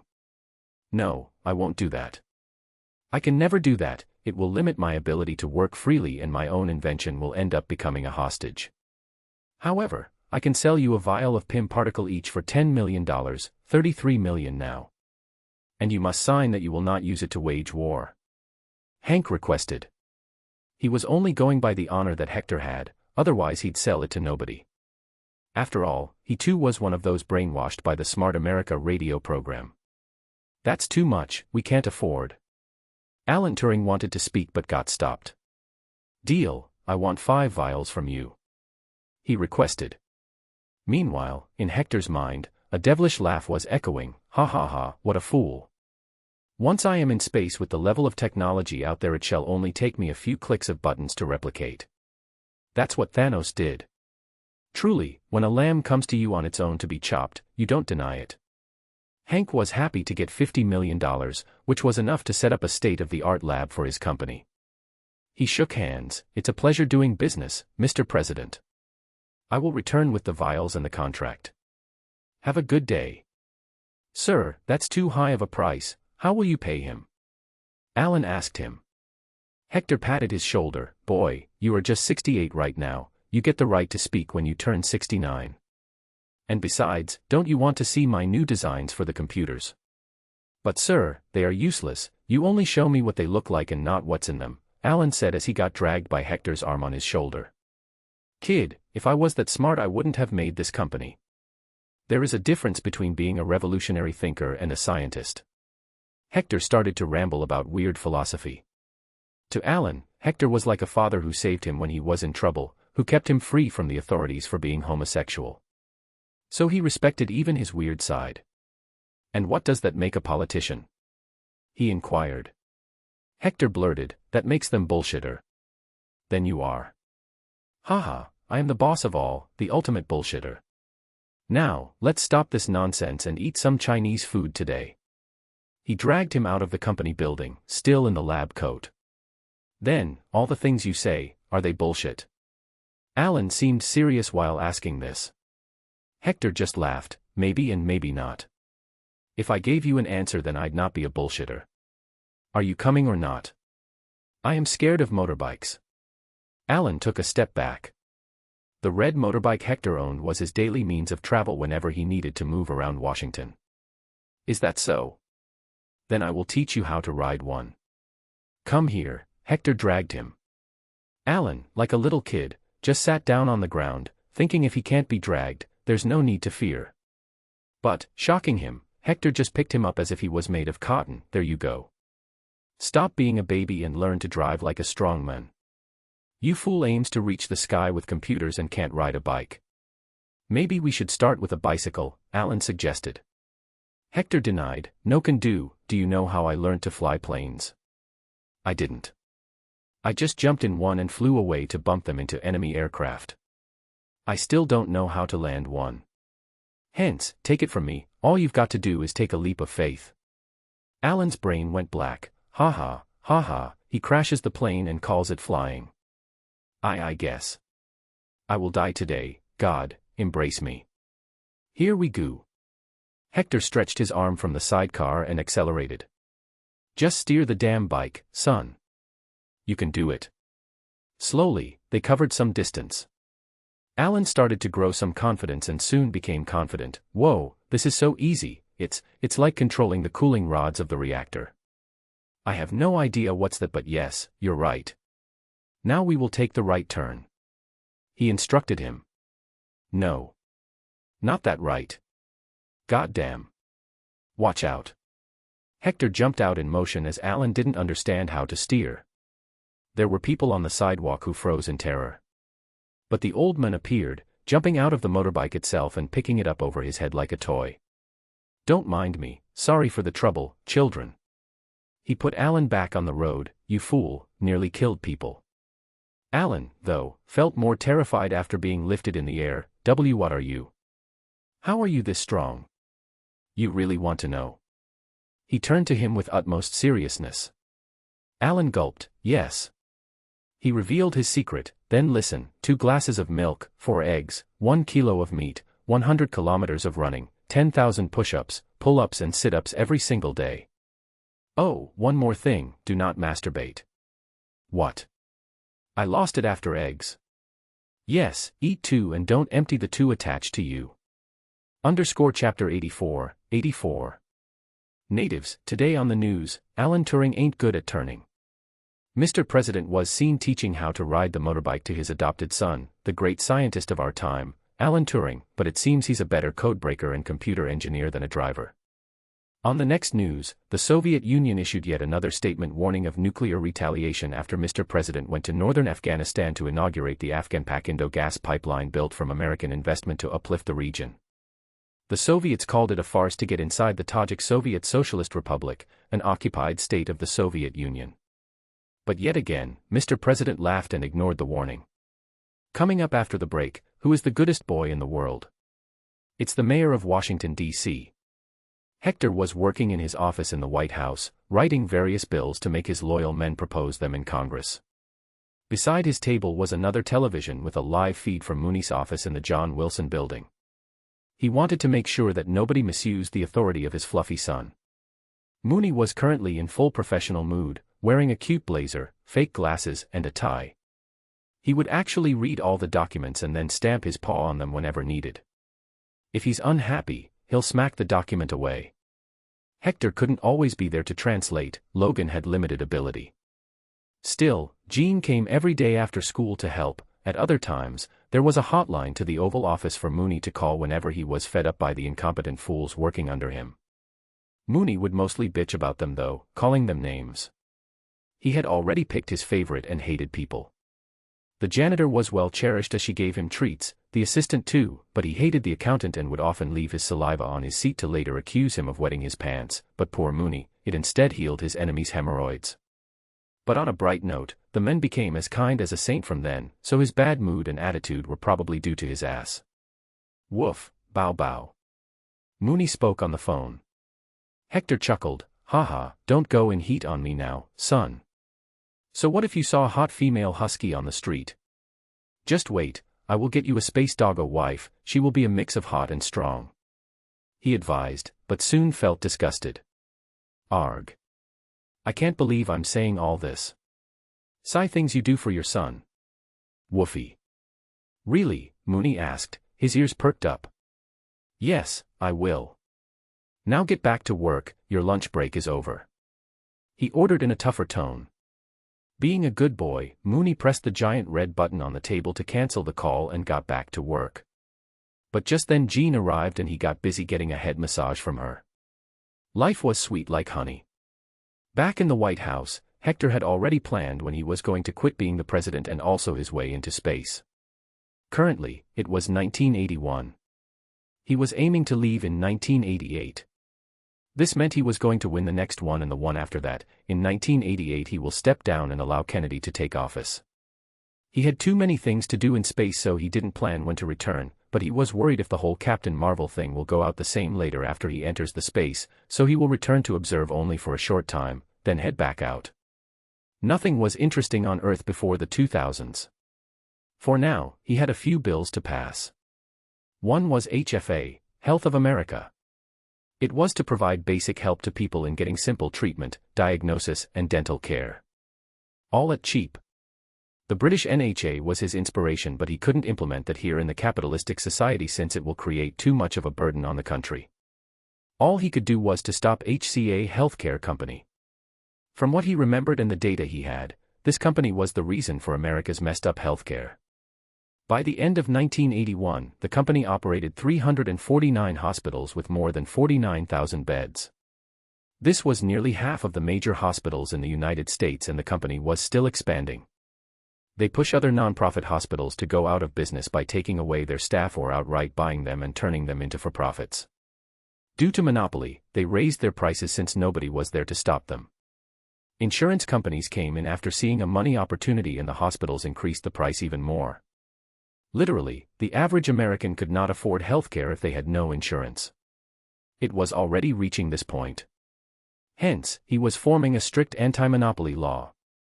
It will keep Walmart and HCA Healthcare away from messing up the nation. Still, he could not outright stop them from expanding, hence he had to make laws that restricted them from unfairly increasing prices. He can only hope that generations of the next president don't fuck things up. Rupert, this is the Health of America bill, put it up for the next session. Start the usual promotion of it in papers and on television. He ordered one of his most trusted senators. It will be done, sir. Hector remembered something. Oh yes, Rupert, I might need your help. Do you still have contacts in the Lakota people? Rupert's full name was Rupert Hawk. He was from a reservation belonging to the Lakota people, originally from the Black Hills in South Dakota. Hector had brought him under his fold to make sure he could reach out to the natives. Yes, sir. My grandparents still live on the reservations. Is there anything I can help you with? Rupert asked him. He truly wanted to help him if it was about Native Americans. Hector stood up and walked to the map of the 50 states of the United States on the wall. Rupert, I have changed most of the nation in my years of administration. Bringing the civil rights turned out to be a great deal. Now the differences between blacks and whites are mostly non-existent. But, I still see the pain in this land, that is of the Native Americans. The American government many times in the past made an internationally recognized treaty with them and then broke them simply by passing a new act in Congress. I feel it's a disservice done to the people we should have tried to befriend the most. After all, the reason any conquerors fail is due to non-compliance with locals. Luckily, here in America, we just had too much firepower for them to oppose us. I want to mend some holes in our society before I retire. So, I need you to take me to your tribe's leader. I have an offer that they will likely not refuse. Rupert didn't move for 10 seconds, seemingly stuck in his place. But, he heard something else that concerned him. You are going to retire, sir? He laughed in his old voice and patted the man's shoulder. Yes, but not in this term, or the next, but I will retire soon. So, will you take me? Of course, I will take you wherever you want to go, Mr. President. When do we leave? Right now, the chopper is ready. We just need to pick Mooney and his translator, Jean. He blurted and walked out. His plans were always spontaneous, the main reason why so many Secret Service personnel were crying all the time. The helicopter first landed on the mayor's office. It picked Jean and Mooney, then they headed to the airport. From there they got on Air Force One and headed to South Dakota. Where are we going? Jean asked him. To meet the head of a Native American tribe. Rupert, tell me, do some tribes still have blood feuds? He inquired. Rupert explained everything he could, not like the old days.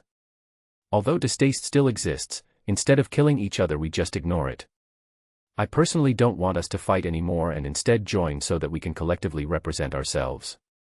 After all, the government can't ignore more than 1 million people. Hector sighed and rested back in his seat. I am the government, I am not ignoring you all. I just needed time to let the dunderheads from the Civil Rights Act time to calm down. Now, I will pass a new act for the betterment of the natives. If they accept it they will gain a better life, education, and the opportunity to represent themselves in Congress later. Let's just hope your leader is wise.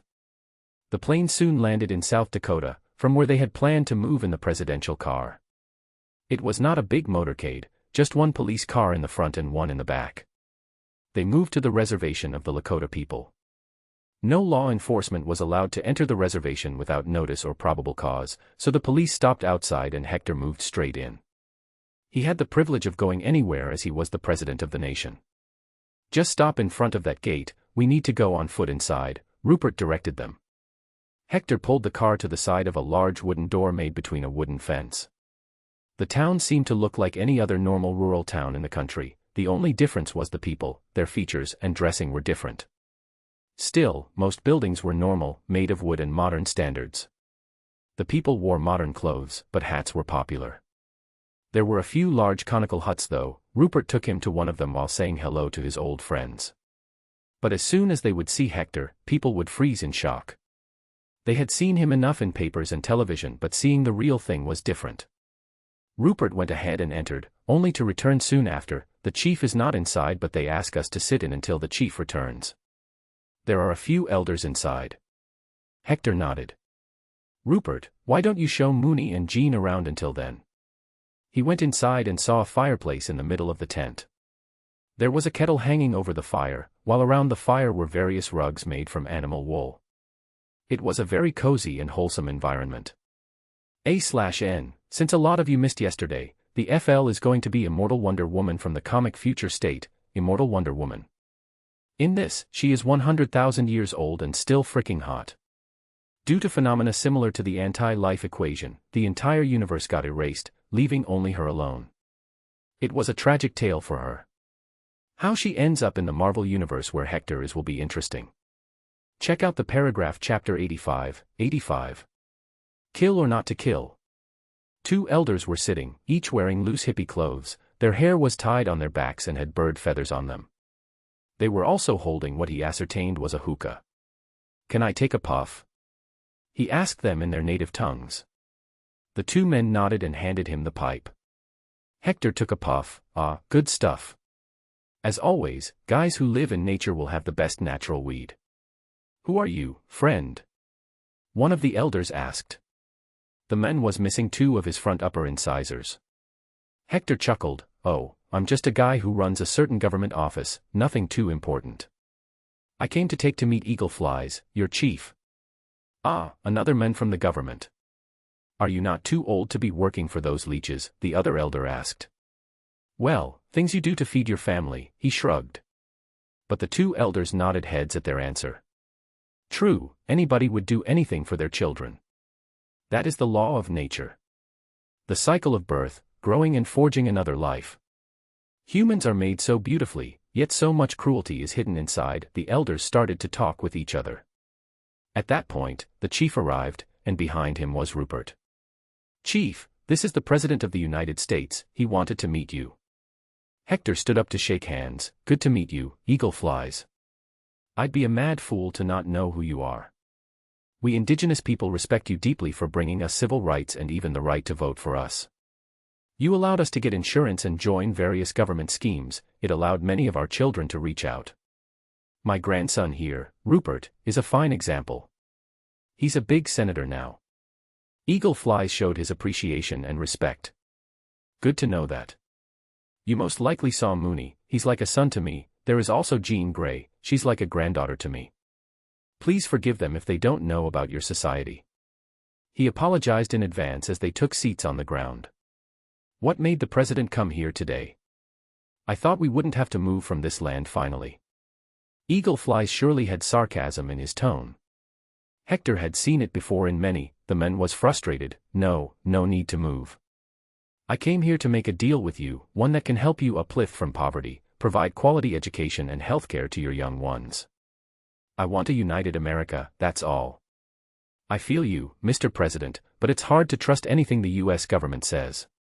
You first gave us the Black Hills, and once we settled, you found a gold mine there and your president, Ulysses S. Grant, ordered the military to empty the land and move us away. How can we forget the Trail of Tears? How can we forget the Wounded Knee Massacre of 1890? You were in the military at the time, you should know it. How 84 men, 44 women, and 18 children died in the field and 4 infants were found alive, wrapped in their deceased mothers' shawls. Again and again, we have been forced and pushed around like garbage, so forgive me if you don't have our trust, but it's the American government who never saw us as Americans." Hector didn't just take his accusations openly though. "Are you really going to talk about the past?" "Well, if that's the case, let's talk about the Dakota War of 1862. How Little Crow raided settler villages just because your own harvest turned out bad. Heck, 303 Dakota were found guilty of the rape and murder of hundreds of American settlers. They were sentenced to be hanged. A man like President Abraham Lincoln himself commuted the death sentences of 284 of the warriors while signing off on the hanging of 38 Santee men in 1862, in Mankato, Minnesota. So it's clear, if you want to go back and forth in the blame game, then I've got enough material. What are you here for then? Another ploy by the government?" Eagle Flies asked. Hector replied passionately at that. "Come on, in this day and age you are thinking about days past. Both sides messed up on many occasions. We can do this all day, but we shouldn't. I'm not here to put the blame. You could have kept the whole land if you had made a deal to be paid a certain small amount from the gold extracted. But you wanted to oppose the same military you fought for years and failed. Just imagine if the white settlers had not defeated the British, America would still be under some occupation. They won because they adapted themselves. Indigenous peoples didn't adapt no matter what. Yes, the forced cultural assimilation was bad and I stopped the Dawes Act. But my point stands, even today you don't have good land and life. So, take my offer. I shall offer you land in South Dakota's the Black Hills as it is a holy land for your people. Since people already live there, the land you will get must be economical, meaning it cannot be turned into a reservation. You will get a grant to develop it as a modern town while not losing your cultural identity. I will build schools, hospitals, and various businesses there to employ your people. My goal is the assimilation of indigenous people into American society without losing their cultural identity. Just look at yourself, you have such a rich cultural history, you can promote it and show it to the world. In that new town, you can host plays and open shops for souvenirs. I shall be doing the same for most of the major tribes around the United States. So, consider my offer. I only want good for your people." There was silence in the conical tent. Eagle Flies looked at his face to see if he was sincere or not. But Hector's face was always full of pride and confidence. He sighed, "I am now 78 years old, Mr. President. I have seen wars from close and far. I am the chief of only one Lakota tribe. There are still so many more. How will you make all of them agree to this? $100 billion in the next 5 years. That's the fund I am going to allocate for the development of indigenous people of the United States. Help you settle towns as economic zones in your ancestral lands as long as you all sign that you will not infiltrate other nearby lands and harm the people. Look at the success of the colored people with my educational policies. I have uplifted more people out of poverty than all presidents combined. Only you all are left. You are the first, the focal point. If you agree, then I want you to be my arrowhead that leads me into talks with other tribes. I already speak each and every native language, there won't be too much miscommunication." Hector assured Eagle Flies. He had been preparing to do this for a while now, and it was finally time. Woof woof. Moony sparks resounded from outside. Hector got up and went out to see. Behold, he was playing volleyball with the tribesmen. Jean was openly using her powers to hover the ball. "Grandpa, come and play with us," Jean called him happily. Eagle Flies looked at her. "She's a mutant." "No, not mutant, she's gifted with extraordinary abilities." He corrected him. Eagle Flies smiled. "It's pleasing to know the head of the country feels this way about them. We too consider them gifted by nature. Then you have even more of a reason to join me, as I will one day bring civil rights for them too. Make sure you think about my proposal and tell me your decision. I need to take my leave." Hector proceeded out. "Wait a minute, Mr. President. You came to our home for the first time. As a show of respect, we can't let you go back empty-handed. So accept this, my fourth son handcrafted it." Eagle Flies presented him with a long item wrapped in cloth. Hector opened it to look.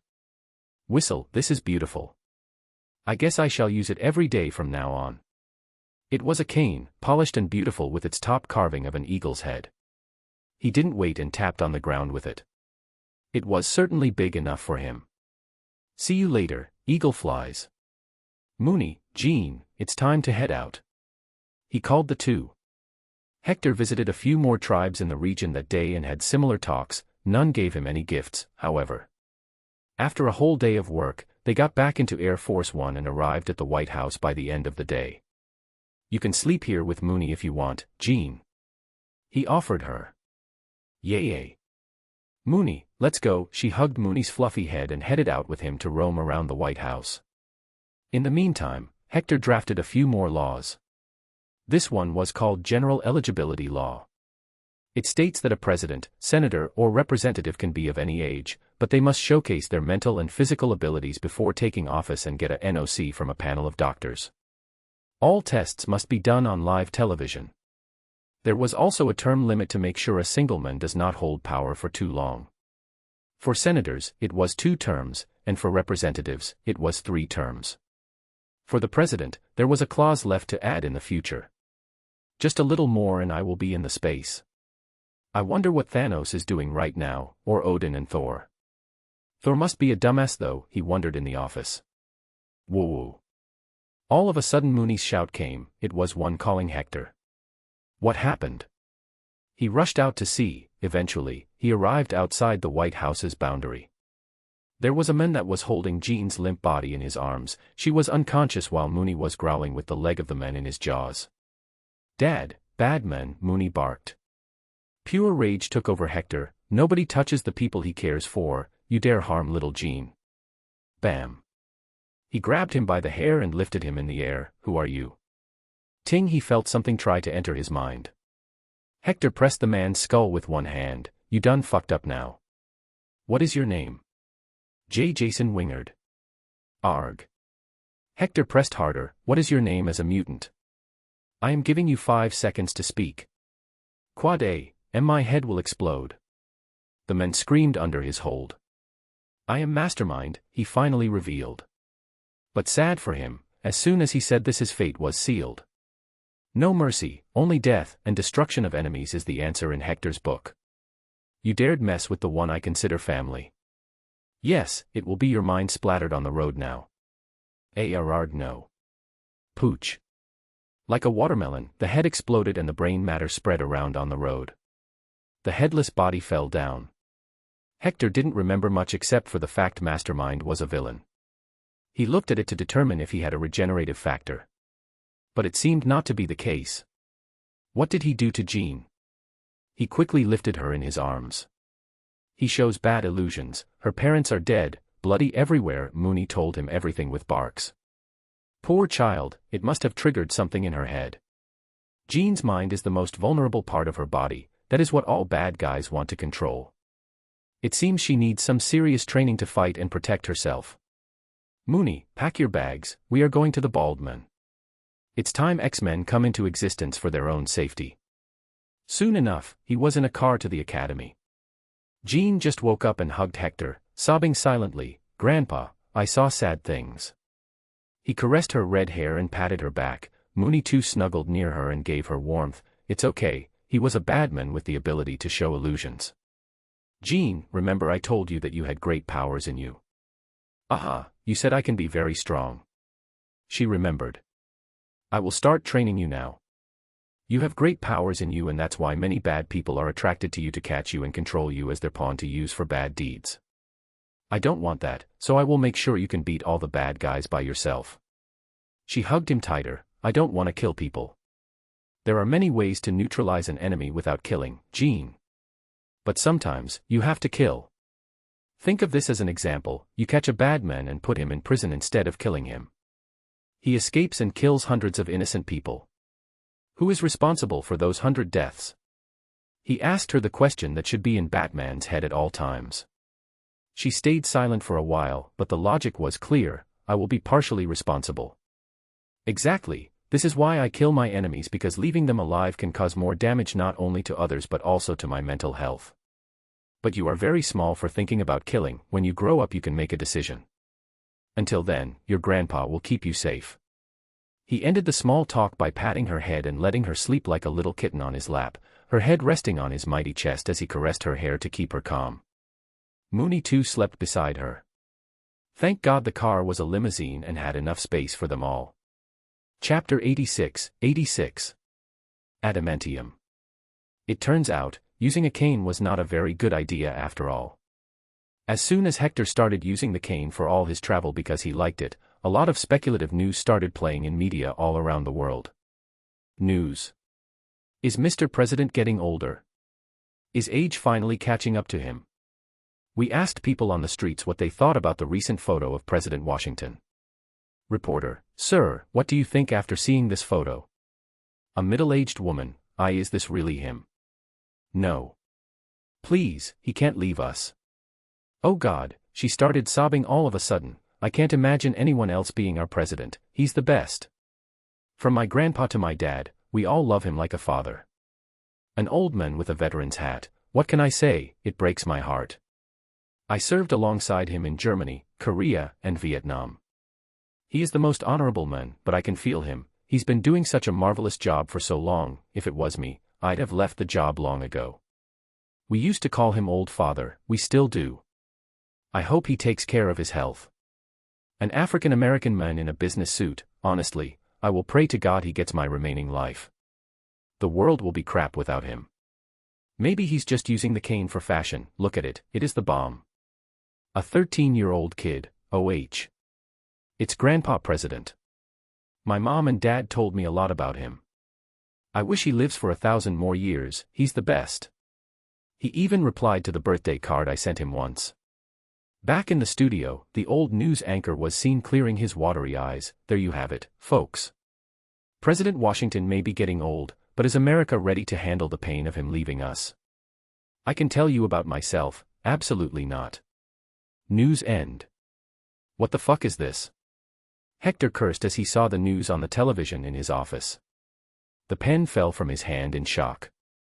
How is it that only one man gets it? Damn right, I think it's cool. Bam. Bad news, Kennedy barged in. Some KKK knockoffs burnt a school bus. They took out all the kids first but one of them was asleep and died. Hector got up, taking out his gun from the drawer. Where? Louisiana, Kennedy replied. Race of the kid? He inquired. White, Kennedy answered. Hector glared at the map. Let me guess, this was not their main target, right? What were they demanding? They have been banned for decades and it's the 1980s for God's sake. They wanted segregation to be reinstated. But there is more to it. I used some of my family contacts. This case might not be racially motivated.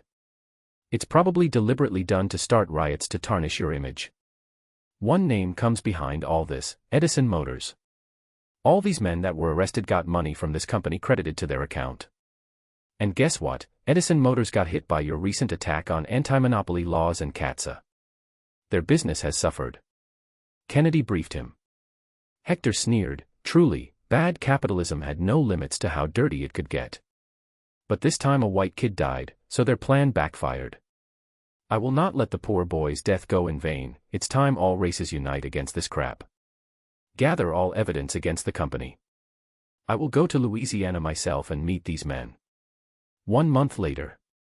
In a high-voltage drama, the CEO and creator of Edison Motors was sentenced to death by the district court, along with 7 other men who were responsible for the burning and the death of a kid and attempted murder of 20 more children. The company was accused of planning a murder and went into a frenzy to save its image. This basically meant that no matter who you are, you can never run away from the law. Soon enough, everyone started speaking like well-trained birds. The nation found out how some rich folks were planning to bring Hector down and they cared not what they had to do for it. Soon enough, Hector rallied around this event to gain full support in Congress and the strictest anti-monopoly laws were passed. Other than this, he was contacted by the native tribe he met and they were ready to accept his officer. From there, Hector went on a long campaign to meet and sign a deal with all small and big native tribes. It was long and tedious work but someone had to do it. Other than this, he was training Jean. Hey, what are you doing sitting over there? Get ready and prepare to train with me, he called Jean as she was sitting on top of the school roof. She bloomed as soon as she saw him and jumped down. Grandpa, I saw the news. People are seriously so jealous of you it seems. Forget all that stuff, they are now desperate because their throats are now under my foot. After years of living like kings, they have come to realize they are worth equal to a normal person to me. So they want me gone, but I will only go on my own terms. What about you? Why were you sitting alone? You okay? He asked her. He always worried for her as he didn't want her to turn into Dark Phoenix. It would be such a waste of her powers then. Hee, I just like to watch things from higher places. The air brushes past my face, it feels great. She chirped. Is that so? Then let me show you real air. Hector suddenly picked her up and jumped up into the air with his massively strong legs. This is awesome. Initially Jean was screaming due to the shock but soon the thrill took over. He brought her nearly to the clouds where for a second they remained still. But then they started to fall. Wait. We don't have a parachute, she cried. He scoffed, those are for wuss. Real strong men and women land in style. I hope I don't die today, she looked at the ground, becoming clearer and clearer. But this didn't mean she was not enjoying this. Grandpa, you are the most awesome person in the world. I never thought having grandparents could be so amazing. But I think not all old people are cool like you. So, this makes me lucky, probably. He chuckled, I'm glad you're having fun. After all, that's all that matters. But you need to focus on training too now, you need to get stronger, that's the pathway to always stay free. If I was not so strong, do you think I would have been able to ignore all these capitalist rich men if I was weak? Yes, I hear yo. Boom, they fell to the ground with a loud thud. There you go. Let's start the training now. Your powers are limitless. You can lift things, destroy them, create fire. Anything you can imagine doing with the power of your brain, you can do it. Now, try to throw that rock at me as hard as you can, he instructed her. Jean looked around and didn't find any, she shrugged and asked, there is no rock. Oh, I mean the rock that's stuck 10 meters into the ground. That's what you need to throw at me. She looked down at her feet, there. How am I even supposed to know it's there? He had no real experience in training a being like her, but he tried his best. Big brain, girl. I told you, your brain is your key. I honestly don't know how you can do it, but maybe visualize it or something. Nodding, she closed her eyes and tried to sense the ground under her feet. See what was inside there. But in a minute she was annoyed. I can't concentrate. I just think about weird things when I start concentrating. What are you thinking about? He asked. Mooney, said Jean. Hector facepalmed himself. What has that boy done? It's as if everyone is going mad about him. He's working. You can't go and play with him until you complete your task.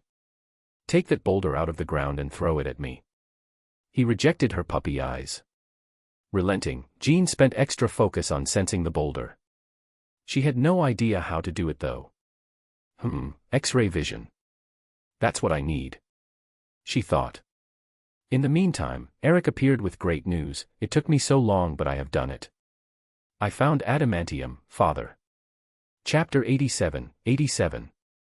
Isolation not good for health. It took so many years for Eric to finally find the good stuff. Now was the time to make Logan stronger. After all, the man was his bodyguard, and when he goes to space, he will need a bodyguard that can survive the harshness there. All right, where is Logan, by the way? I have not seen him in days. Hector asked his son. I don't really know. The last time he came here was a week ago. He's probably on a date or something. You did tell him to find one, after all. Eric said, but the poor boy had no idea he just dug his grave. Hector patted Eric's shoulders. Son, do not waste this moment, you are young and strong. You've got one life, so go ahead and get a wife. What happened to the girl you were dating? We still are. When will you marry her? When she hit menopause or something. Come on, son, you can do better than that. Go ahead and ask her out for a nice dinner date and slide the ring onto her finger. What about you? When will you find someone? Eric tried to turn things around. Hector shrugged and walked away. What about me? Son, there is no good-looking woman near my age at this point. Most are already in their graves. Do you want me to bring home a granny that will die just by me breathing over her? Eric coughed awkwardly. There must be someone. I hope you do find someone. I heard you are still a virgin. Who told you that? Logan did. He babbles a lot behind your back. Most of the time it's not good stuff. You should probably find him and tell him not to. I gotta go now, classes to teach. Eric left. He was already old enough to be a father of 5 kids, but he acted like a kid in front of Hector. Meanwhile, Hector took out his pager and chatted with Logan. Where are you? Chinatown. Massage parlor. Oh, getting a happy ending, I see. Well, I need you to report back to my office. I got your little beauty nails some nice upgrades. He could already imagine Logan grunting and making a face after reading this. Feeling triumph, he went back to teaching Jean. Little Jean, what do you think about dating? Should I find a grandma for you? She grinned ear to ear. Girls love to talk about such stuff. Yes. I want a grandma, just as strong and cool as you. I can already see you and her walking down the streets, looking tall and mighty, both donning cool glasses, wearing fashionable clothes. People turn around, again and again, to look at you. So romantic and beautiful. But how do you imagine a grandma? Is she old with white hair like me? If she is, then finding one is impossible. Humans don't live as long as me, he argued. She walked to him and climbed over his back, since to his tall and muscular form, even 14-year-old Jean was like a toddler. Well, you told me that the space is full of aliens. There must be someone old like you and still very pretty. You are right. Say, Jean, do you want to go to space with me in a few years? I will retire from my job and head out, he asked. Jean was conflicted. I don't know yet. Is it okay if I answer you when you are about to go? He tapped his finger on her nose. Of course, little kitten. Let's go and check Mooney. I wonder why he hasn't come here yet. Turns out, Mooney had fallen asleep on his table while working in the mayor's office. He was truly a hard-working good boy and deserved all pats and treats in the world. Aw. I want to cuddle with him. Jean fawned over him. ACHOO. Mooney sneezed all of a sudden. Hector went into panic mode in an instant and ran to him. He quickly touched his belly to check the temperature and then his eyes and mouth. Mooney grunted in annoyance. "What are you doing, Dad? Let me sleep." "Are you sick? Why did you sneeze?" he asked. "Woof bow bow wah wah woo. The janitor mistakenly spilt sanitizer in the office. I am very sensitive to it, my nosy not very cozy anymore." "How dare they? You don't have to work from here any longer. Come, let's go home and sleep. The White House is our house, boy. Jean, are you staying or going back to school?" "I will stay." She jumped onto the fluff ball called Mooney. He was so big and his fur so fluffy that Jean nearly disappeared. The next day, Logan arrived at the White House. Turns out, he was on the West Coast all this time and had to catch a military plane to reach here. Hector didn't waste a moment. "Hee, are you ready to get some upgrades, my kitty boy? Do you want me to throw up all the whiskey I drank?" "Sure, but only if you're ready to lick it clean afterwards." Hector eyed him with fiery eyes as if daring him. "Try it, boy. You'll pay the price for dirtying my carpet." "Where are we going?" Hector took out the Godpad Pro tablet and set the destination to Funhouse Dimension. Mooney was back in school for gifted kids, teaching there, so it was just them. "Come and stand close to me, we are going to my secret hideout." Whoosh. As soon as Logan touched this shoulder, they disappeared. The next moment, they arrived in the fiery hell-like dimension. The sea and fountains of lava were visible in the distance. Tens of beings that looked like skeletons were moving around, building crude houses and building structures with black stones. Some were even using brooms to clean the area. Beside them was a giant castle that stood tall. It was something straight out of a horror movie. Logan smirked. "I knew it, you are a demon, right? I remember you saying, like we do in hell, once." No, I am not a demon, son. I am somewhat of a middle person. I am not evil, nor am I an angel. It's like a job to me that I send bad sinners and killers to hell." Hector revealed his secret. It didn't even matter to him at this point that he knew. "So, what are you doing on Earth? Among us mortals?" Logan inquired. Haha, I am not from the hell you are thinking, son. Mine is way up in the ranks, beyond the universe. I was bored with my job, so I came here on vacation.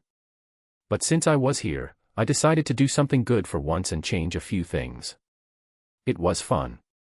He briefly explained. But he didn't reveal his omniversal status. Logan whistled. "You are one crazy senile man. Your idea of a vacation is running a nation, entering politics, and fighting all wars in the world. Then I wonder what your idea of work is." Says the man whose idea of work is to drink himself until his liver fails and then repair itself. Now get in there, kitty cat. I need to pump some fluid in you. He pushed him into the building. Ah. That sounds wrong.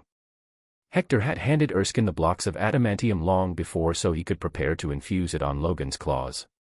His goal was not to cover Logan's full skeleton with it, just the arms and claws.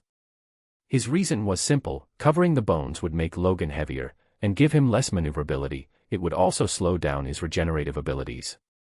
These two could be fatal in fights against beings they will meet in space. "Get naked and stand above that green water tank," Erskine ordered him. Logan had no shame. He saw that Erskine had a lab coat on him and looked like a giant buffed man. He took him to be some great scientist. Erskine attached the various tubes to his arm that will inject the metal into him. He towered over Logan and spoke with a smirk. You're packing quite a punch as compared to your body size." Logan wanted to smash this man's teeth. "You into this stuff?" No, I am not. The last person who was this short and whose pecker I saw was Stephen Grant Rogers. Let's just say, the super soldier serum worked wonders for him in more ways than planned. Erskine reminisced about the old days. Wait. You're that old man. Arg, he hit it, didn't he? He realized. But the preparations were over and Logan was thrown into the water tank. It was designed to make sure that Logan's body circulation does not allow the molten metal to move around anywhere other than his arms. Enjoy the week. Beep. Erskine pressed a button that sent sleeping gas to Logan through his mask. The whole process was not life-threatening for him, but it took time. Merely melting adamantium was harder than making the super-solider serum, but thankfully, Hector had provided him with an energy source that could melt it with ease. "Mr. President, when will we go to space?" he asked. Hector recalled that his resident scientist was currently in the heat. "Just a few more years, Erskine. I'm telling you, keep it saved for the one true love. Or if you can't, then I can take you to a hooker bar or something. Get STDs from them." "No thank you, I would rather wait. I made a robotic arm for myself, and it helped me release the frustration." Erskine revealed a mechanical arm that had a silicon hand at one end. It had fully functional fingers. "Pretty neat, what's it called?" Hector asked in amusement. He remembers seeing such arms in the Iron Man movie. Erskine moved closer to the arm and caressed it. "Oh, I call it Clint Eastwood. _ You have named the robot that jerks you off Clint Eastwood. A man's name. Are you serious?" Hector could not believe this madness. Erskine chuckled, and the arm also started to caress him. "Oh, what's in the name? Besides, this name is purely symbolic." "What's symbolic about that?" he asked. The robotic hand slowly reached for Erskine's throat. "Well, my Clint Eastwood is the fastest hand in the West, and it also chokes me sometimes, despite me telling it not to. Naughty. _ Sweat, a lot of sweat." In Hector's life on this planet, he had never felt so uncomfortable and nervous. His forehead had beads of sweat sliding down. He knew it, he had fucked up. God, I broke Erskine's head by keeping him locked here alone. "Son, I think you need professional help." Erskine laughed and moved to the table nearby. There was something covered. He took off the cloth and revealed another arm, but instead of a hand, it had a fist with a middle finger protruding out. "I already have professional help. Meet Zorro, a master swordsman and expert in the art of stabbing. Degree. Hector rushed to him and bonked his fist on his head, knocking him out. "This is it, we're getting you a hooker." Chapter 88. Life before the power. 1 week later. Logan was brought out of the tank after the completion of the process. Hector arrived just in time to stop him from rampaging. "Calm down, boy. You're safe and secure. Look around you." Logan was probably dreaming about his earlier life. Not a day used to go by when someone didn't try to kill him back then. Woof. Mooney came to help, knowing Logan was very fond of him. It worked as he called his name, Mooney. ****, you nearly stabbed Erskine. Now put some clothes on, I have no interest in seeing your pecker. Hector threw robes at him and walked out of the castle in Funhouse. Logan followed behind. Ugh. I feel, my arms are pulling me down. Of course you do, your bones in your arms are coated with one of the strongest metals in the universe. It is nearly indestructible. Come and try to slash me with your new claws, let's see if they can hurt my sexy body, he said in a challenging tone. Logan first tried to see his new claws. He extended them out, it's more painful than before.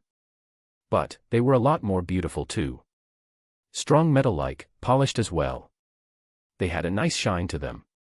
Before, his claws used to look like bones, now they were works of deadly art.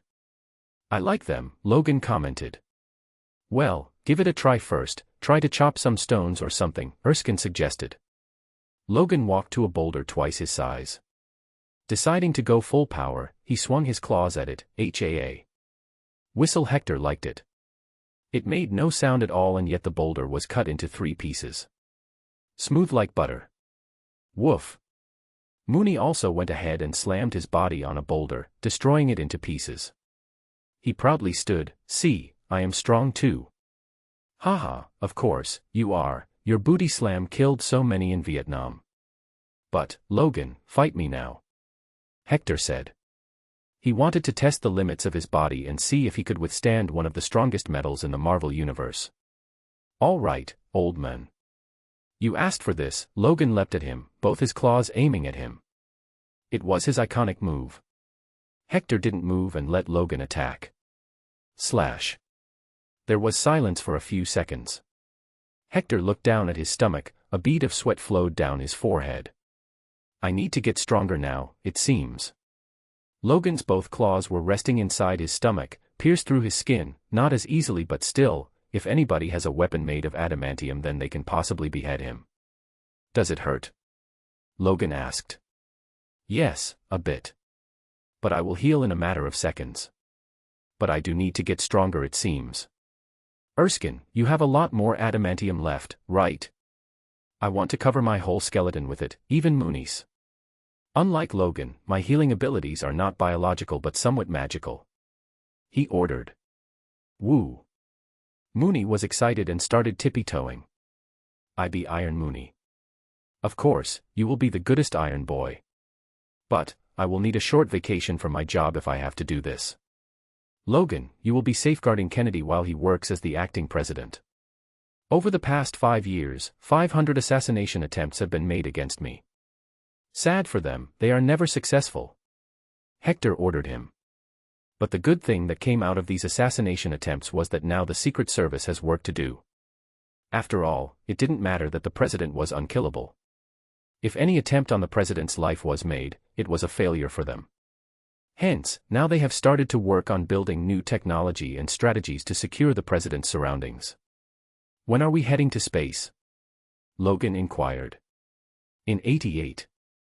I am coming up with a scheme to head out to space. If we are successful, it might just be the best thing since I became the president. A shrewd evil smile appeared on Hector's face. Logan felt a shiver run down his body. I hate it when you make this face. Bwahaha, of course, let's go now.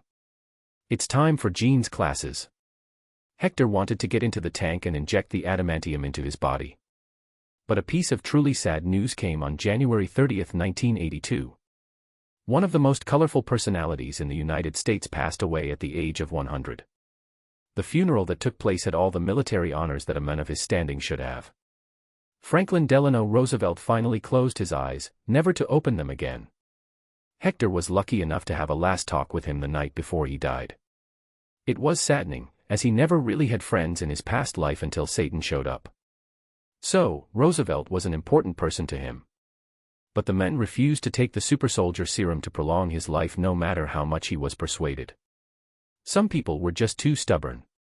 Hector didn't give a long speech as that would be being too pretentious. He just thanked the old man for his service and saw as he was laid to rest in the ground. People started wondering when Hector's number would come. After all, he was older than Roosevelt. After the burial, he went to the funhouse dimension with Mooney to get stronger. Putting adamantium on his body won't do much to increase his output, but it will make him more durable. Meanwhile, Mooney's claws will be upgraded and his two when in wolf form. See you in a week, Erskine. He jumped into the water tank and lost consciousness soon after. When he was resting in the tank, his body may be unconscious but his mind was still alive. For some reason, after Roosevelt's death, he was reminded about his days in his past life. He particularly relived the day that changed his life, the day that made him love Mooney like his son. The day he was ready to give up. He was in his apartment back in New York. It had been years since he lost his legs in Vietnam. But, the 4th of July of that year was a day full of sadness for him. He had just found out that the woman he thought was interested in him was just into his money. Hearing her calling him a legless sack of meat from the connected phone in another room broke him up. There wasn't much in his life that made living interesting. It was an era before the internet. Television, comics, and such things could only keep a man entertained for so long. In the end, humans are social creatures, they long for intimacy, connection, and love.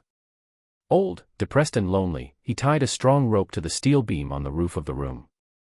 He pushed his bed under it and put the rope around his neck. He was going to push himself from his bed, it was going to be certain death from the short fall and snap. His whole life flashed in front of his life. There wasn't anything he achieved in his life, the Medal of Honor was as useless as the remains of an old truck from an era long gone. His hands shivered, for it was the last time he'd be seeing the light of the day.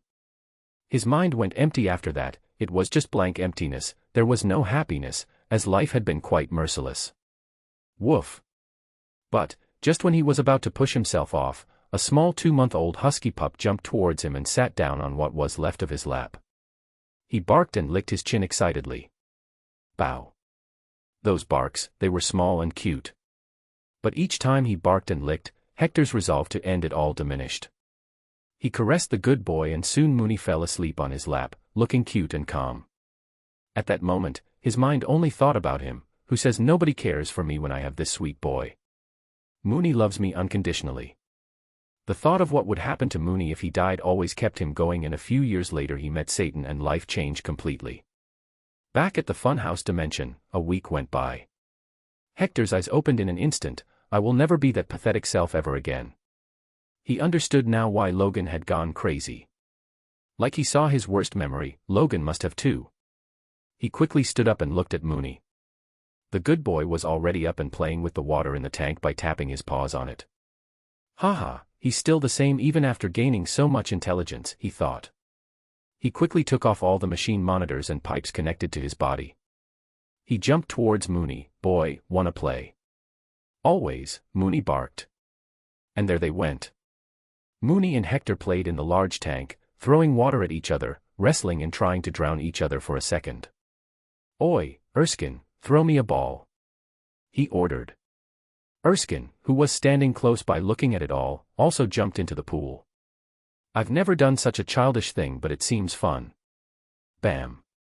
Mooney slammed his paw on Erskine's forehead and pushed him into the water. Woof. The guy's mood changed in an instant. That hurt. What did he say?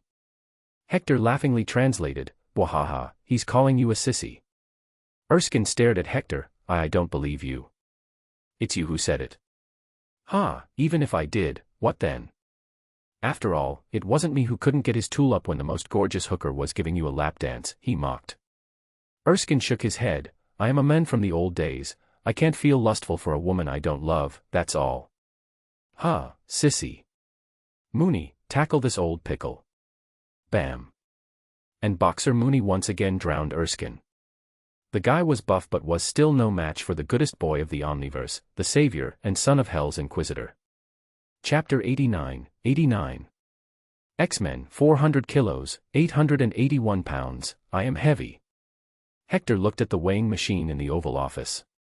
Being president for decades, his office was not just a workspace but a storeroom filled with all kinds of wacky stuff. There were things from a normal pen and paper to a big wall chart of what if all US presidents were bald.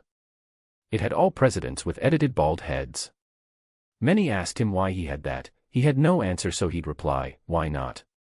Boy, come here, let's see how heavy you've gotten, he called Mooney. Yes, put your butt on it and relax. Mooney looked at the numbers, but he didn't understand the analog machine and the small bars. Dad, numbers, what do they mean? He barked. Son, you are even fatter than me, 420 kilos, nice. He ruffled his furry head. I'm fluffy, not fat, Mooney protested. Knock knock. Sir, Mr. Charles Xavier is here to meet you. His secretary informed him. The man was bald but not crippled. Heck, he even trained every day and has a nice muscular body now. This made him more dangerous, a man with the mental abilities of Charles, a good thing he was on the right team. Sir, I have some grave news to share with you. A few American Army generals are using national funds to experiment on gifted ones, as you call us. A man named Bolivar Trask is leading it. He's a brilliant scientist and messed up in the head. Charles reported to him. Hector closed his eyes and tried to remember. Oh, you're talking about that midget. Tyrion Lannister. I banned his company from experimenting on gifted ones and getting funding. How is he still doing it? Lon Lannister. Ugh. Foreign nations do not share the same enthusiasm as you when it comes to protecting the likes of us, sir. I have news that Trask is working on a killer robot that can target mutants. I'm afraid, if nothing is done, the world will become polarized. All the gifted ones will start forming factions. Charles said. He knew this would happen because even he felt doing such. If the world can't accept the likes of him, then it's better to create a country of their own. Hector rubbed his temples. Fine, I will go and deal with him. You try to become a leader for the gifted ones. How is the X-Men program going? I want X-Men to not interfere in anything. You are not supposed to be warriors, rather you are to travel the world and help nations deal with natural disasters. Charles then briefed his complete plan. I am still training them. A few more students have entered the school. I am heading to Africa tomorrow. It's about some girl with psionic abilities to manipulate the weather. I think with her, our X-Men team will be much better at dealing with natural disasters. Jean is amazing at dealing with heavy objects, such as building rubble. Cyclops can be helpful in cutting concrete or steel. Iceman can help us deal with fires, and the Beast, well, he's smart. Hector had decided to form this team after much thinking. Initially, he was against using the kids that come to school for fighting, but later he felt that the gifted ones will need some good publicity in order for the world to accept them. But, making them fight other villains was not good. Fighting always brings damage to property, and sometimes the bystanders also die. Public anger then explodes on heroes, not villains. But in natural disasters, they will only be helping, not destroying things. Good. You need to start focusing on your political career as well. You need to enter the Senate before I retire in '88. Hector urged him. He didn't know if he could bring in mutant civil rights before he leaves, but by letting Charles become a senator he'd at least be bringing in some help. Charles soon left the office. Mooney headed to the mayor's office to do his job. With that, he also left to meet Bolivar Trask. Bolivar Trask was a weapons designer as well as the president and CEO of Trask Industries. Even from his early years as a research assistant, Bolivar always maintained a particular interest in the origin and evolution of humanity. Trask made it his goal to unlock the mysteries of human DNA. What he did not anticipate was the discovery of the X gene. The fool soon hypothesized the impending extinction of the human race. So, he decided to open a company and find ways to remove this segment of the population, as he felt that one day the mutants will be the dominant species on Earth due to all their powers. But, in Hector's view, like most other people on Earth, Trask had a myopic view of the world. He only saw Earth and not the universe. If he did, he would see mutants as the insurance policy of Earth's survival in the messed-up universe filled with beings who can remove Earth's existence just by willing it. Heck, Hector was just waiting for 2011, so the world sees the alien invasion, and from there he can go fully transparent about the whole alien situation and truly prepare the world, because, at that point, people will have to accept that no, they are not alone. Maybe I can bring this Trask to the right path and make him work for me. He has not done anything bad yet, he thought. After all, such a magnificent science talent is needed. He entered the warehouse that housed Bolivar Trask's manufacturing unit. He had not announced his arrival beforehand. So when he arrived, a small frenzy took over. Trask was there, however, and he came to meet with him on his own. Hector was taken to his office so they could talk in private. But there was something going on behind the scenes that not even Bolivar Trask had control over. "Our illustrious leader is here. What can I do for you, Mr. President?" Trask greeted him. "Ha, he even sounds like Tyrion Lannister," Hector chuckled secretly. "I heard you have kept your mutant experimentation program running even after my ban, and you have created a robot that can hunt mutants." He got straight to the point. Trask fiddled in his seat. He was a dwarf, and compared to Hector, in front of whom even normal people seem dwarf, he felt on edge. I am just doing tests for the future of the company. The mutants come here on their own to participate for money. We don't harm them at all." Hector would be the dumbest creature if he believed him like this, and the robot. "It's called Sentinel, right? A good name. But what they are made to do is sad. To kill mutants. Tell me, why do you even hate them? Mutants can literally be the best thing that happened to our world. They can solve world hunger, energy needs, save Earth from extraterrestrial dangers. They can take over the planet and make humanity their slaves," Bolivar Trask countered. "Why would they? I know the strongest mutants in the world right now, and they have normal human parents. Parents who love them, care about them. Son, anybody can be a mutant. X gene is in most people around the world. It's a matter of who activates it and who does not." Hector replied. It was best to have a debate with him first. But to allow them to take over our planet just in fear of some asteroid hitting us. It's like surrendering ourselves. Trask said. "Sigh, I was not talking about asteroids. I was talking about aliens. Yes, they exist, they are much more advanced than us, and they can easily destroy us whenever they want to. Earth is in a galaxy that's at the edge of the more populated part of the universe, that's why we are still safe." Hector dropped the bomb. He could have elaborated about celestials, but honestly, if a normal human hears that some ancient godly beings experimented on apes, people would just laugh and call him a fool. Bolivar Trask's face was worth seeing, his mouth agape and his mustache fallen now. "How advanced are we talking about?" Let's just say, there are superpowered beings that eat planets for survival. All the gods you know, Greek gods, Nordic gods, Hindu gods and all, they exist. They are like extremely strong aliens that once had much influence on Earth but now live in a different dimension or planets. Other than this, there are space empires spanning entire galaxies. Some empires are also fighting each other. There are all kinds of races, some are worm-like that feed on life forms by taking over them. The universe is one giant hole that you don't want to fall in. And one day, I can guarantee you that all that mess will reach Earth. When that happens, I want us to be strong and prepared. The path leads through mutants and various superheroes like Captain America. We need these powerful beings more than they need us. Hector briefed him on the details. Bolivar Trask had no reason to believe him, but he could not deny the great possibility that it might be true. After all, Hector was the president and has access to information that nobody else does. "What is your plan?" he asked. Hector knew he had the full focus of this man. Make Earth stronger as a society first. There is too much race and religious divide, then there is the whole communist versus capitalist thing. I don't want that. When the bombs drop from space, they don't discriminate between Russia or America, black or white. What you are doing is ultimately destroying the chances of Earth's survival. So make a choice, you can either help me build a safer world, or I will make it with you no longer living in it. Why you will kill me? Trask looked as if he was offended.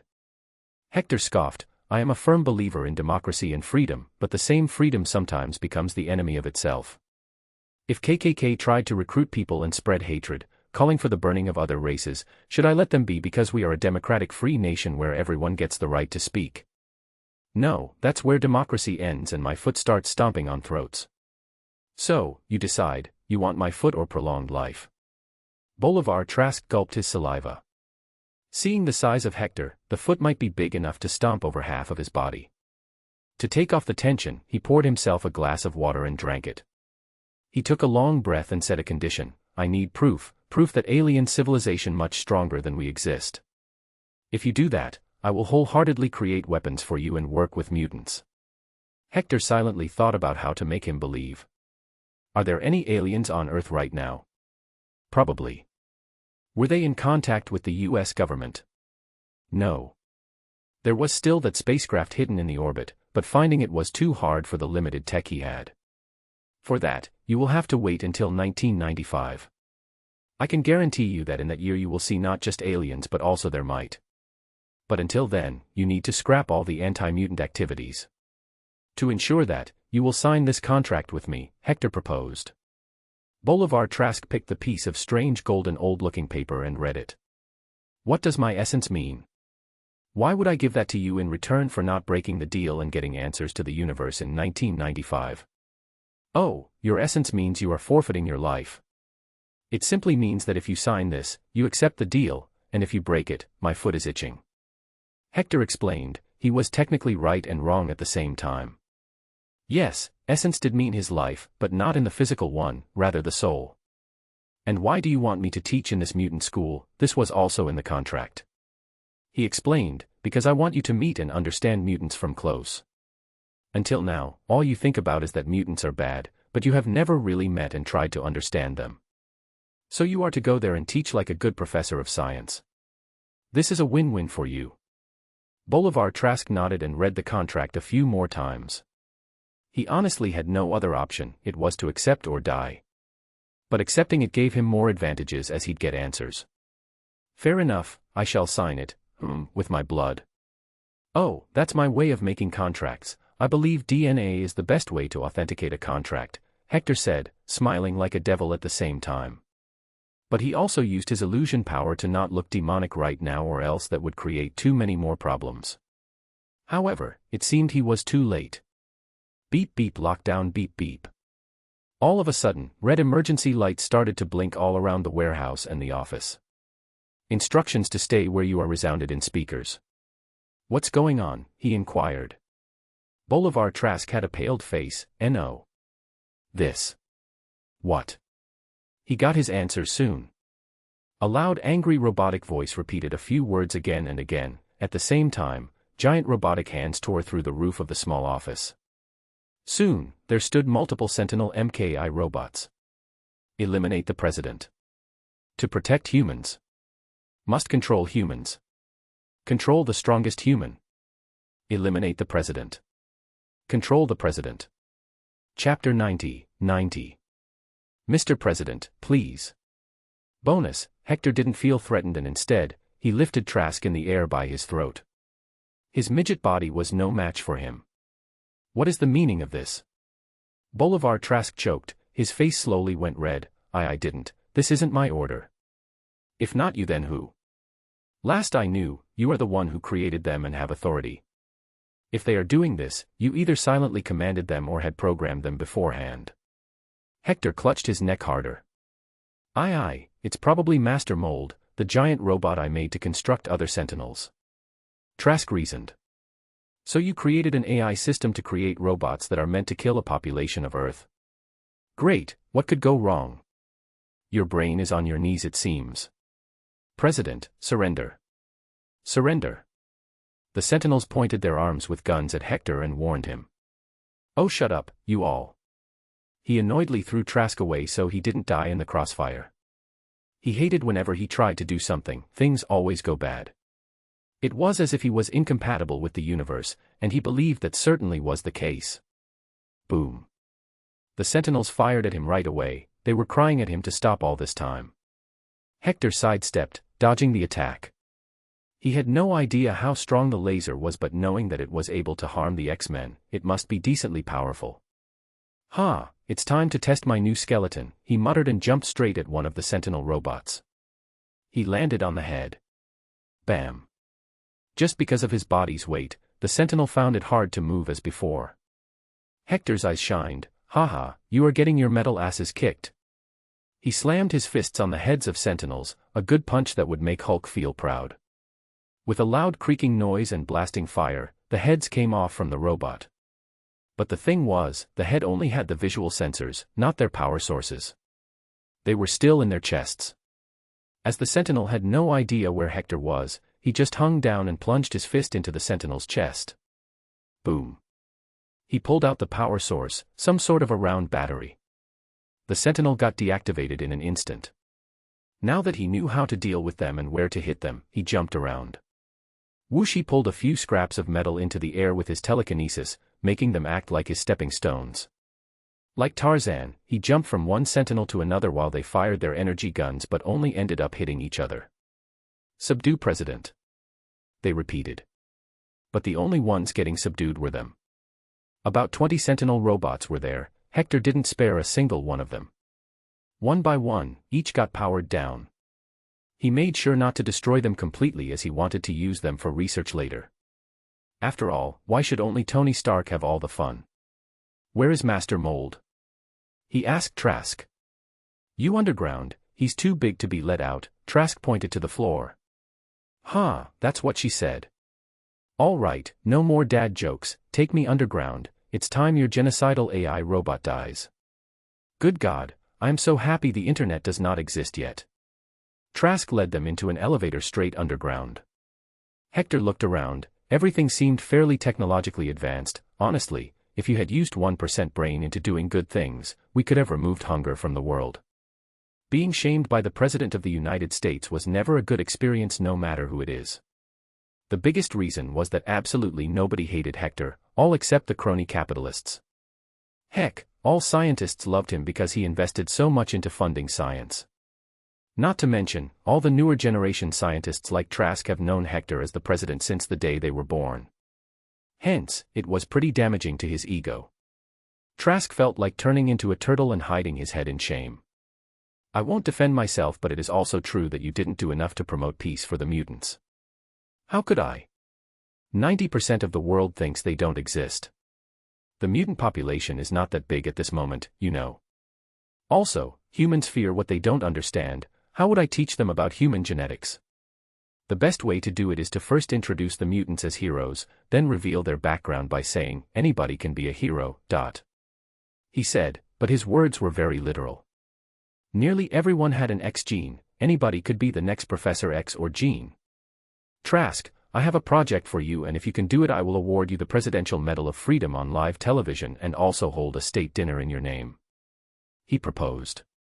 Trask instantly turned back to look at Hector. He didn't speak for a while to see if he was being real. Hey, are you serious? What is it that you want? Bolivar Trask was a midget. His childhood was full of hardships and ridicule. One of the reasons he devoted himself so much to studies and science was because he hated interacting with people. It was as if his life was defined by his height. One of the reasons he wanted all mutants dead was because he also knew he had an X gene in him, and the fact it didn't activate or make him strong was frustrating. Even worse was that he sometimes wondered if his X gene did activate, and that's what made him a midget in return for his heightened brain and IQ. So, in the end, he was like any other human being. He wanted recognition, praise, and adoration. He wanted to separate himself from his identity of a 4-foot midget. Hector knew this boy was serious about it. Son, I want you to find a way to learn what power a person can have if their X gene gets activated, then find a way to activate the gene.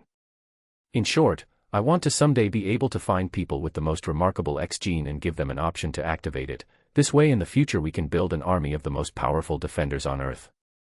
Just imagining it makes my blood pump. Think, son, Earth becoming the most powerful civilization in the universe. Trask stared at nothingness, absorbing the demand Hector made and his last words. Surely, it painted a beautiful picture in his head, a future where Earth is the strongest civilization. The fact he could be the man behind it all was all the recognition he dreamt of having. I will need funds, Trask said. Hector patted his head. Bwahaha, son, I am the president of the most powerful and the greatest nation on this planet. Money is something I don't lack. Okay, now tell me how to kill this AI you created. Trask felt weird. He was middle-aged and was being treated like a kid. The robot is incomplete. It has no physical properties. It's just connected to the main supercomputer right now. You only need to destroy it. Crunch. Hector cracked his knuckle with a smile. Ding. The elevator reached its destination and the door opened. It was a giant underground dome-shaped hall. He stepped out of it and looked around. It was, for the most part, very dark, but the master mold had a head and it was lit up. Son, you stay here. He crouched slightly to ensure maximum push. Bam! His feet kicked off the ground with such intensity that they cracked the metallic floor. President smash. Boom! As soon as his fists fell on Master's mold's head, it cracked into tiny pieces and got engulfed in flames. Hector, as if he was joking around, shouted the names of his comical moves and went total berserk. President kick. President punch. President head smash. He turned every single piece of electrical equipment in the room into trash. There was no way that the AI can survive that. He wasn't even done. He took out his lighter from the pocket, cracked it open and spread around the gasoline. Then he threw a sparking wire on it. In an instant, the fire engulfed the giant hall, and all steel and plastic started to melt. In triumph, Hector showed a thumbs up to Trask. Let's go back up, kid. This place might explode at any moment. Trask felt like crying. In reality, this was his life's work that got stomped on by the US president. It's still better than getting my skull stomped. He took solace in being alive and followed him back. The X-Men team was all ready and set to head out. Jean was 15 years old now. She had grown into a fine young pretty girl. Hector had warned her that if she dated bad boys then he would break some legs. She took her grandpa's words seriously. Charles and Eric were the main leaders of the team. Raven was a field commander as she could stay the calmest. Their first time to shine came when Hurricane Alicia hit southern Texas. They arrived in time, saving every single life there with the help of Charles pinpointing where people were. Jean was a multitasker. She also sensed people. But she was advised not to use her mental abilities as they were highly unstable. Magneto was quick to create temporary shelters for all the people displaced by Hurricane Alicia. Iceman was able to stop all fires. And their newest member, Storm, was able to steer away the hurricane slightly so it didn't hit highly populated areas. Then some months later a new opportunity came with some forest fires. It was easy to solve. Then finally a massive earthquake came. Erzurum earthquake that hit Turkey. It was 6.6 magnitude, highly violent. A lot of people were stuck in the rubble, houses were destroyed. The X-Men team arrived in time. Jean, Magneto, and Beast were quick to remove rubble and save people. Cyclops was of great help in cutting various pieces of walls that were too big. In total, they were able to save so many people that casualties were limited to just 5. The team was a huge success and the world was talking about it. Hector pushed for the media to secretly support them. He used his connections in various countries that he formed since the days of World War. In no time, a lot of posters and comics were published about them. Hector was a master manipulator, thanks to living in hell. Then finally, he decided to award the entire team of X-Men with the Presidential Medal of Freedom in a live ceremony. The whole team arrived in Washington, at the White House. On the lawn of the White House, a small stage was set. A few civilians were also allowed to enter, along with tons of reporters and cameramen. It was going to be a live telecast. He stood in front of the podium, behind him were the entire X-Men team in their superhero costumes. "Thank you for coming, my children. I am delighted and so proud to present this medal to these remarkable men and women. They have gone beyond their duty to save lives. I have deep respect for such people since the days of the Great War. I would have done the same if I He was interrupted by a beautiful blonde woman in the crowd who suddenly lifted her shirt and showed her big mommy milkers. There was something written on them, but she recited it too. "Mr. President, I want your babies. Please do me the honors." The fools with cameras instinctively turned it around and showed the woman. Thank goodness she had her nipples black tapped. Still, she was on live television. Thankfully, Jean was quick to use her telekinesis to throw a piece of cloth on her milkers. Hector sighed, shaking his head. "Easy there, child. I may have a strong manly body, but I'm older than your great-grandpa. Please ravage my puss." She wanted to say more unholy words, but the Secret Service men picked her up and dragged her away in time. They finally had a job to do and they did it zealously now. A/N, Hector's idea may seem absurd but it's well within what X-Men movies have already established. In the X-Men, Days of Future Past, Trask Sentinels were able to become so advanced that they could absorb the abilities of some mutants. They could even detect humans who would give birth to mutants. So, Trask is smart enough to do what Hector asked him. Chapter 91, Drop Chapter 91, Santa. Hector chuckled, "Be gentle with her. She's just a misguided girl. But I must thank her too, she made me realize that even though I'm so old, I am still desirable." Then his face fell all of a sudden. "Too bad, all girls my dating age are in graves. Anyway, I am blessed to present this award." But every single person there was laughing. Mooney was howling in laughter. The cameramen and reporters were giggling. Americans that were watching him live on television were rolling. Who else can say such a thing? The President of America was blessed with everything but a hole to roll in. It was a running joke around the world at this point that Hector was the oldest virgin. Heck, his name was in the Guinness Book of the World Record for being the oldest virgin. It may be something for others to be proud of, but Hector knew the truth. His inner self was always saying, "Let me smash." But there was none to smash. None that he wouldn't feel disgusted to be with. He had no problem with someone looking young, but age mattered to him. After all, he called every American his son and daughter in 1941. But everyone born before 1941 was ugly as fuck. His brows twitched seeing people laughing. He made attempts to save his honor. "My children, it's not about doing the deed, it's about finding the one you love first." Bahahaha. Logan roared in laughter this time. He ignored them and continued with his official work of giving them medals one after another. X-Men had covered their faces with eye masks however, and Hector made sure to explain why they did that. The world didn't need to know who they were yet, all that mattered was that they saved lives. Soon, he returned to his office to work. But then his Secret Service chief entered to submit a report. "Sir, we found the family you were looking for. Peter Quill, born to Meredith Quill, the father is unknown. They currently reside in St. Charles, Missouri." Hector put the envelope inside his locked drawer. "Thank you, son.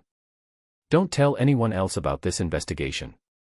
Try to look for his father, however, if he's still around, inform me." The men saluted and left quickly. Alone in the office, he sighed and looked at the calendar. Elections in 1984 were not too far away. He was extremely bored by his job at this point.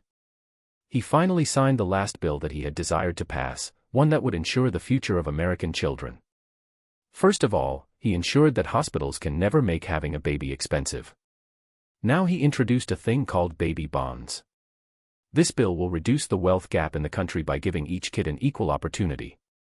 According to this, each new baby that will be born from now on shall get a bank account credited with $6,000. Each month the government will add money to these accounts based on the kid's parents' income.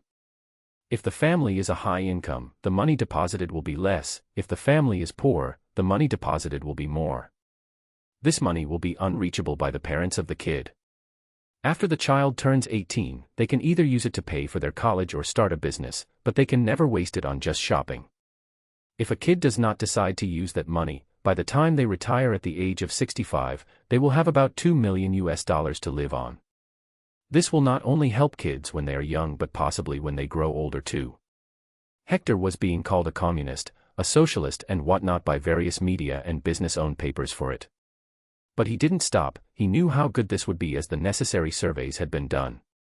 It will also not be too burdensome to the national treasury. Like an elephant around whom dogs keep barking, he ignored all these voices and did his work honestly. Of course, some people were still brain-dead. They went on to believe the words of these corporate hyenas. Seeing this, he knew his time as president was coming to an end now. The mass media that he promoted in the past had now come to bite him.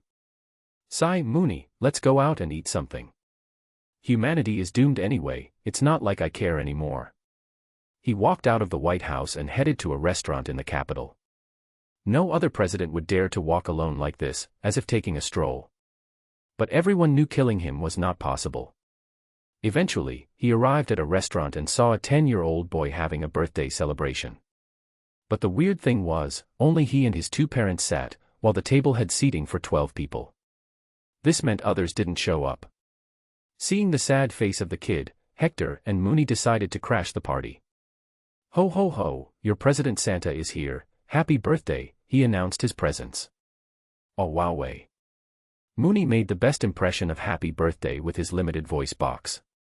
In an instant, the boy's face rejuvenated. He jumped from his chair and ran to Mooney and hugged his furry neck. It was crazy how kids had a non-existent sense of fear. The mother and father of the boy stood up, seeming nervous. But he laughed and took a seat. You didn't invite me, but do you mind if I sit here? Best birthday ever, the kid shouted at that. It was funny how most children don't care about who the leader of their nation is normally, but it was only with Hector that even kids adored him as he was like a real Santa. After dinner, he and Mooney got on a bus and traveled to the Xavier Institute. People would either recognize him or think he was wearing a costume. But Mooney always busted him.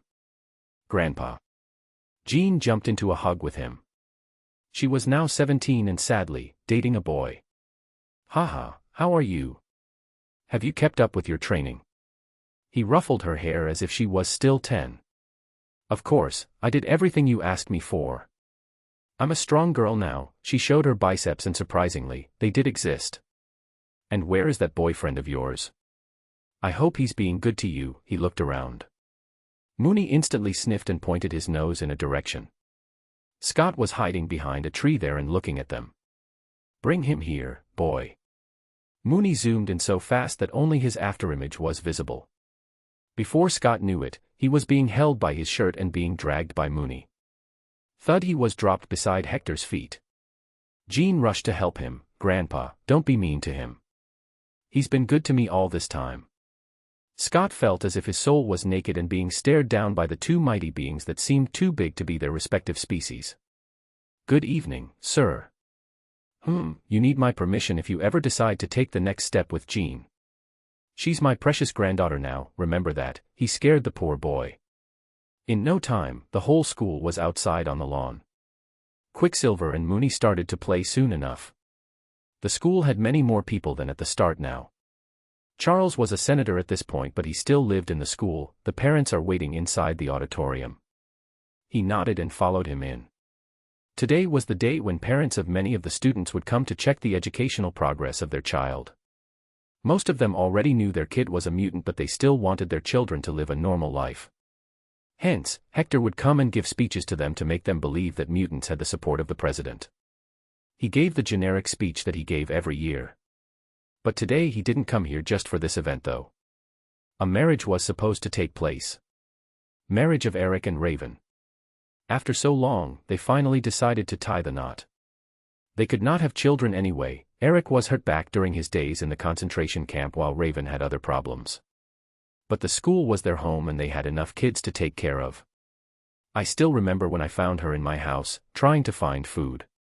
Charles stood beside Hector and reminisced. She tried to hide by taking the form of my mother.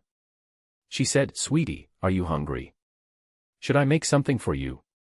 Raven was too mature for her age, but she didn't know my mother never used to cook food. I still invited her to live with me and be my friend. I'm glad I did that. Tap.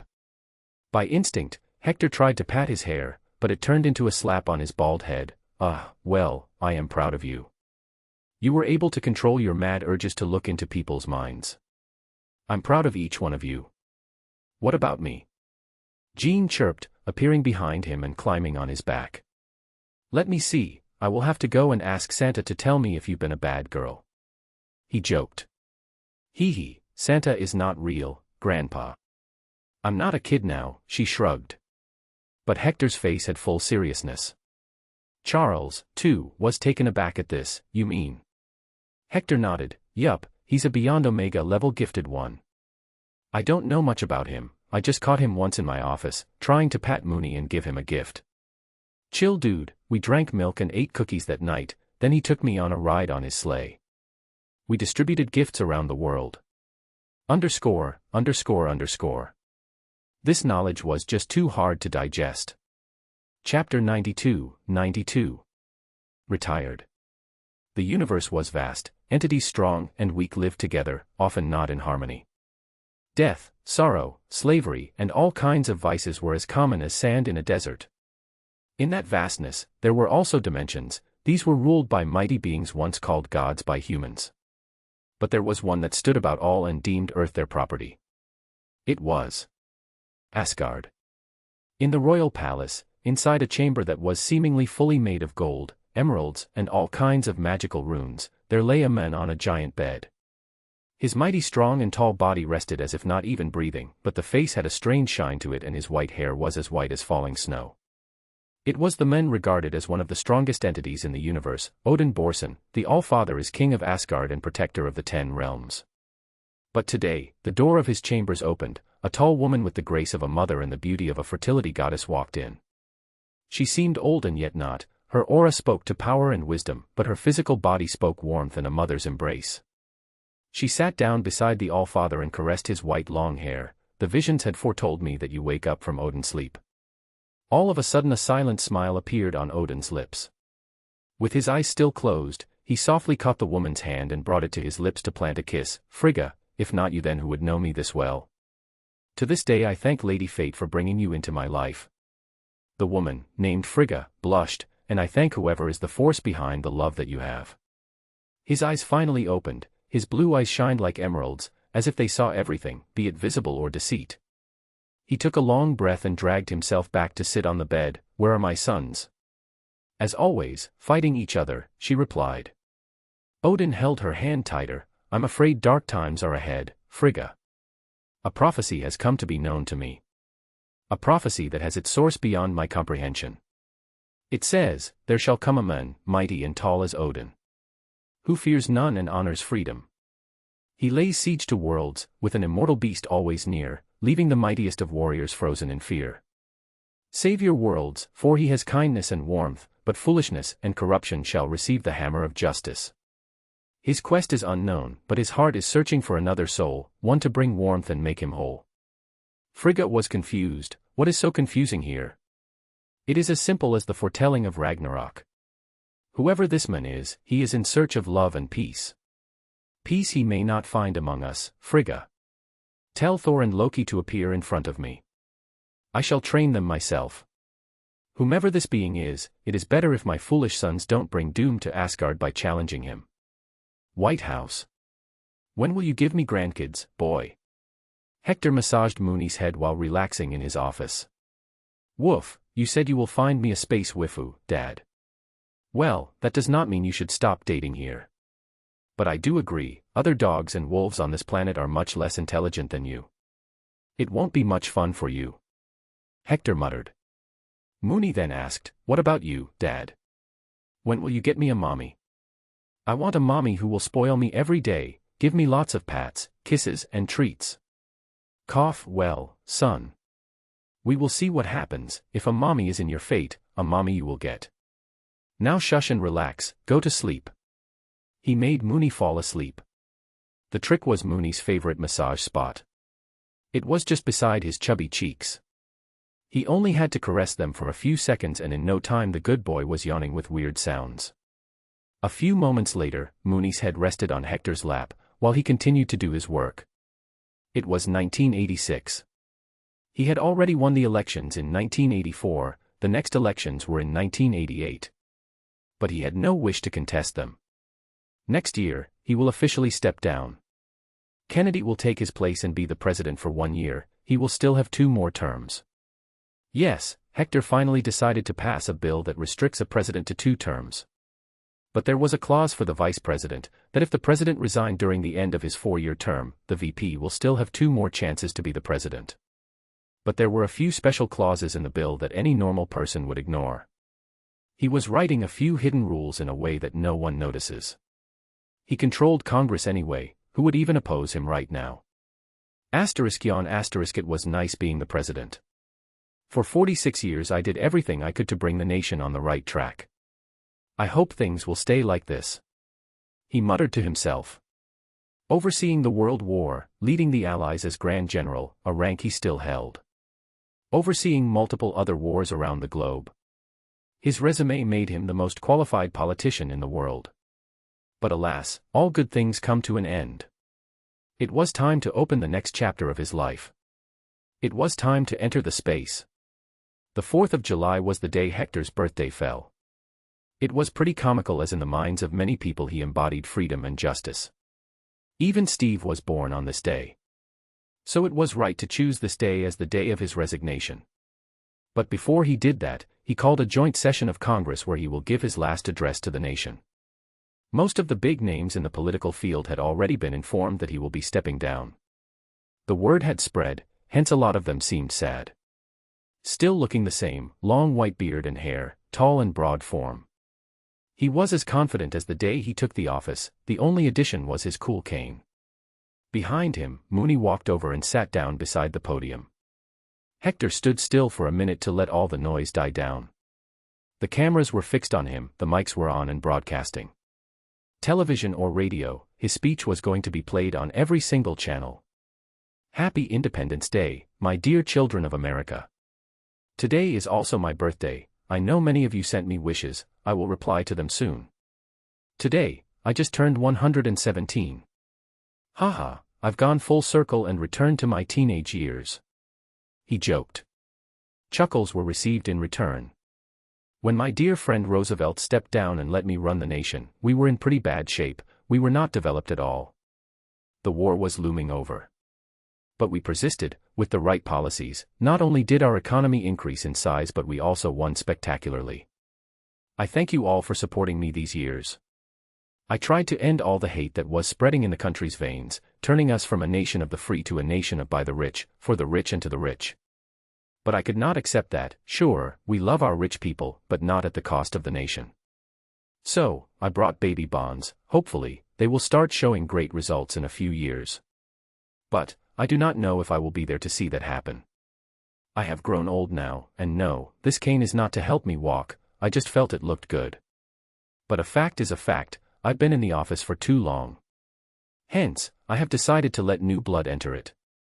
So, today, on July 4th of 1987, I announce to my fellow Americans that I am stepping down from the position of president. God bless America, God bless this planet, God bless humanity. Woof. Mooney says God bless all the doggies as well. He added and waved his hand. This was the end of his years of service. Around the country, a few old folks had their eyes tear up for no reason, for they understood that this implied a change of era. Perhaps the golden era of the United States was coming to an end. Grandpa, why are you crying? Many children asked their old grandparents who served in various wars around Hector. They could only sob and sigh, it's nothing. We just took President Washington's existence for granted, so much so that him leaving and growing older took us all by storm. I hope the next president is 10% as good as him, the country can manage with that. Various reactions were coming from around the world. The legend was finally leaving the limelight. The media ran stories all day, newspapers, all were printing first-page stories about him, some creating a timeline of his life. But he cared not for that. He grabbed his stuff from the office, got into the car and went back to his ancestral home at Mount Vernon. He never lived here, but it was finally time. He would be the second president after the first to live here, and both were Washingtons. Ah, this is life, son. This is the best view I could ever hope to see from my backyard. He muttered while sitting on a bench, drinking chilled beer and watching the Potomac River. Mooney sat beside him on the ground and drank some milk. Wowoo. What now? Well, now we wait a bit and then head to space. I need to start making a few meetings, who knows how long I will stay up there, Hector decided. It was better to ask Jean about going to space again. Logan was going anyway, but the man was currently goofing around in Canada. Ding dong. The doorbell rang. He sighed and walked to the front door of his big house. He didn't allow any staff to remain in the building after 5 in the evening. But the guests were someone he had never expected to hear from again in his life. Howard. Howard Stark suddenly stepped forward and hugged Hector. It was not the fake one, he could feel it. Old man, you seem old. And you look like a turkey, Hector returned the favor. Howard burst into honest laughter, ha ha ha, still the same as ever. I'm glad. Let me introduce them. This is my beautiful wife, Maria Stark, and that dumb-looking kid behind is my horny teenage son, Anthony Stark, I call him Tony. Boy, come forward, close your mouth and greet the most famous men in the world. But Tony seemed frozen, staring at his dad's face. Then he blurted, why you? You can laugh. This is my first time. Great, I just took your virginity of seeing me laugh then, you can party about that later. For now, behave. Howard spoke to his son in a strict tone. Hector immediately noticed that Tony was annoyed by his father's words. So he took the lead. Well, this was a surprise. Come on in, although it would have been better if you had told me before, I just sent my chef home. I shall prepare a meal then, Mr. President, Maria Stark took the initiative. He nodded, knowing Howard was here to talk about something else. Mooney, go and show this beautiful lady the kitchen, also help her find whatever she needs, and don't pester her to give you treats. Mooney rolled his eyes and led Maria away. Meanwhile, Howard and he took a seat in the living room. Tony, however, started to look around at the old paintings on the wall. This was his first time meeting the president or entering this building. But soon he showed his attitude that Hector was familiar with, this portrait of George Washington is fake. It's a fact that he had rotten teeth, there is no way his smile was this perfect. Great, our politicians have been lying to us peasants since the days of the first emperor. Tony. Sit down. Howard got angry at him and called him. Hector mediated, it's all right. He's just curious. And yes, son, you're right. George had rotten teeth. He also owned slaves. He had relationships with multiple women. He was a cunning man who was not afraid to use other people as long as it meant he'd win. In short, he was just like you. I don't own slaves, Tony barked. Hector chuckled, haha, sure, kid. As if you don't own stocks in Stark Industries and the company doesn't own child labor farms in Ghana, you're all going to hell. Tony and Howard looked at each other's faces in awkwardness. Howard had a look of shame and Tony had a look of annoyance. He had finally met someone whom he could not simply talk down with his higher intelligence. Plus, Hector's constant old man's laugh was getting on his nerves. Chapter 93. Motherfuck. I will go and help Mom. Tony swiftly left the living room. He hated losing an argument and right now he knows he can't win. Now alone, Hector dropped his whole kind act. What brought you here now? I thought you hated me to the core. I don't hate you, I hate your presidency. Now that you are not the president, I can go back to being my normal self. Now Kennedy is my enemy, Howard said. Hector didn't like that, so you have still not dropped your whole industrial military complex thing. I don't think I can be nice to you for too long, Howard. Calm down, old man. I didn't mean that I'm just like before. I'm old now, I see what you were getting at. I was spreading weapons of destruction. But is it not good that it's us making money from selling weapons and not the Soviets? Where there is demand, there is supply. If I had not sold them, someone else would have. Howard argued. His logic was pretty simple and made sense. But his logic failed to address the long-term consequences of doing so. Hector didn't reply immediately, he instead got up and walked to a cabinet beside the wall. He opened it and took out a case. From inside, he took out a mortar shell. See this? It's the mortar shell that hit me straight in the face in Vietnam. If I was not superhuman, I would have died. Now imagine, there are millions of children who lost their legs, arms or went blind by such shells. Who do you think they will try to exert their vengeance on after seeing this Stark Industries logo? You had your fun, you made a bunch of money, now you should start preparing to face the consequences. Howard silently stared at the mortar shell. Indeed, he had so many enemies now, hence increased security.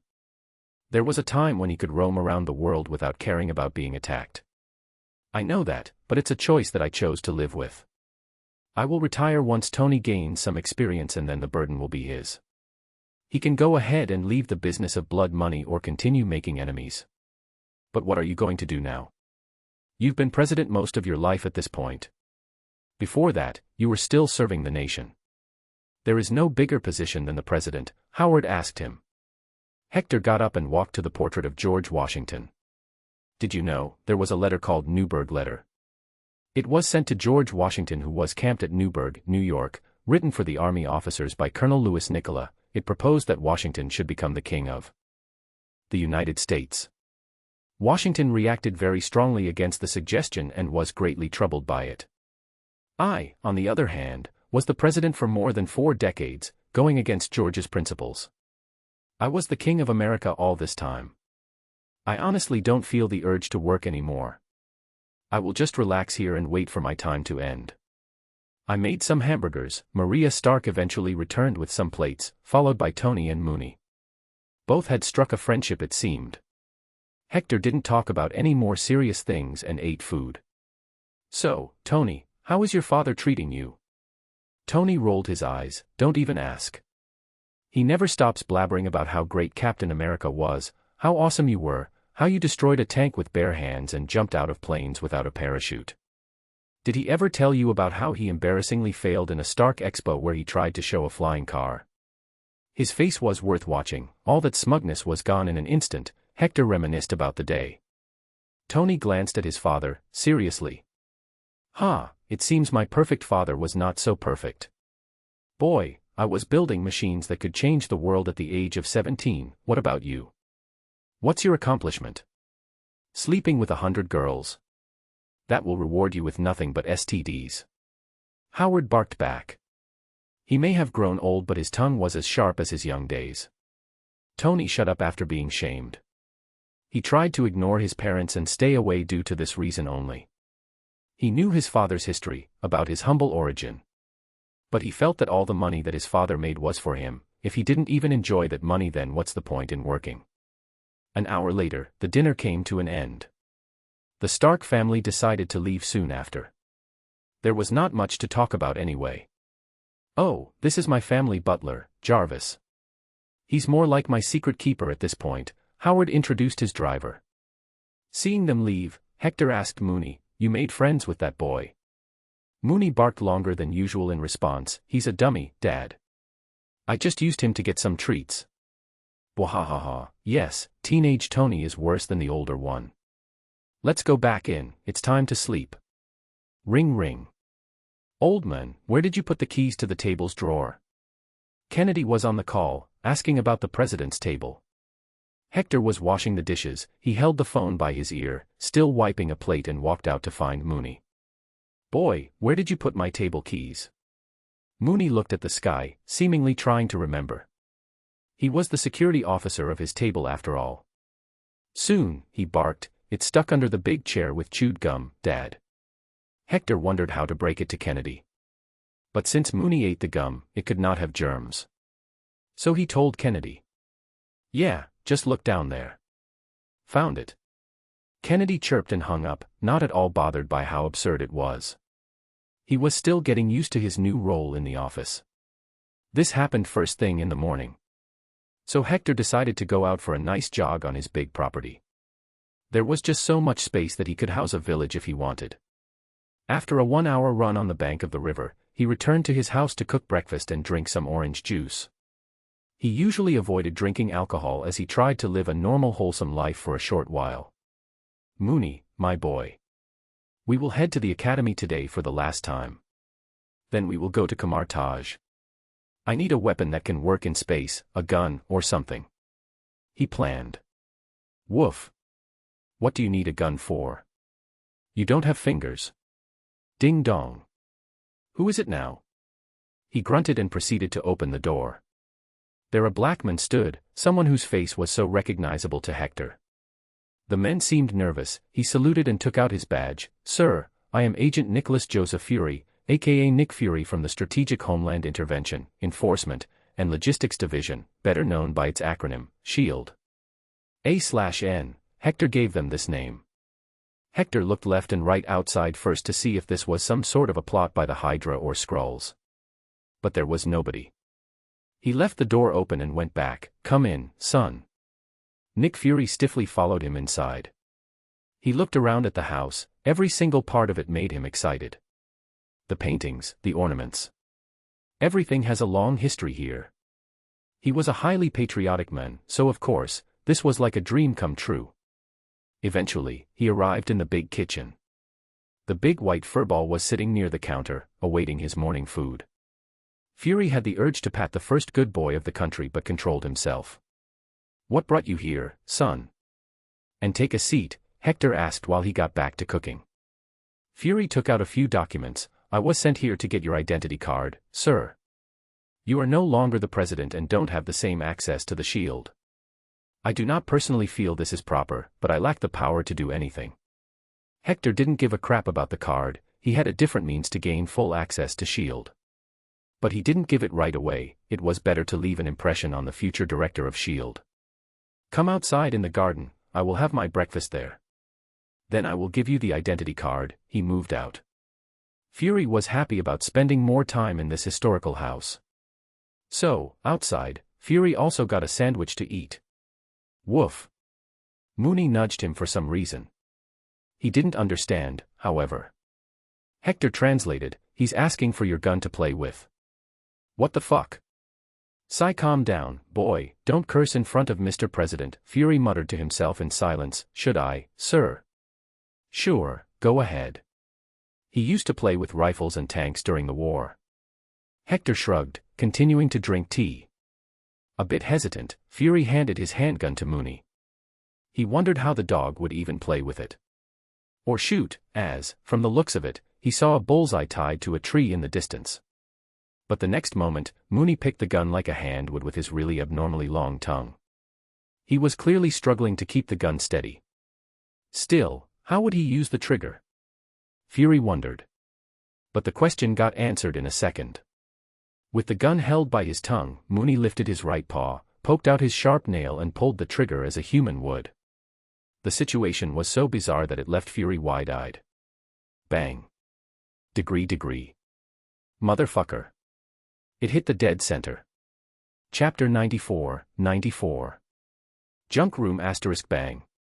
Bang. Bang, * Mooney went on a hit streak. Fury's jaw fell. This ain't no dog. He shoots better than my partner. Hector scoffed. Mooney is a World War II, Korean War and Vietnam War veteran. Of course, he's not normal. Anyway, tell me about yourself, son. What made you join the shield? He asked. Fury straightened his back, wanting to look as good as possible. I didn't, sir. I enlisted for the Vietnam War first, slowly got promoted and eventually was scouted by the shield. I am just a minor agent, for now, even that on a probation basis. Are you patriotic? Fury nodded his head strongly. I would die for my country. Hector sighed. I wish those in Congress could say the same. But they'd rather say, I will kill my country for money, or something like that. You're a good lad, take care of yourself. He proceeded to enter the house again and handed Fury his shield access card. Not only that, but he also gave him one of the many medals of honor he had earned. Keep this as a memo, let it always remind you of what you said, that you die for the country. Fury's hands shivered as he took it. I am honored, sir. Having no reason to remain, Fury took his leave. But as sitting in his car, he heard Hector say something, "You honestly look better with an eye patch." There was confusion written on Fury's face as he stepped on the accelerator and moved out of the property. He was going to frame the gift from the president and put it in his living room straight in front of his couch so he could look at it every single day. Hector soon locked his giant house, took out his motorbike from the garage, attached the sidecar and moved out, headed to the school for gifted children. On their way, they got a lot of stares as they were too recognizable. But nobody dared to follow him or create trouble despite having no special security. Hector had forced Congress to make a special change to the law that allowed him to not have mandatory Secret Service cover after leaving office. Haha, are you enjoying your fight with the air? He chuckled, seeing Mooney trying to eat air. This was one of the reasons why he preferred bikes, because Mooney loved them. Whoa. We should have used my portal, Dad. You don't like this motorbike ride? Mooney shook his head cutely and barked, I love it. Haha, what a drama queen. He laughed and drove. All the way from Virginia to New York State. He covered it in one single stretch. The classes in the school were in session. Jean was not there, however. She went to MIT to complete her medical degree. She wanted to be a doctor for some reason. Hector reckoned it must have something to do with her boyfriend. Still, he met Charles and his adopted son, Eric. Boys, I'm going to space next year. How? Eric questioned. Can't tell you that, it's something that will happen in the future. If I tell you, it might not happen. Anyway, I just want to inform you that when I go missing, I'm just out in space, so don't freak out, he elaborated. I hope you find a woman in space, Father. I believe that Mooney and I deserve a mother now, and Jean a grandma. Eric jokingly said. Hector sighed, boy, if someone is in my fate, she will appear. They knew this was coming, they were told about this long ago. There was not much to talk about him going, but they cared about whom he took with him. Will you take Jean along? Charles inquired. He shrugged, it is up to her, son. I can only make an offer. Grandpa. Jean barged into the room excitedly and gave a hug to both Hector and Mooney. He got to the point right away. Dear, remember I told you about space once. I am leaving next year, do you want to come with me? It took her by surprise. She noticed Charles and Eric's faces. She honestly wanted to, but soon a realization hit that it would be very selfish of herself. There were so many people who depended on her. No, Grandpa, I will pass this time. I got my college, I need to help an X-Men work, and also, I don't want to leave Scott behind. She responded firmly. Sigh, I knew you were going to make this choice, but it was worth a shot. Don't worry, once I return, I will have the technology to easily let you go to space. Heck, if you find a decent man and marry him, I will send you to space for honeymoon. Hector got up to leave as he painted the picture on Jean's head. I will be looking forward to it then. Woof woof. Mooney suddenly barked. Hector and Jean looked at him intently. Are you sure? He asked. Mooney nodded. Seeing this, Jean explained it to Charles. Professor, Mooney said he might have found a cure for your baldness. Immediately, Charles's face lit up. Is he serious? Jean nodded. Yes, very serious. Charles stared at Mooney's confident eyes for a few seconds before agreeing. All right, let's see what you can do. Charles took a seat. Mooney giddily moved behind the chair and stood there straight for a minute, staring down at the shiny smooth bald head. Slurp. Boy did it, a fat slurpy nasty lick on Charles's head, with saliva so thick it slowly slid down on the curves in droplets. Charles's face contorted, he was thinking it would be something related to magic. Everyone was left speechless. Eric snorted, unable to hold laughter. Ha ha ha. Charles, you know what you look like, it's as if someone did the deed on your bald head. Mooney looked sad, however. Woofoo. What does the dog say now? Charles asked, a bit terrified at this stage. He said he will need to let the saliva in your body, putting it on the skin doesn't work. Professor, please drink the saliva. Jean explained. Charles looked up, Mooney's head was visible. No matter how cute the boy was, this was just nasty. He got up. On another note, I have decided to proudly embrace my baldness. Woof. Your loss, Mooney barked and went back to Hector. All right then, enjoy your baldness. See you later, I need to go somewhere else now. Hector waved at them. The good boy made a magic circle straight to Camartage. Camartage. Not many students come to Camartage, the school does what it can with what they have. But now with Hector's help, some burden had been lifted off of Ancient One's chest. She felt rejuvenated, albeit knowing she was a mortal once again. But her mind felt very much fresh, she was now able to entertain ideas that she originally would have not, all because she knew the future. She was obsessed about it once, now she understood why that was bad. Master, Mr. Washington, and Master Mooney are here, one of Ancient One's students notified her. Oh, I will be out in a second, entertain the guests until then please, she ordered. However, the first thing she found herself doing was fixing her clothes. This was something she never cared for in the past. What brought them here this time? She entered the guest chambers and greeted Hector with a slight bow.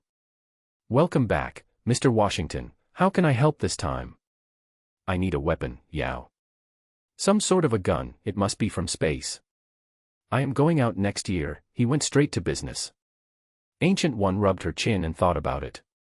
Of course, she was aware of the vastness of the universe and knew they were not all alone.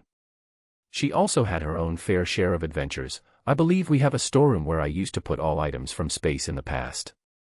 You should be able to find something there. Great, lead me to it then, he was delighted and walked to her. Ancient One turned around, but Mooney was there. I will test you when I get back, I hope you have not forgotten anything, or you can forget retaining that master rank. Mooney's ears fell in an instant. He knew he was in a mess as he didn't use all teachings he was taught. He looked at the student of Ancient One left behind. The student was young and seemed to understand Mooney's intent. I am Carl Mordo, Master Mooney. I would be honored to practice with you. Mooney howled in relief. Ancient One led him into the basement of Camartage. There were various rooms, but she took him to one with the door tagged junk. It's all in there. Hector pushed the door open and looked. There was a pile of things, most of it was like garbage, but there was enough tech to show it wasn't garbage. Eventually, he picked up a single long thing, hoping for it to be a gun. What is this, a 50-inch lightsaber handle? He wondered and pressed the button. Asterisk ZZZZZZZZZZZZZZZZZZZ. Ancient One had confusion on her face. Weird, I don't remember ever bringing it here. Hector was not calm though, this is madness. Which woman in the universe owned a 50-inch long vibrating dildo? What is a dildo, Mr. Washington? Ancient One asked him, her face as curious as a child who saw a toy for the first time. At that very moment, Hector realized that he held the power over the universe. He had to make a choice that could very well create or destroy everything. Should I corrupt Yao or not? She blinked her eyes innocently and wondered what it could even be used for. The more Hector saw her, the more he felt bad. Does she even feel the feminine urges anymore?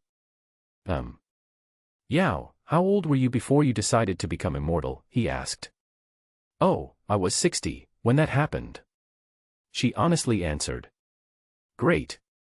She had most likely hit menopause. Hector cheered inside and decided to spare her. It's nothing but junk, Yao. This was probably some weapon and ended up being damaged from the passage of time. Let me find a gun now. He started to dig into the piles of metal junk. Just one simple energy blaster would have made him happy at this time. However, as he was busy, Yao's voice called him. What are these used for? Why is this here? He turned around to look. His brows furrowed and a bead of sweat slid down his temples. What the? Why is she holding electrocuting handcuffs and a whip? Yao, are you sure this is the right room? She nodded confidently, of course. But this used to belong to my master before her demise. I presume many of the items here belong to her, as she was very interested in space. Knowing this, all Hector could think of was one simple question. Gods, your master was such a degenerate, how did you turn out to be so innocent? Look, Mr. Washington, I found something else, something made of leather. Wait, is this a catsuit? He shook his head and breathed out. Sigh, it seems the word junk on the door was not meant as a joke but a warning. See Bald Young Xavier on Discord https://discord.gg/dghkrn or see them on Instagram, https://www.instagram.com/Mr_Immortal_novel. Please stone on me. Degree, Chapter 95. Uno Reverse. Hector decided to help Ancient One in separating all the kinky things from the real space technology. But in some cases, the kinky technology was from space and it was so weird he had no idea if it was for a kink or to fight. Where does this go? Ancient One asked, picking up another thing. Hector looked. It's long, got no trigger and has a possibility of being used as a dildo. It goes into kink. She put it in a big box. I never knew my master had such a colorful personality. He chuckled. Yow, that's what people used to do in the old days. Most people would keep their kinks hidden from the world. Not like now, where people for some reason feel pride in their kinks. There are people who like to be peed on, farted on the face, spanked, choked, and so much more degenerate stuff. Ancient One's eyes were wide in shock. I never knew, even after living so long. It seems the real threat to humanity is from within, not from another dimension. Preach, girl, preach. That's why I kept the office of the president for so long. Hector said, still looking for a damn space gun. Mr. Washington, it seems I found what you were looking for. Ancient One voiced again. Hector expected to see something lewd once again, but it turned out to be something like a pistol. But it was too small to be a real weapon. It does look like a space gun, bring it to me, let me see. But it's too small to be anything powerful. He muttered and checked the gun out. There was no place to insert bullets or a battery. Let's try and fire it. He aimed it at the wall and pulled the trigger. Clank. Absolutely nothing happened. He grunted in defeat. I feel that your master didn't bring anything powerful and you don't remember ever bringing a gun. But you still have a lasso that tickles. Ancient One tried to cheer him up. His face didn't look better. Honestly, I feel that's also something related to kink. But I will take it. Sometimes tickle is the best weapon to make people speak. Let's see how it works on aliens. Why do you insist on not taking help? I can bring you to any place in the space, Xander, Hala, or just name it. I've been everywhere, she said, offering him a ride through the portal. But Hector denied it. He didn't come to this universe with a mission. It wasn't his aim to get things done the quickest at all times. He wanted to experience things he had never done, and flying into space was one of them. I'll pass, I already got a ride planned for it. Ride. I didn't know there was a traveling service to space. He didn't answer. If I told you, it wouldn't happen. Always an enigma, keeping secrets. She sighed, honestly missing the ability to use the time stone again and see the future. Sadly, there was nothing she could see about Hector. Secrets are what make people interesting, yow. What's the fun in living when you know everything, every outcome of a situation? Have you ever been in love, yow? I have. It was not fun when she rejected me, but the moment before she did, I had such high hope she would accept. My heart was beating so fast that it felt it'd explode. I shared so many great moments with her. But if I knew the moment I met her that she would reject me after 5 years, I would not have gone through all those loving memories. Hector spoke to her, his eyes looking dreamy as if he was remembering his first kiss, his first girlfriend. It was truly beautiful. Why did she reject you? The Ancient One asked. I joined the army. She thought I wouldn't survive. I did survive, just without legs. He replied and walked out of the storage room. His last words didn't make sense. Lost the legs. You still have the, multiverse. The realization hit her that he just looked like a normal man, his background and existence were an anomaly. She followed him and came to the courtyard. It was time to put Mooney to the test. Are you ready for the test? Woof. Mooney barked back, but he was sounding nervous and his legs were shaking. Hector held his laughter, sitting on the side and drinking some tea. Haha, good luck, son. Mooney helplessly faced him with puppy eyes and barked, Dad, help me. I don't know this sorcery, boy. This is your cup of tea and you must drink it. He showed his own teacup. Ancient One asked for the first spell. How do you create a rope with sorcery? Mooney thought about it for a few seconds, then he started to wave one paw in the air to create the spell. Round and he whipped. Whoosh! Mooney proudly looked at the Ancient One. Woof. She knew what he was saying. Good, you have not forgotten about your studies then. Okay, how do you create a step in the air for you to step on? Mooney seemed lost at this one. After all, he was strong enough to jump tens of feet into the air. He never needed to use this one. Still, he tried to do it again and again. But, every time he lost, and slowly, he started getting nervous. Whoosh. However, all of a sudden he started to hover in the air. He quickly looked at Hector and howled, "Dad." How could Hector see his boy be tormented like that? Cut him some slack, Yao. Even the best of the masters can't know all the spells. Look at him, don't you feel sorry? He doesn't even need the spell as he can jump pretty high. She nodded, fine. Master Mooney, you shall retain your rank. No such test existed anyway. I was messing with you. Degree. Mooney's jaw was left hanging. He was bamboozled, it was his job, how could he be the victim? Bwahahaha. Mooney, my boy. Come here, hide your head, Hector called him. Mooney did, he jumped and hid his face in his arms in embarrassment. It was too cute, even that stern-looking student of Ancient One was making an awing face. All right, it's time I leave. Yao, if you even need my help, just find me. Take care and keep kicking asses. He picked Mooney and passed through the portal. 1988 saw the first election that John F. Kennedy ran for on his own. Hector didn't appear anywhere. But he still won with an overwhelming majority. The world asked where Hector was, but at this point, nobody knew. He was not at Mount Vernon either. A lot of men from the Secret Service and other politicians came to look for him, but he was not there. 1988, City Cancer Hospital, St. Charles, Missouri. No. MOM. Don't leave me. NOOO. Let me go.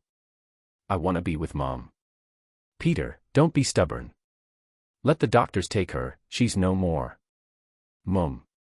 But the boy was left alone in the empty hallway of the hospital. All alone, as he has always been. The only solace was his mother and the mixtape she made for him. As tears fell down his eyes, he wanted someone to hear his cries. But there was nobody, so he ran out of the hospital to the big lawn, so he could scream at the sky, at God if there was one. Boom. Whoosh.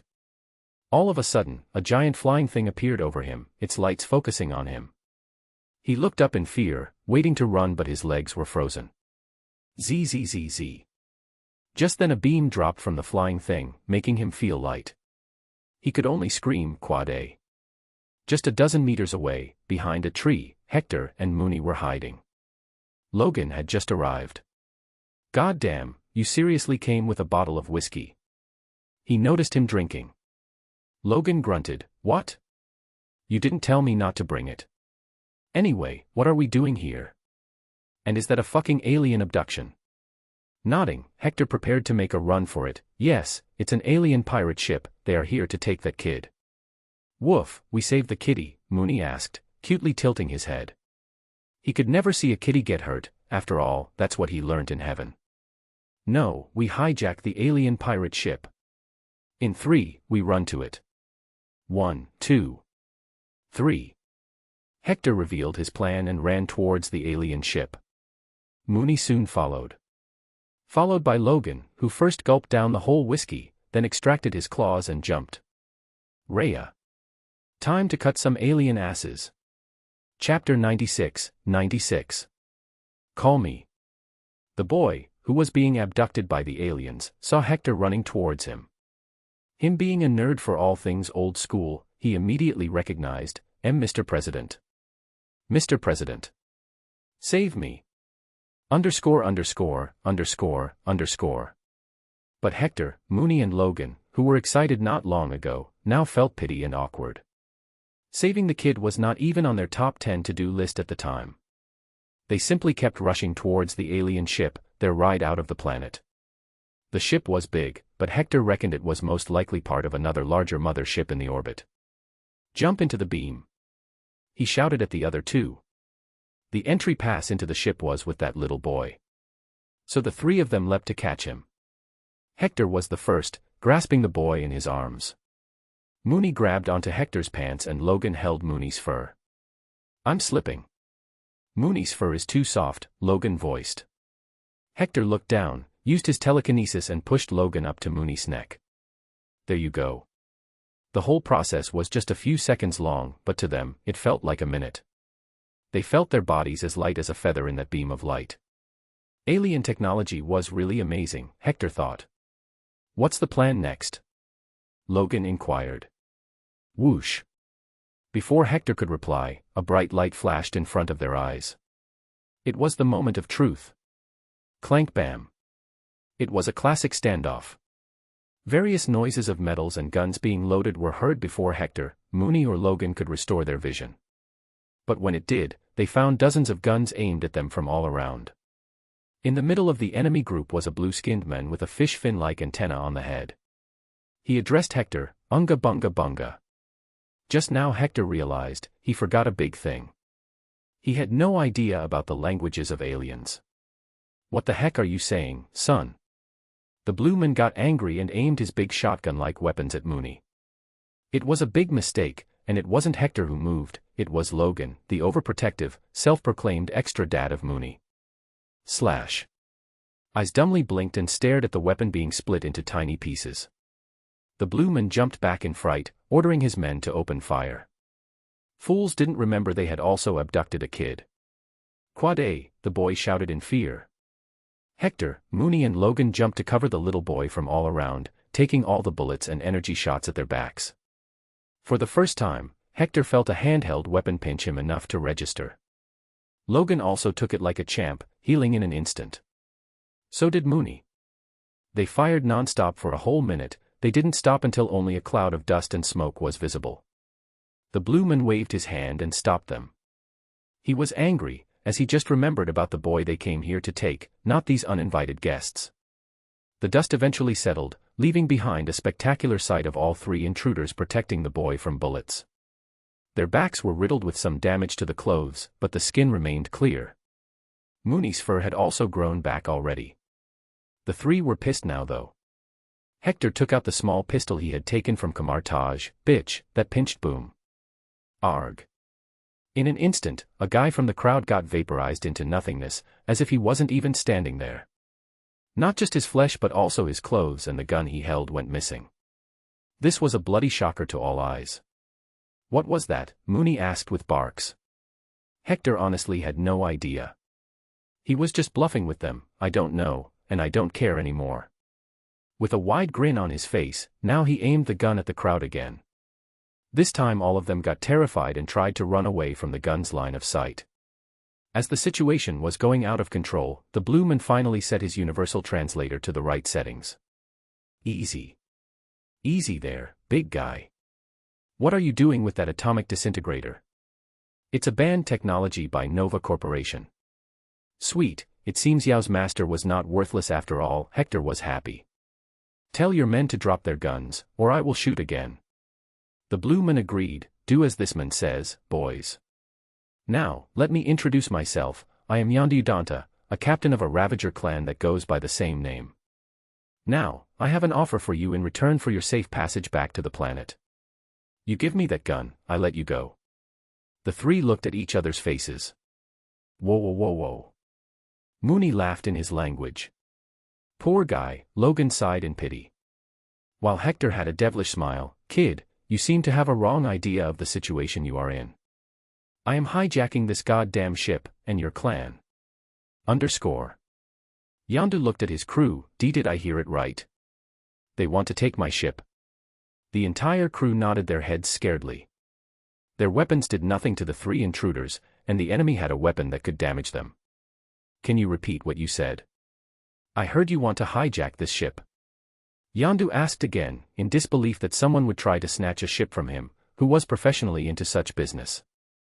Once again, Hector announced, but with his introduction, I am Hector King Washington, I am taking over this ship. Submit or die. Besides, you all numbskulls, according to the Ravager Code, you are forbidden to commit crimes such as kidnapping and or trafficking children. He showed the little boy, scaredly standing and holding his index finger. This looks like child trafficking to me. Noises erupted among the crew members. A particular one was too vocal. I knew we couldn't trust Yondu. I told you all he'd doom us all. We will be exiled from Ravagers now.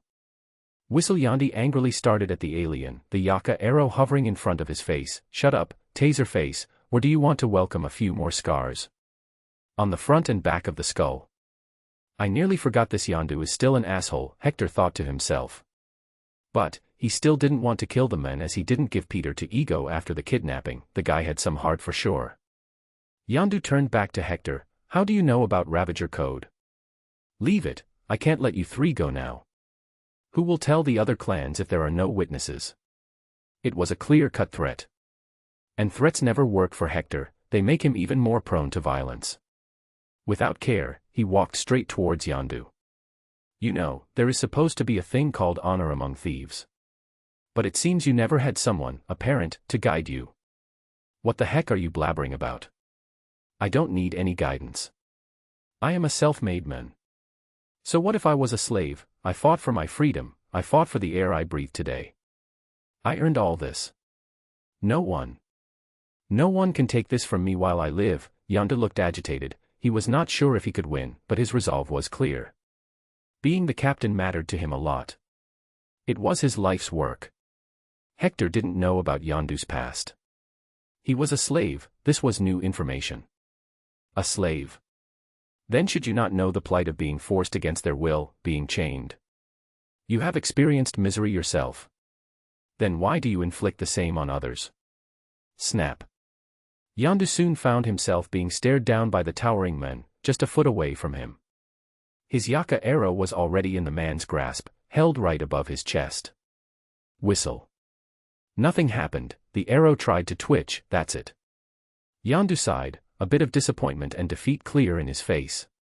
He knew he was no match. So he deactivated the arrow. You won. I hope you go by pirate rules, take whatever you want, but leave my crew. As long as they are alive, I can always get back up. Pat Hector, all of a sudden, patted Yondu's shoulder, having no intention of leaving the ship anymore. Haha, good boy, you know your limits. So, from now on, you will be my captain. Meanwhile, I will be your leader and you may call me, Mr. President. Chapter 97, 97. Mr. President, Mr. President. President of what?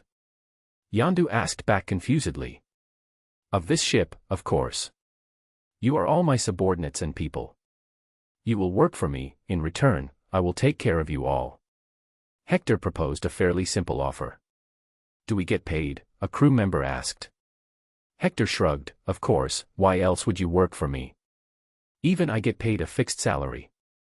All the extra money we make will be used to expand our operations and bring freedom and justice to those who need it.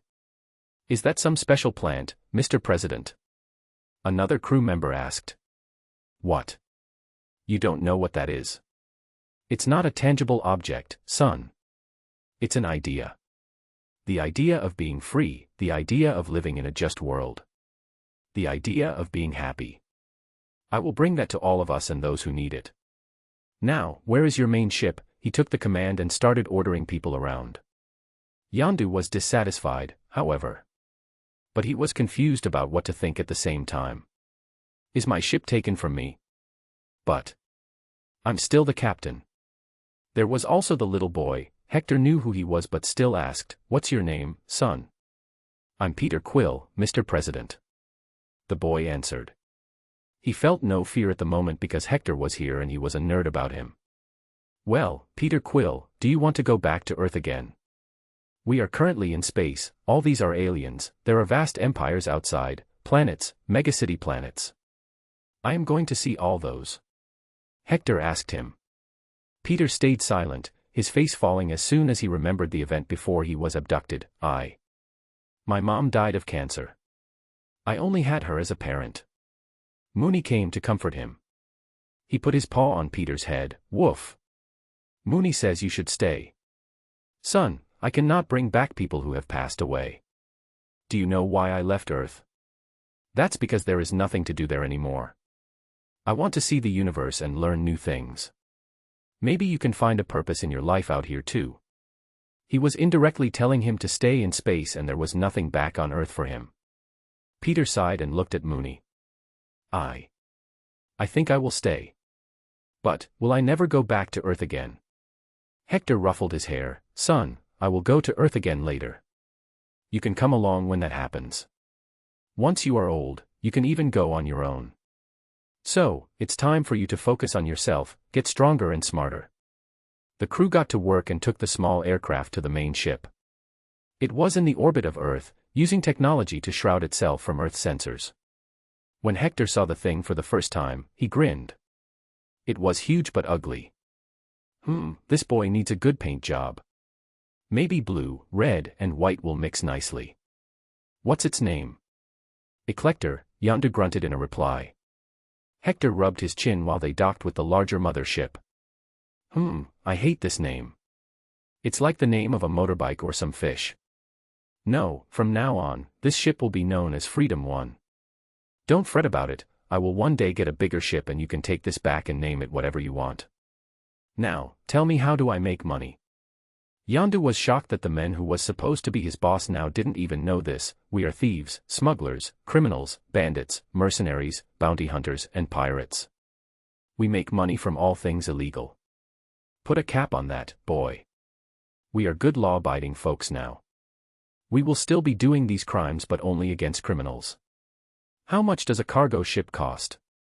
I am going to open a cargo transportation company for the universe. Hector asked. He needed money to get influence in the space, not everything could be solved with his fist. Plus, gold and the dollar didn't matter in space. If it was vibranium, however, then it would have been different. How will we make money then? Kraglin Obfontery, the first mate of the ship, asked.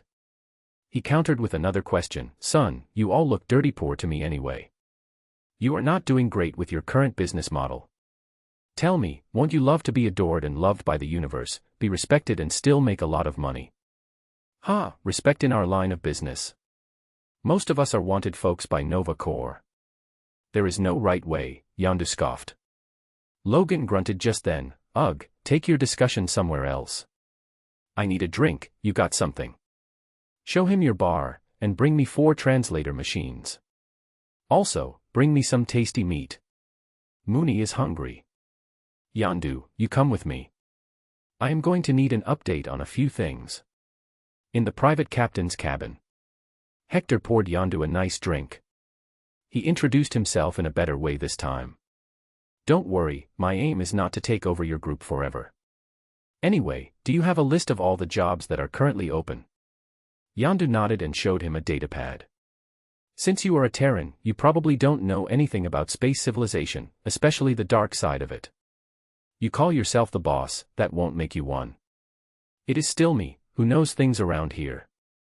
Hector felt a bit of uneasiness in Yondu's voice. That's why you're the captain. I am the boss, I take care of the decision and money-making, you run the clan meanwhile. Alright, what am I looking at? What are the 4 tabs? This is the Ravagers interface system. It's the backbone of the Ravagers. All the jobs listed here are open for any clan to take. We can also take jobs from outside, but we must negotiate it on our own and any liabilities will be handled by the clan. Meanwhile, if anything goes wrong in the jobs listed here, such as the employer giving wrong information and denying payment, that the whole Ravagers syndicate will press on the employer, even kill him if he doesn't budge. Yondu explained the system. Hector nodded while fiddling with the datapad.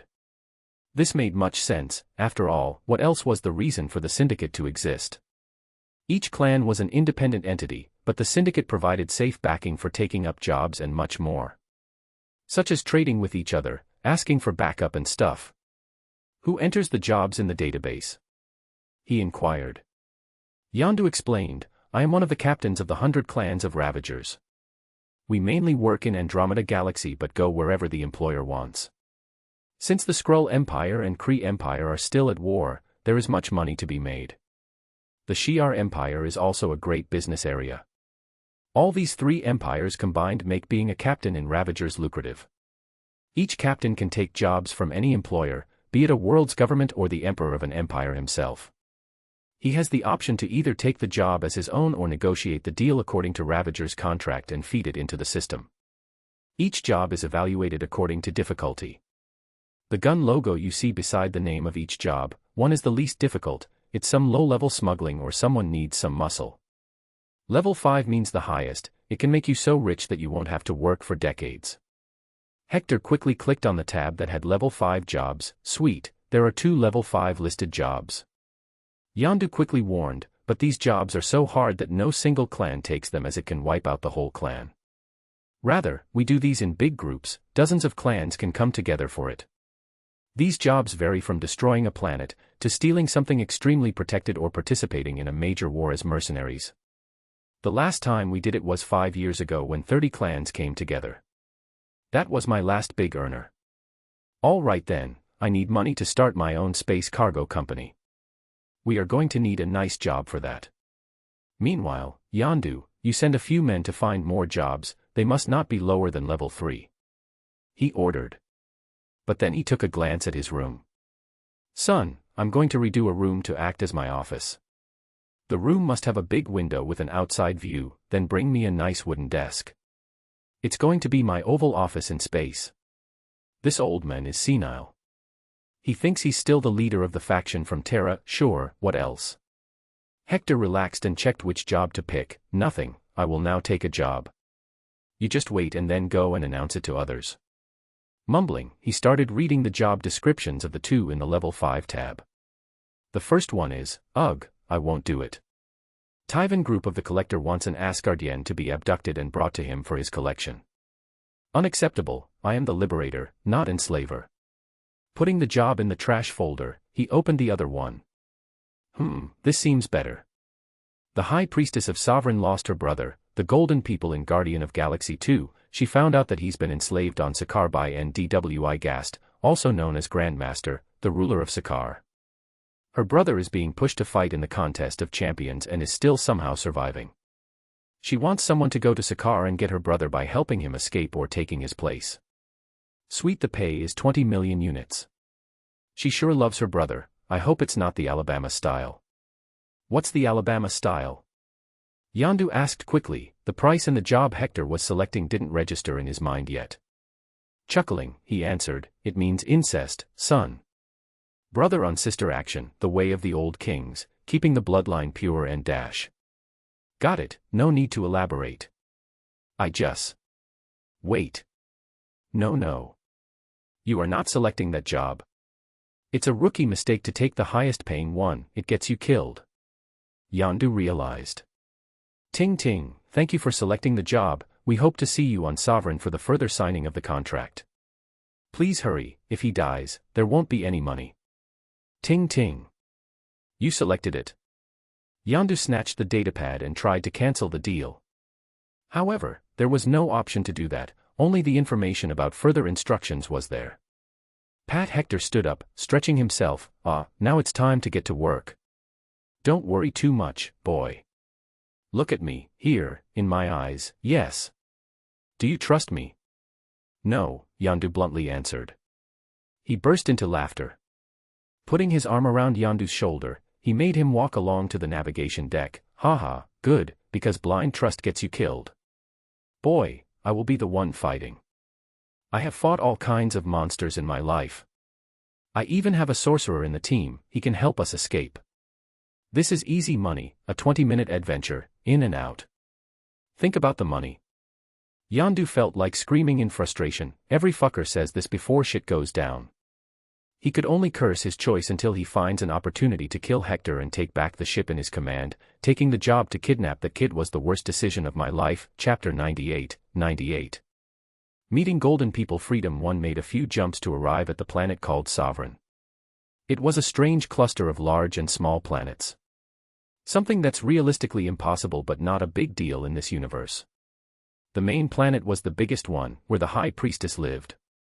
Hector looked at the datapad and searched for a general introduction to this race. The Ravagers were pretty organized, it seemed. The Sovereign were a highly advanced, genetically engineered galactic race. As a species, the Sovereign had evolved beyond the need for sexual reproduction and now controlled the DNA of the progeny through birthing pods. This means that each member of the Sovereign is specially designed to the optimal physical and mental level as designed by the community. The Ravagers' interface also revealed what kind of government and people they were. Synarchy or theocracy was their choice of government. Their cultural traits included conceitedness, arrogance, haughtiness, hubris, easily offended, vengeful. So they are a race of fools who became too smart. Their civilization lacks any sort of love, it seems, since procreation is not seen as necessary. No wonder they have such cultural traits, he muttered to himself. Mooney, what do you say, should we do this job? He asked the good boy, sleeping with the head resting on the lap. Mooney had a big yawn before he lightly woofed. Sure, Dad. You are invisible. And I am getting bored. Haha, you mean invincible. Okay, you want a bone. Go and get it then, he ordered. He knew that Mooney also knew where his treats were stored, good boy just knew he should not touch them. Wagging his tail, Mooney shot away like a bullet. Just then, the first mate of the ship, Kraglin Obfontery, came to inform him, Mr. President, we have the clearance to land. But they have denied any of us from exiting the ship other than the commander. Oh, that's me. Fine, tell them I agree to this condition. Say that the commander and his 3 sub-commanders will be coming. He ordered and got back to reading about the planet. Meanwhile, on the ship, Yondu was looking around at the 4 new inhabitants of what was his precious ship. Which one of them is the sorcerer? Yondu, being a knowledgeable alien, understood how powerful sorcerers can be, so he was interested in finding that person out and suggesting a better deal for them to instead work for him. But he was left scratching his bald head as he could not find the sorcerer. Is it this man? He wondered, seeing Logan from afar, drinking alcohol like it was water. Clank just then, Logan extended his claws and opened the bottles. What the hell is he, Yondu wondered. But he felt that this man can't be a sorcerer. To become a sorcerer, one needs discipline and focus, this man seemed to lack both. So, that left the boy, Peter Quill, he knew this wasn't it. Does that mean, that giant beast is the sorcerer? He wondered about Mooney, watching him as the good boy rested on a mat near Hector's feet while nibbling on a bone. Can animals even be sorcerers, he wondered. But in the end, he could not find an answer. Only time would tell. The ship soon docked itself on a spaceport on the planet. Hector, Mooney, Logan and Yondu disembarked to go and meet the High Priestess Aisha. They were greeted by a golden-skinned woman, wearing some loose garbs. Welcome to Sovereign, High Priestess is waiting for you in the chambers. Sure, lead the way, Hector followed behind while looking left and right. The view was something out of a sci-fi movie, the planet was technologically advanced but somehow they kept the natural beauty intact. The great thing about being a space civilization was that you can throw your trash away in space and also bring more resources without destroying the planet. Something Earth greatly needed. They were brought inside a big futuristic-looking building. It was hard to determine if it was a palace or a skyscraper since its base was at least 50 stories high but multiple towers were protruding out of it, each going more than a mile in height. This is our administrative building of the administrative sovereign planet, home to the High Priestess Aisha and the Sovereign Council. The one leading them explained. Have you ever been here before? Hector asked Yondu. No, they don't even allow the likes of us to enter their star system. They don't send out many jobs either, at least not to Ravagers. If they are ready to hire us, that means they are desperate and nobody else is taking it. Yondu made his guesses. We should be ripping them off, Logan muttered, smoking his cigar. The man had truly let himself go with alcohol and smoking, but thankfully, he never passed out. We should, Yondu agreed. If they were going to take this job that might kill them, it's better if they can get some more money out of it. But this was unacceptable to Hector, absolutely not, we are here not just to do a job but to create connections. In the future, when I create my own space logistics company, they might become my customers. I need to show my goodwill and leave a good impression on their leader. This is how business works. I thought you were the leader of a faction in your nation, not a businessman, Yondu wondered vocally. Hector bellowed in laughter, Bwahaha. I ran a capitalist faction, boy, even the leaders need to be a businessman first before becoming a politician. Please stand here and wait for the call. The alien stopped them in front of a big door and entered alone. Woof. Mooney talked, Dad, will there be different meat to eat? I will have to look for their market and see what they sell. I wonder if they also sell cargo ships. Yondu interjected, if you want to buy any ship, go to Xander, it's a business hub, though they will be expensive. The cheaper markets are those junkyard planets and the black marketplaces, but the quality is questionable there. Great, let's go to Xander after finishing this mission. It's good if we can establish good relations with the Nova Empire. He muttered. This left Yondu's face as confused as Mooney's after seeing a vanishing trick. Just so you remember, we are supposed to be bandits. Good bandits, there's a big difference in that. They stopped talking when the giant door started to open dramatically. But, instead of being welcomed, a few men appeared with guns, followed by the same alien who led them here. High Priestess Aisha welcomes the Freedom Clan of the Ravagers. But I am afraid the animals can't be allowed inside. Logan didn't even wait, he just turned around and started leaving since he knew exactly what would happen. Dad, they called me an animal. Mooney made sad noises. Hector boomed, how dare you call my son that? He's not an animal, he's a good boy, my second commander.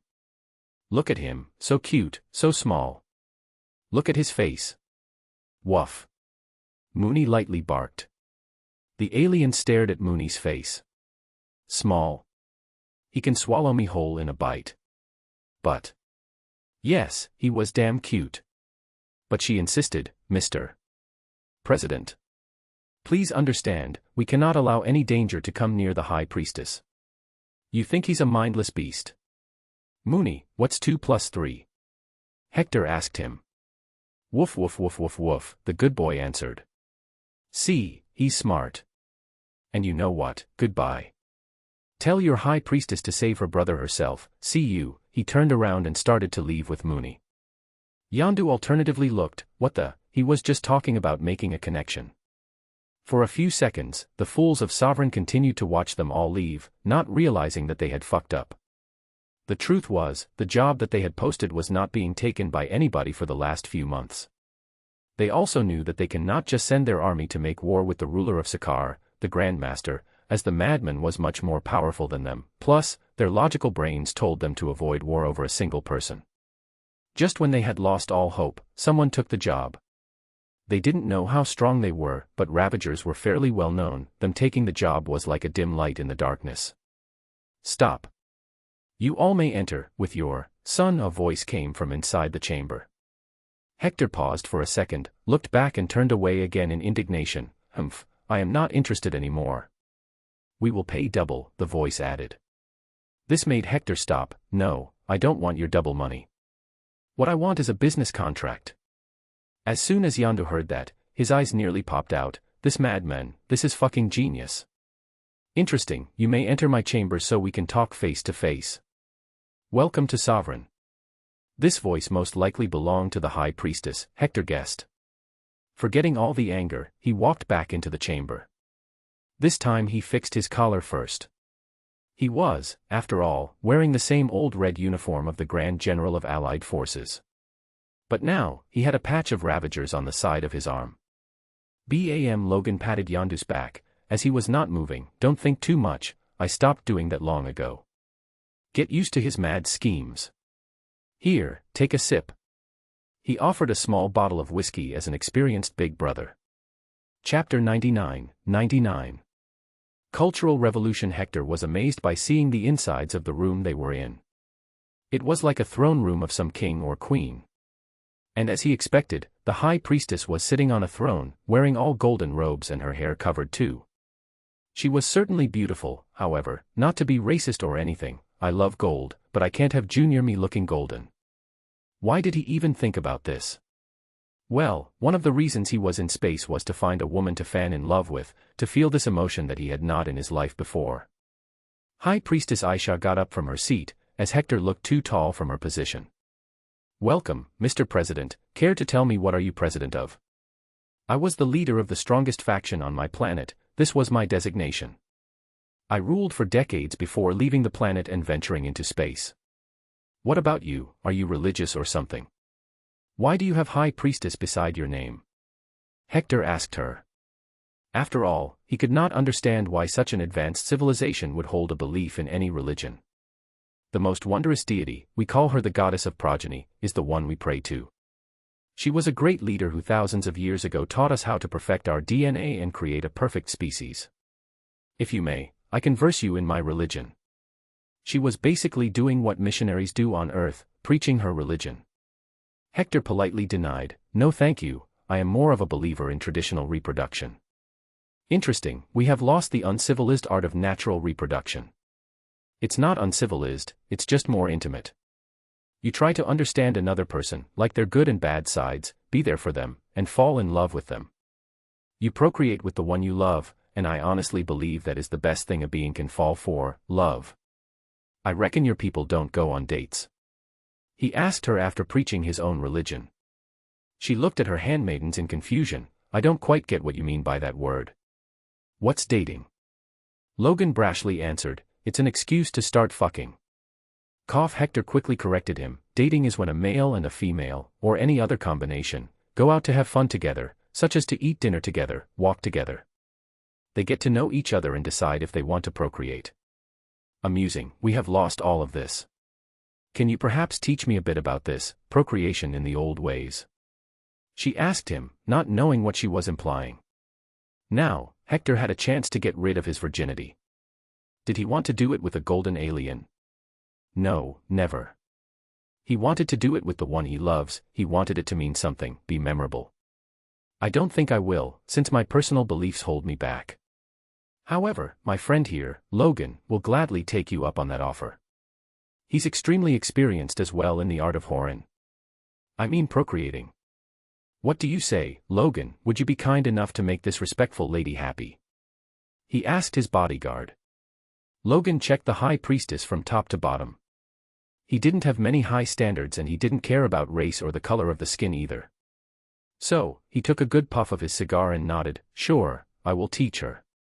Will your handmaidens also join? High Priestess Aisha looked at her 4 handmaidens. Would you like to learn about the ancient lost art of procreation? Yes, High Priestess. I would be honored.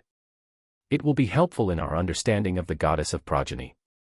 Yes, it said that goddess of progeny did it many times. High Priestess Aisha nodded at Logan. Then we will be under your care, human named Logan. We shall conduct this business after we have discussed what contract Mr. President wanted. Yondu's jaw fell. He lowly muttered to himself, Holy Centaurian, he's gonna have a sixsome with the ruler of Sovereign. Hector too had such thoughts, and he wondered how Logan would even manage. But the man looked very confident, even having quenched his cigar as if preparing for the action. Mad Lad truly got the goddess of progeny on his side today. Yes, let's discuss the deal. As it said in the job, I will bring back your bother from Sakar, alive. In return, you agreed to pay me 40 million credits. But, I don't want that, I want 20 million credits and then 20 million credits worth of logistics contracts. I am going to start a space logistics company.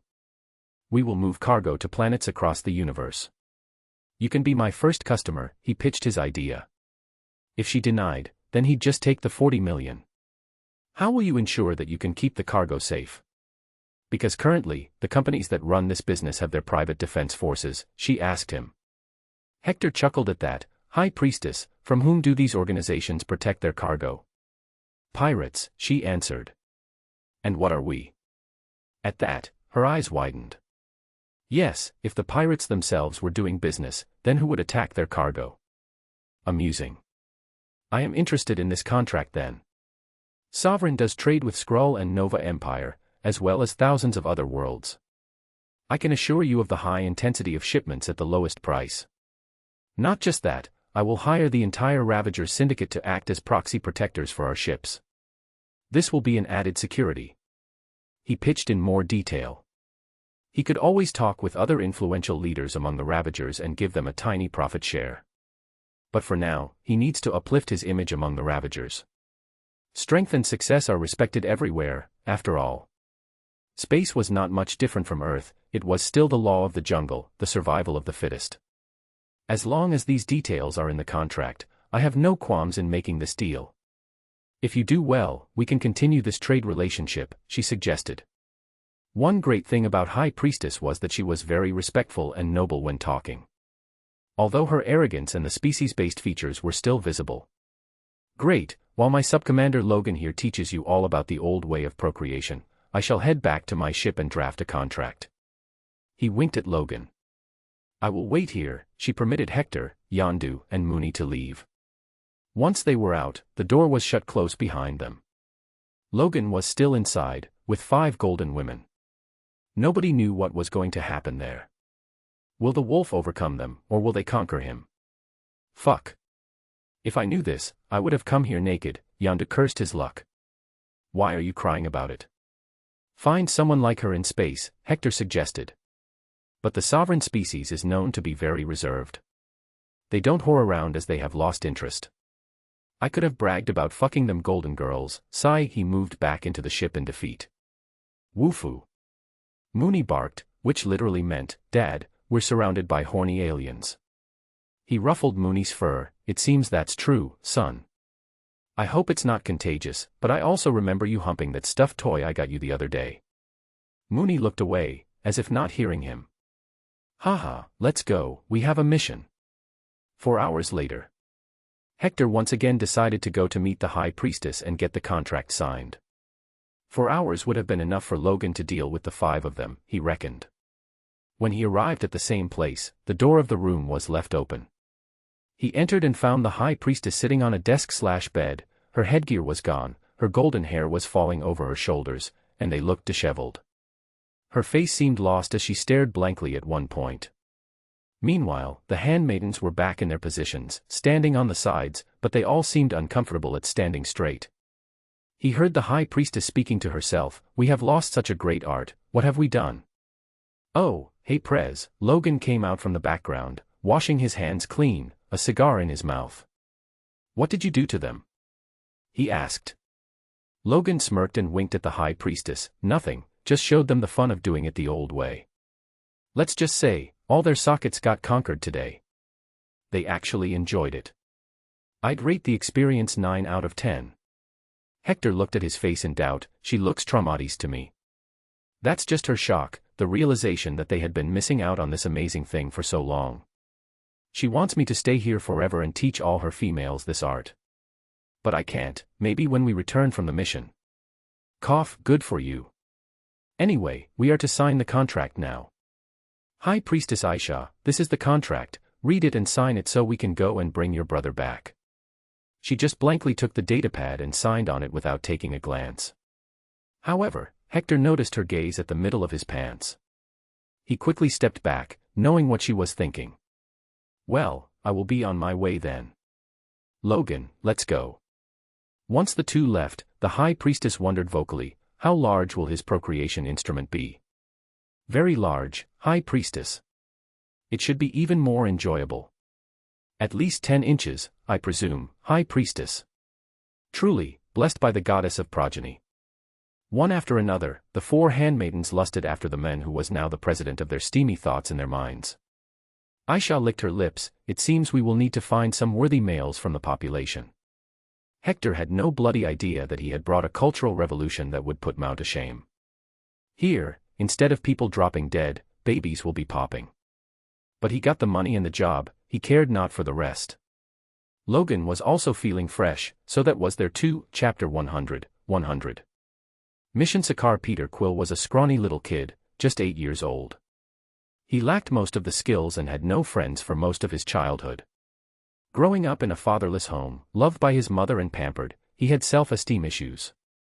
All he did was listen to old music that his mother used to enjoy. And truly, he was missing his mother now. Although he had decided to stay in space, that didn't change the fact that he missed his home. So, on many occasions, when sleeping, he would cry all alone. That was the only thing he could do. But then, Mooney, the giant husky/wolf, would come and sleep beside him. He would hug the warm fur and feel at home. This way, he became attached to Mooney, the one who supported him when he needed it. You are so amazing. You've been by President's side since before World War II. Little did he know, Hector had told Mooney to go to the boy and help him cope and get used to this new life. Okay, our mission leads to Sakar, an artificial trash planet created by the Grandmaster in the Teo star system, and is surrounded by numerous wormholes that deposit space waste. I don't know how strong the ruler of Sakar is, but since he's the ruler of a planet, he must have a strong military. The people he catches are enslaved and made to fight in the contest of champions. Logan and Mooney, you will be the distraction. I want you to enter the tournament and find the brother of High Priestess. This is the photograph. The moment you find him, Mooney will telepathically inform me.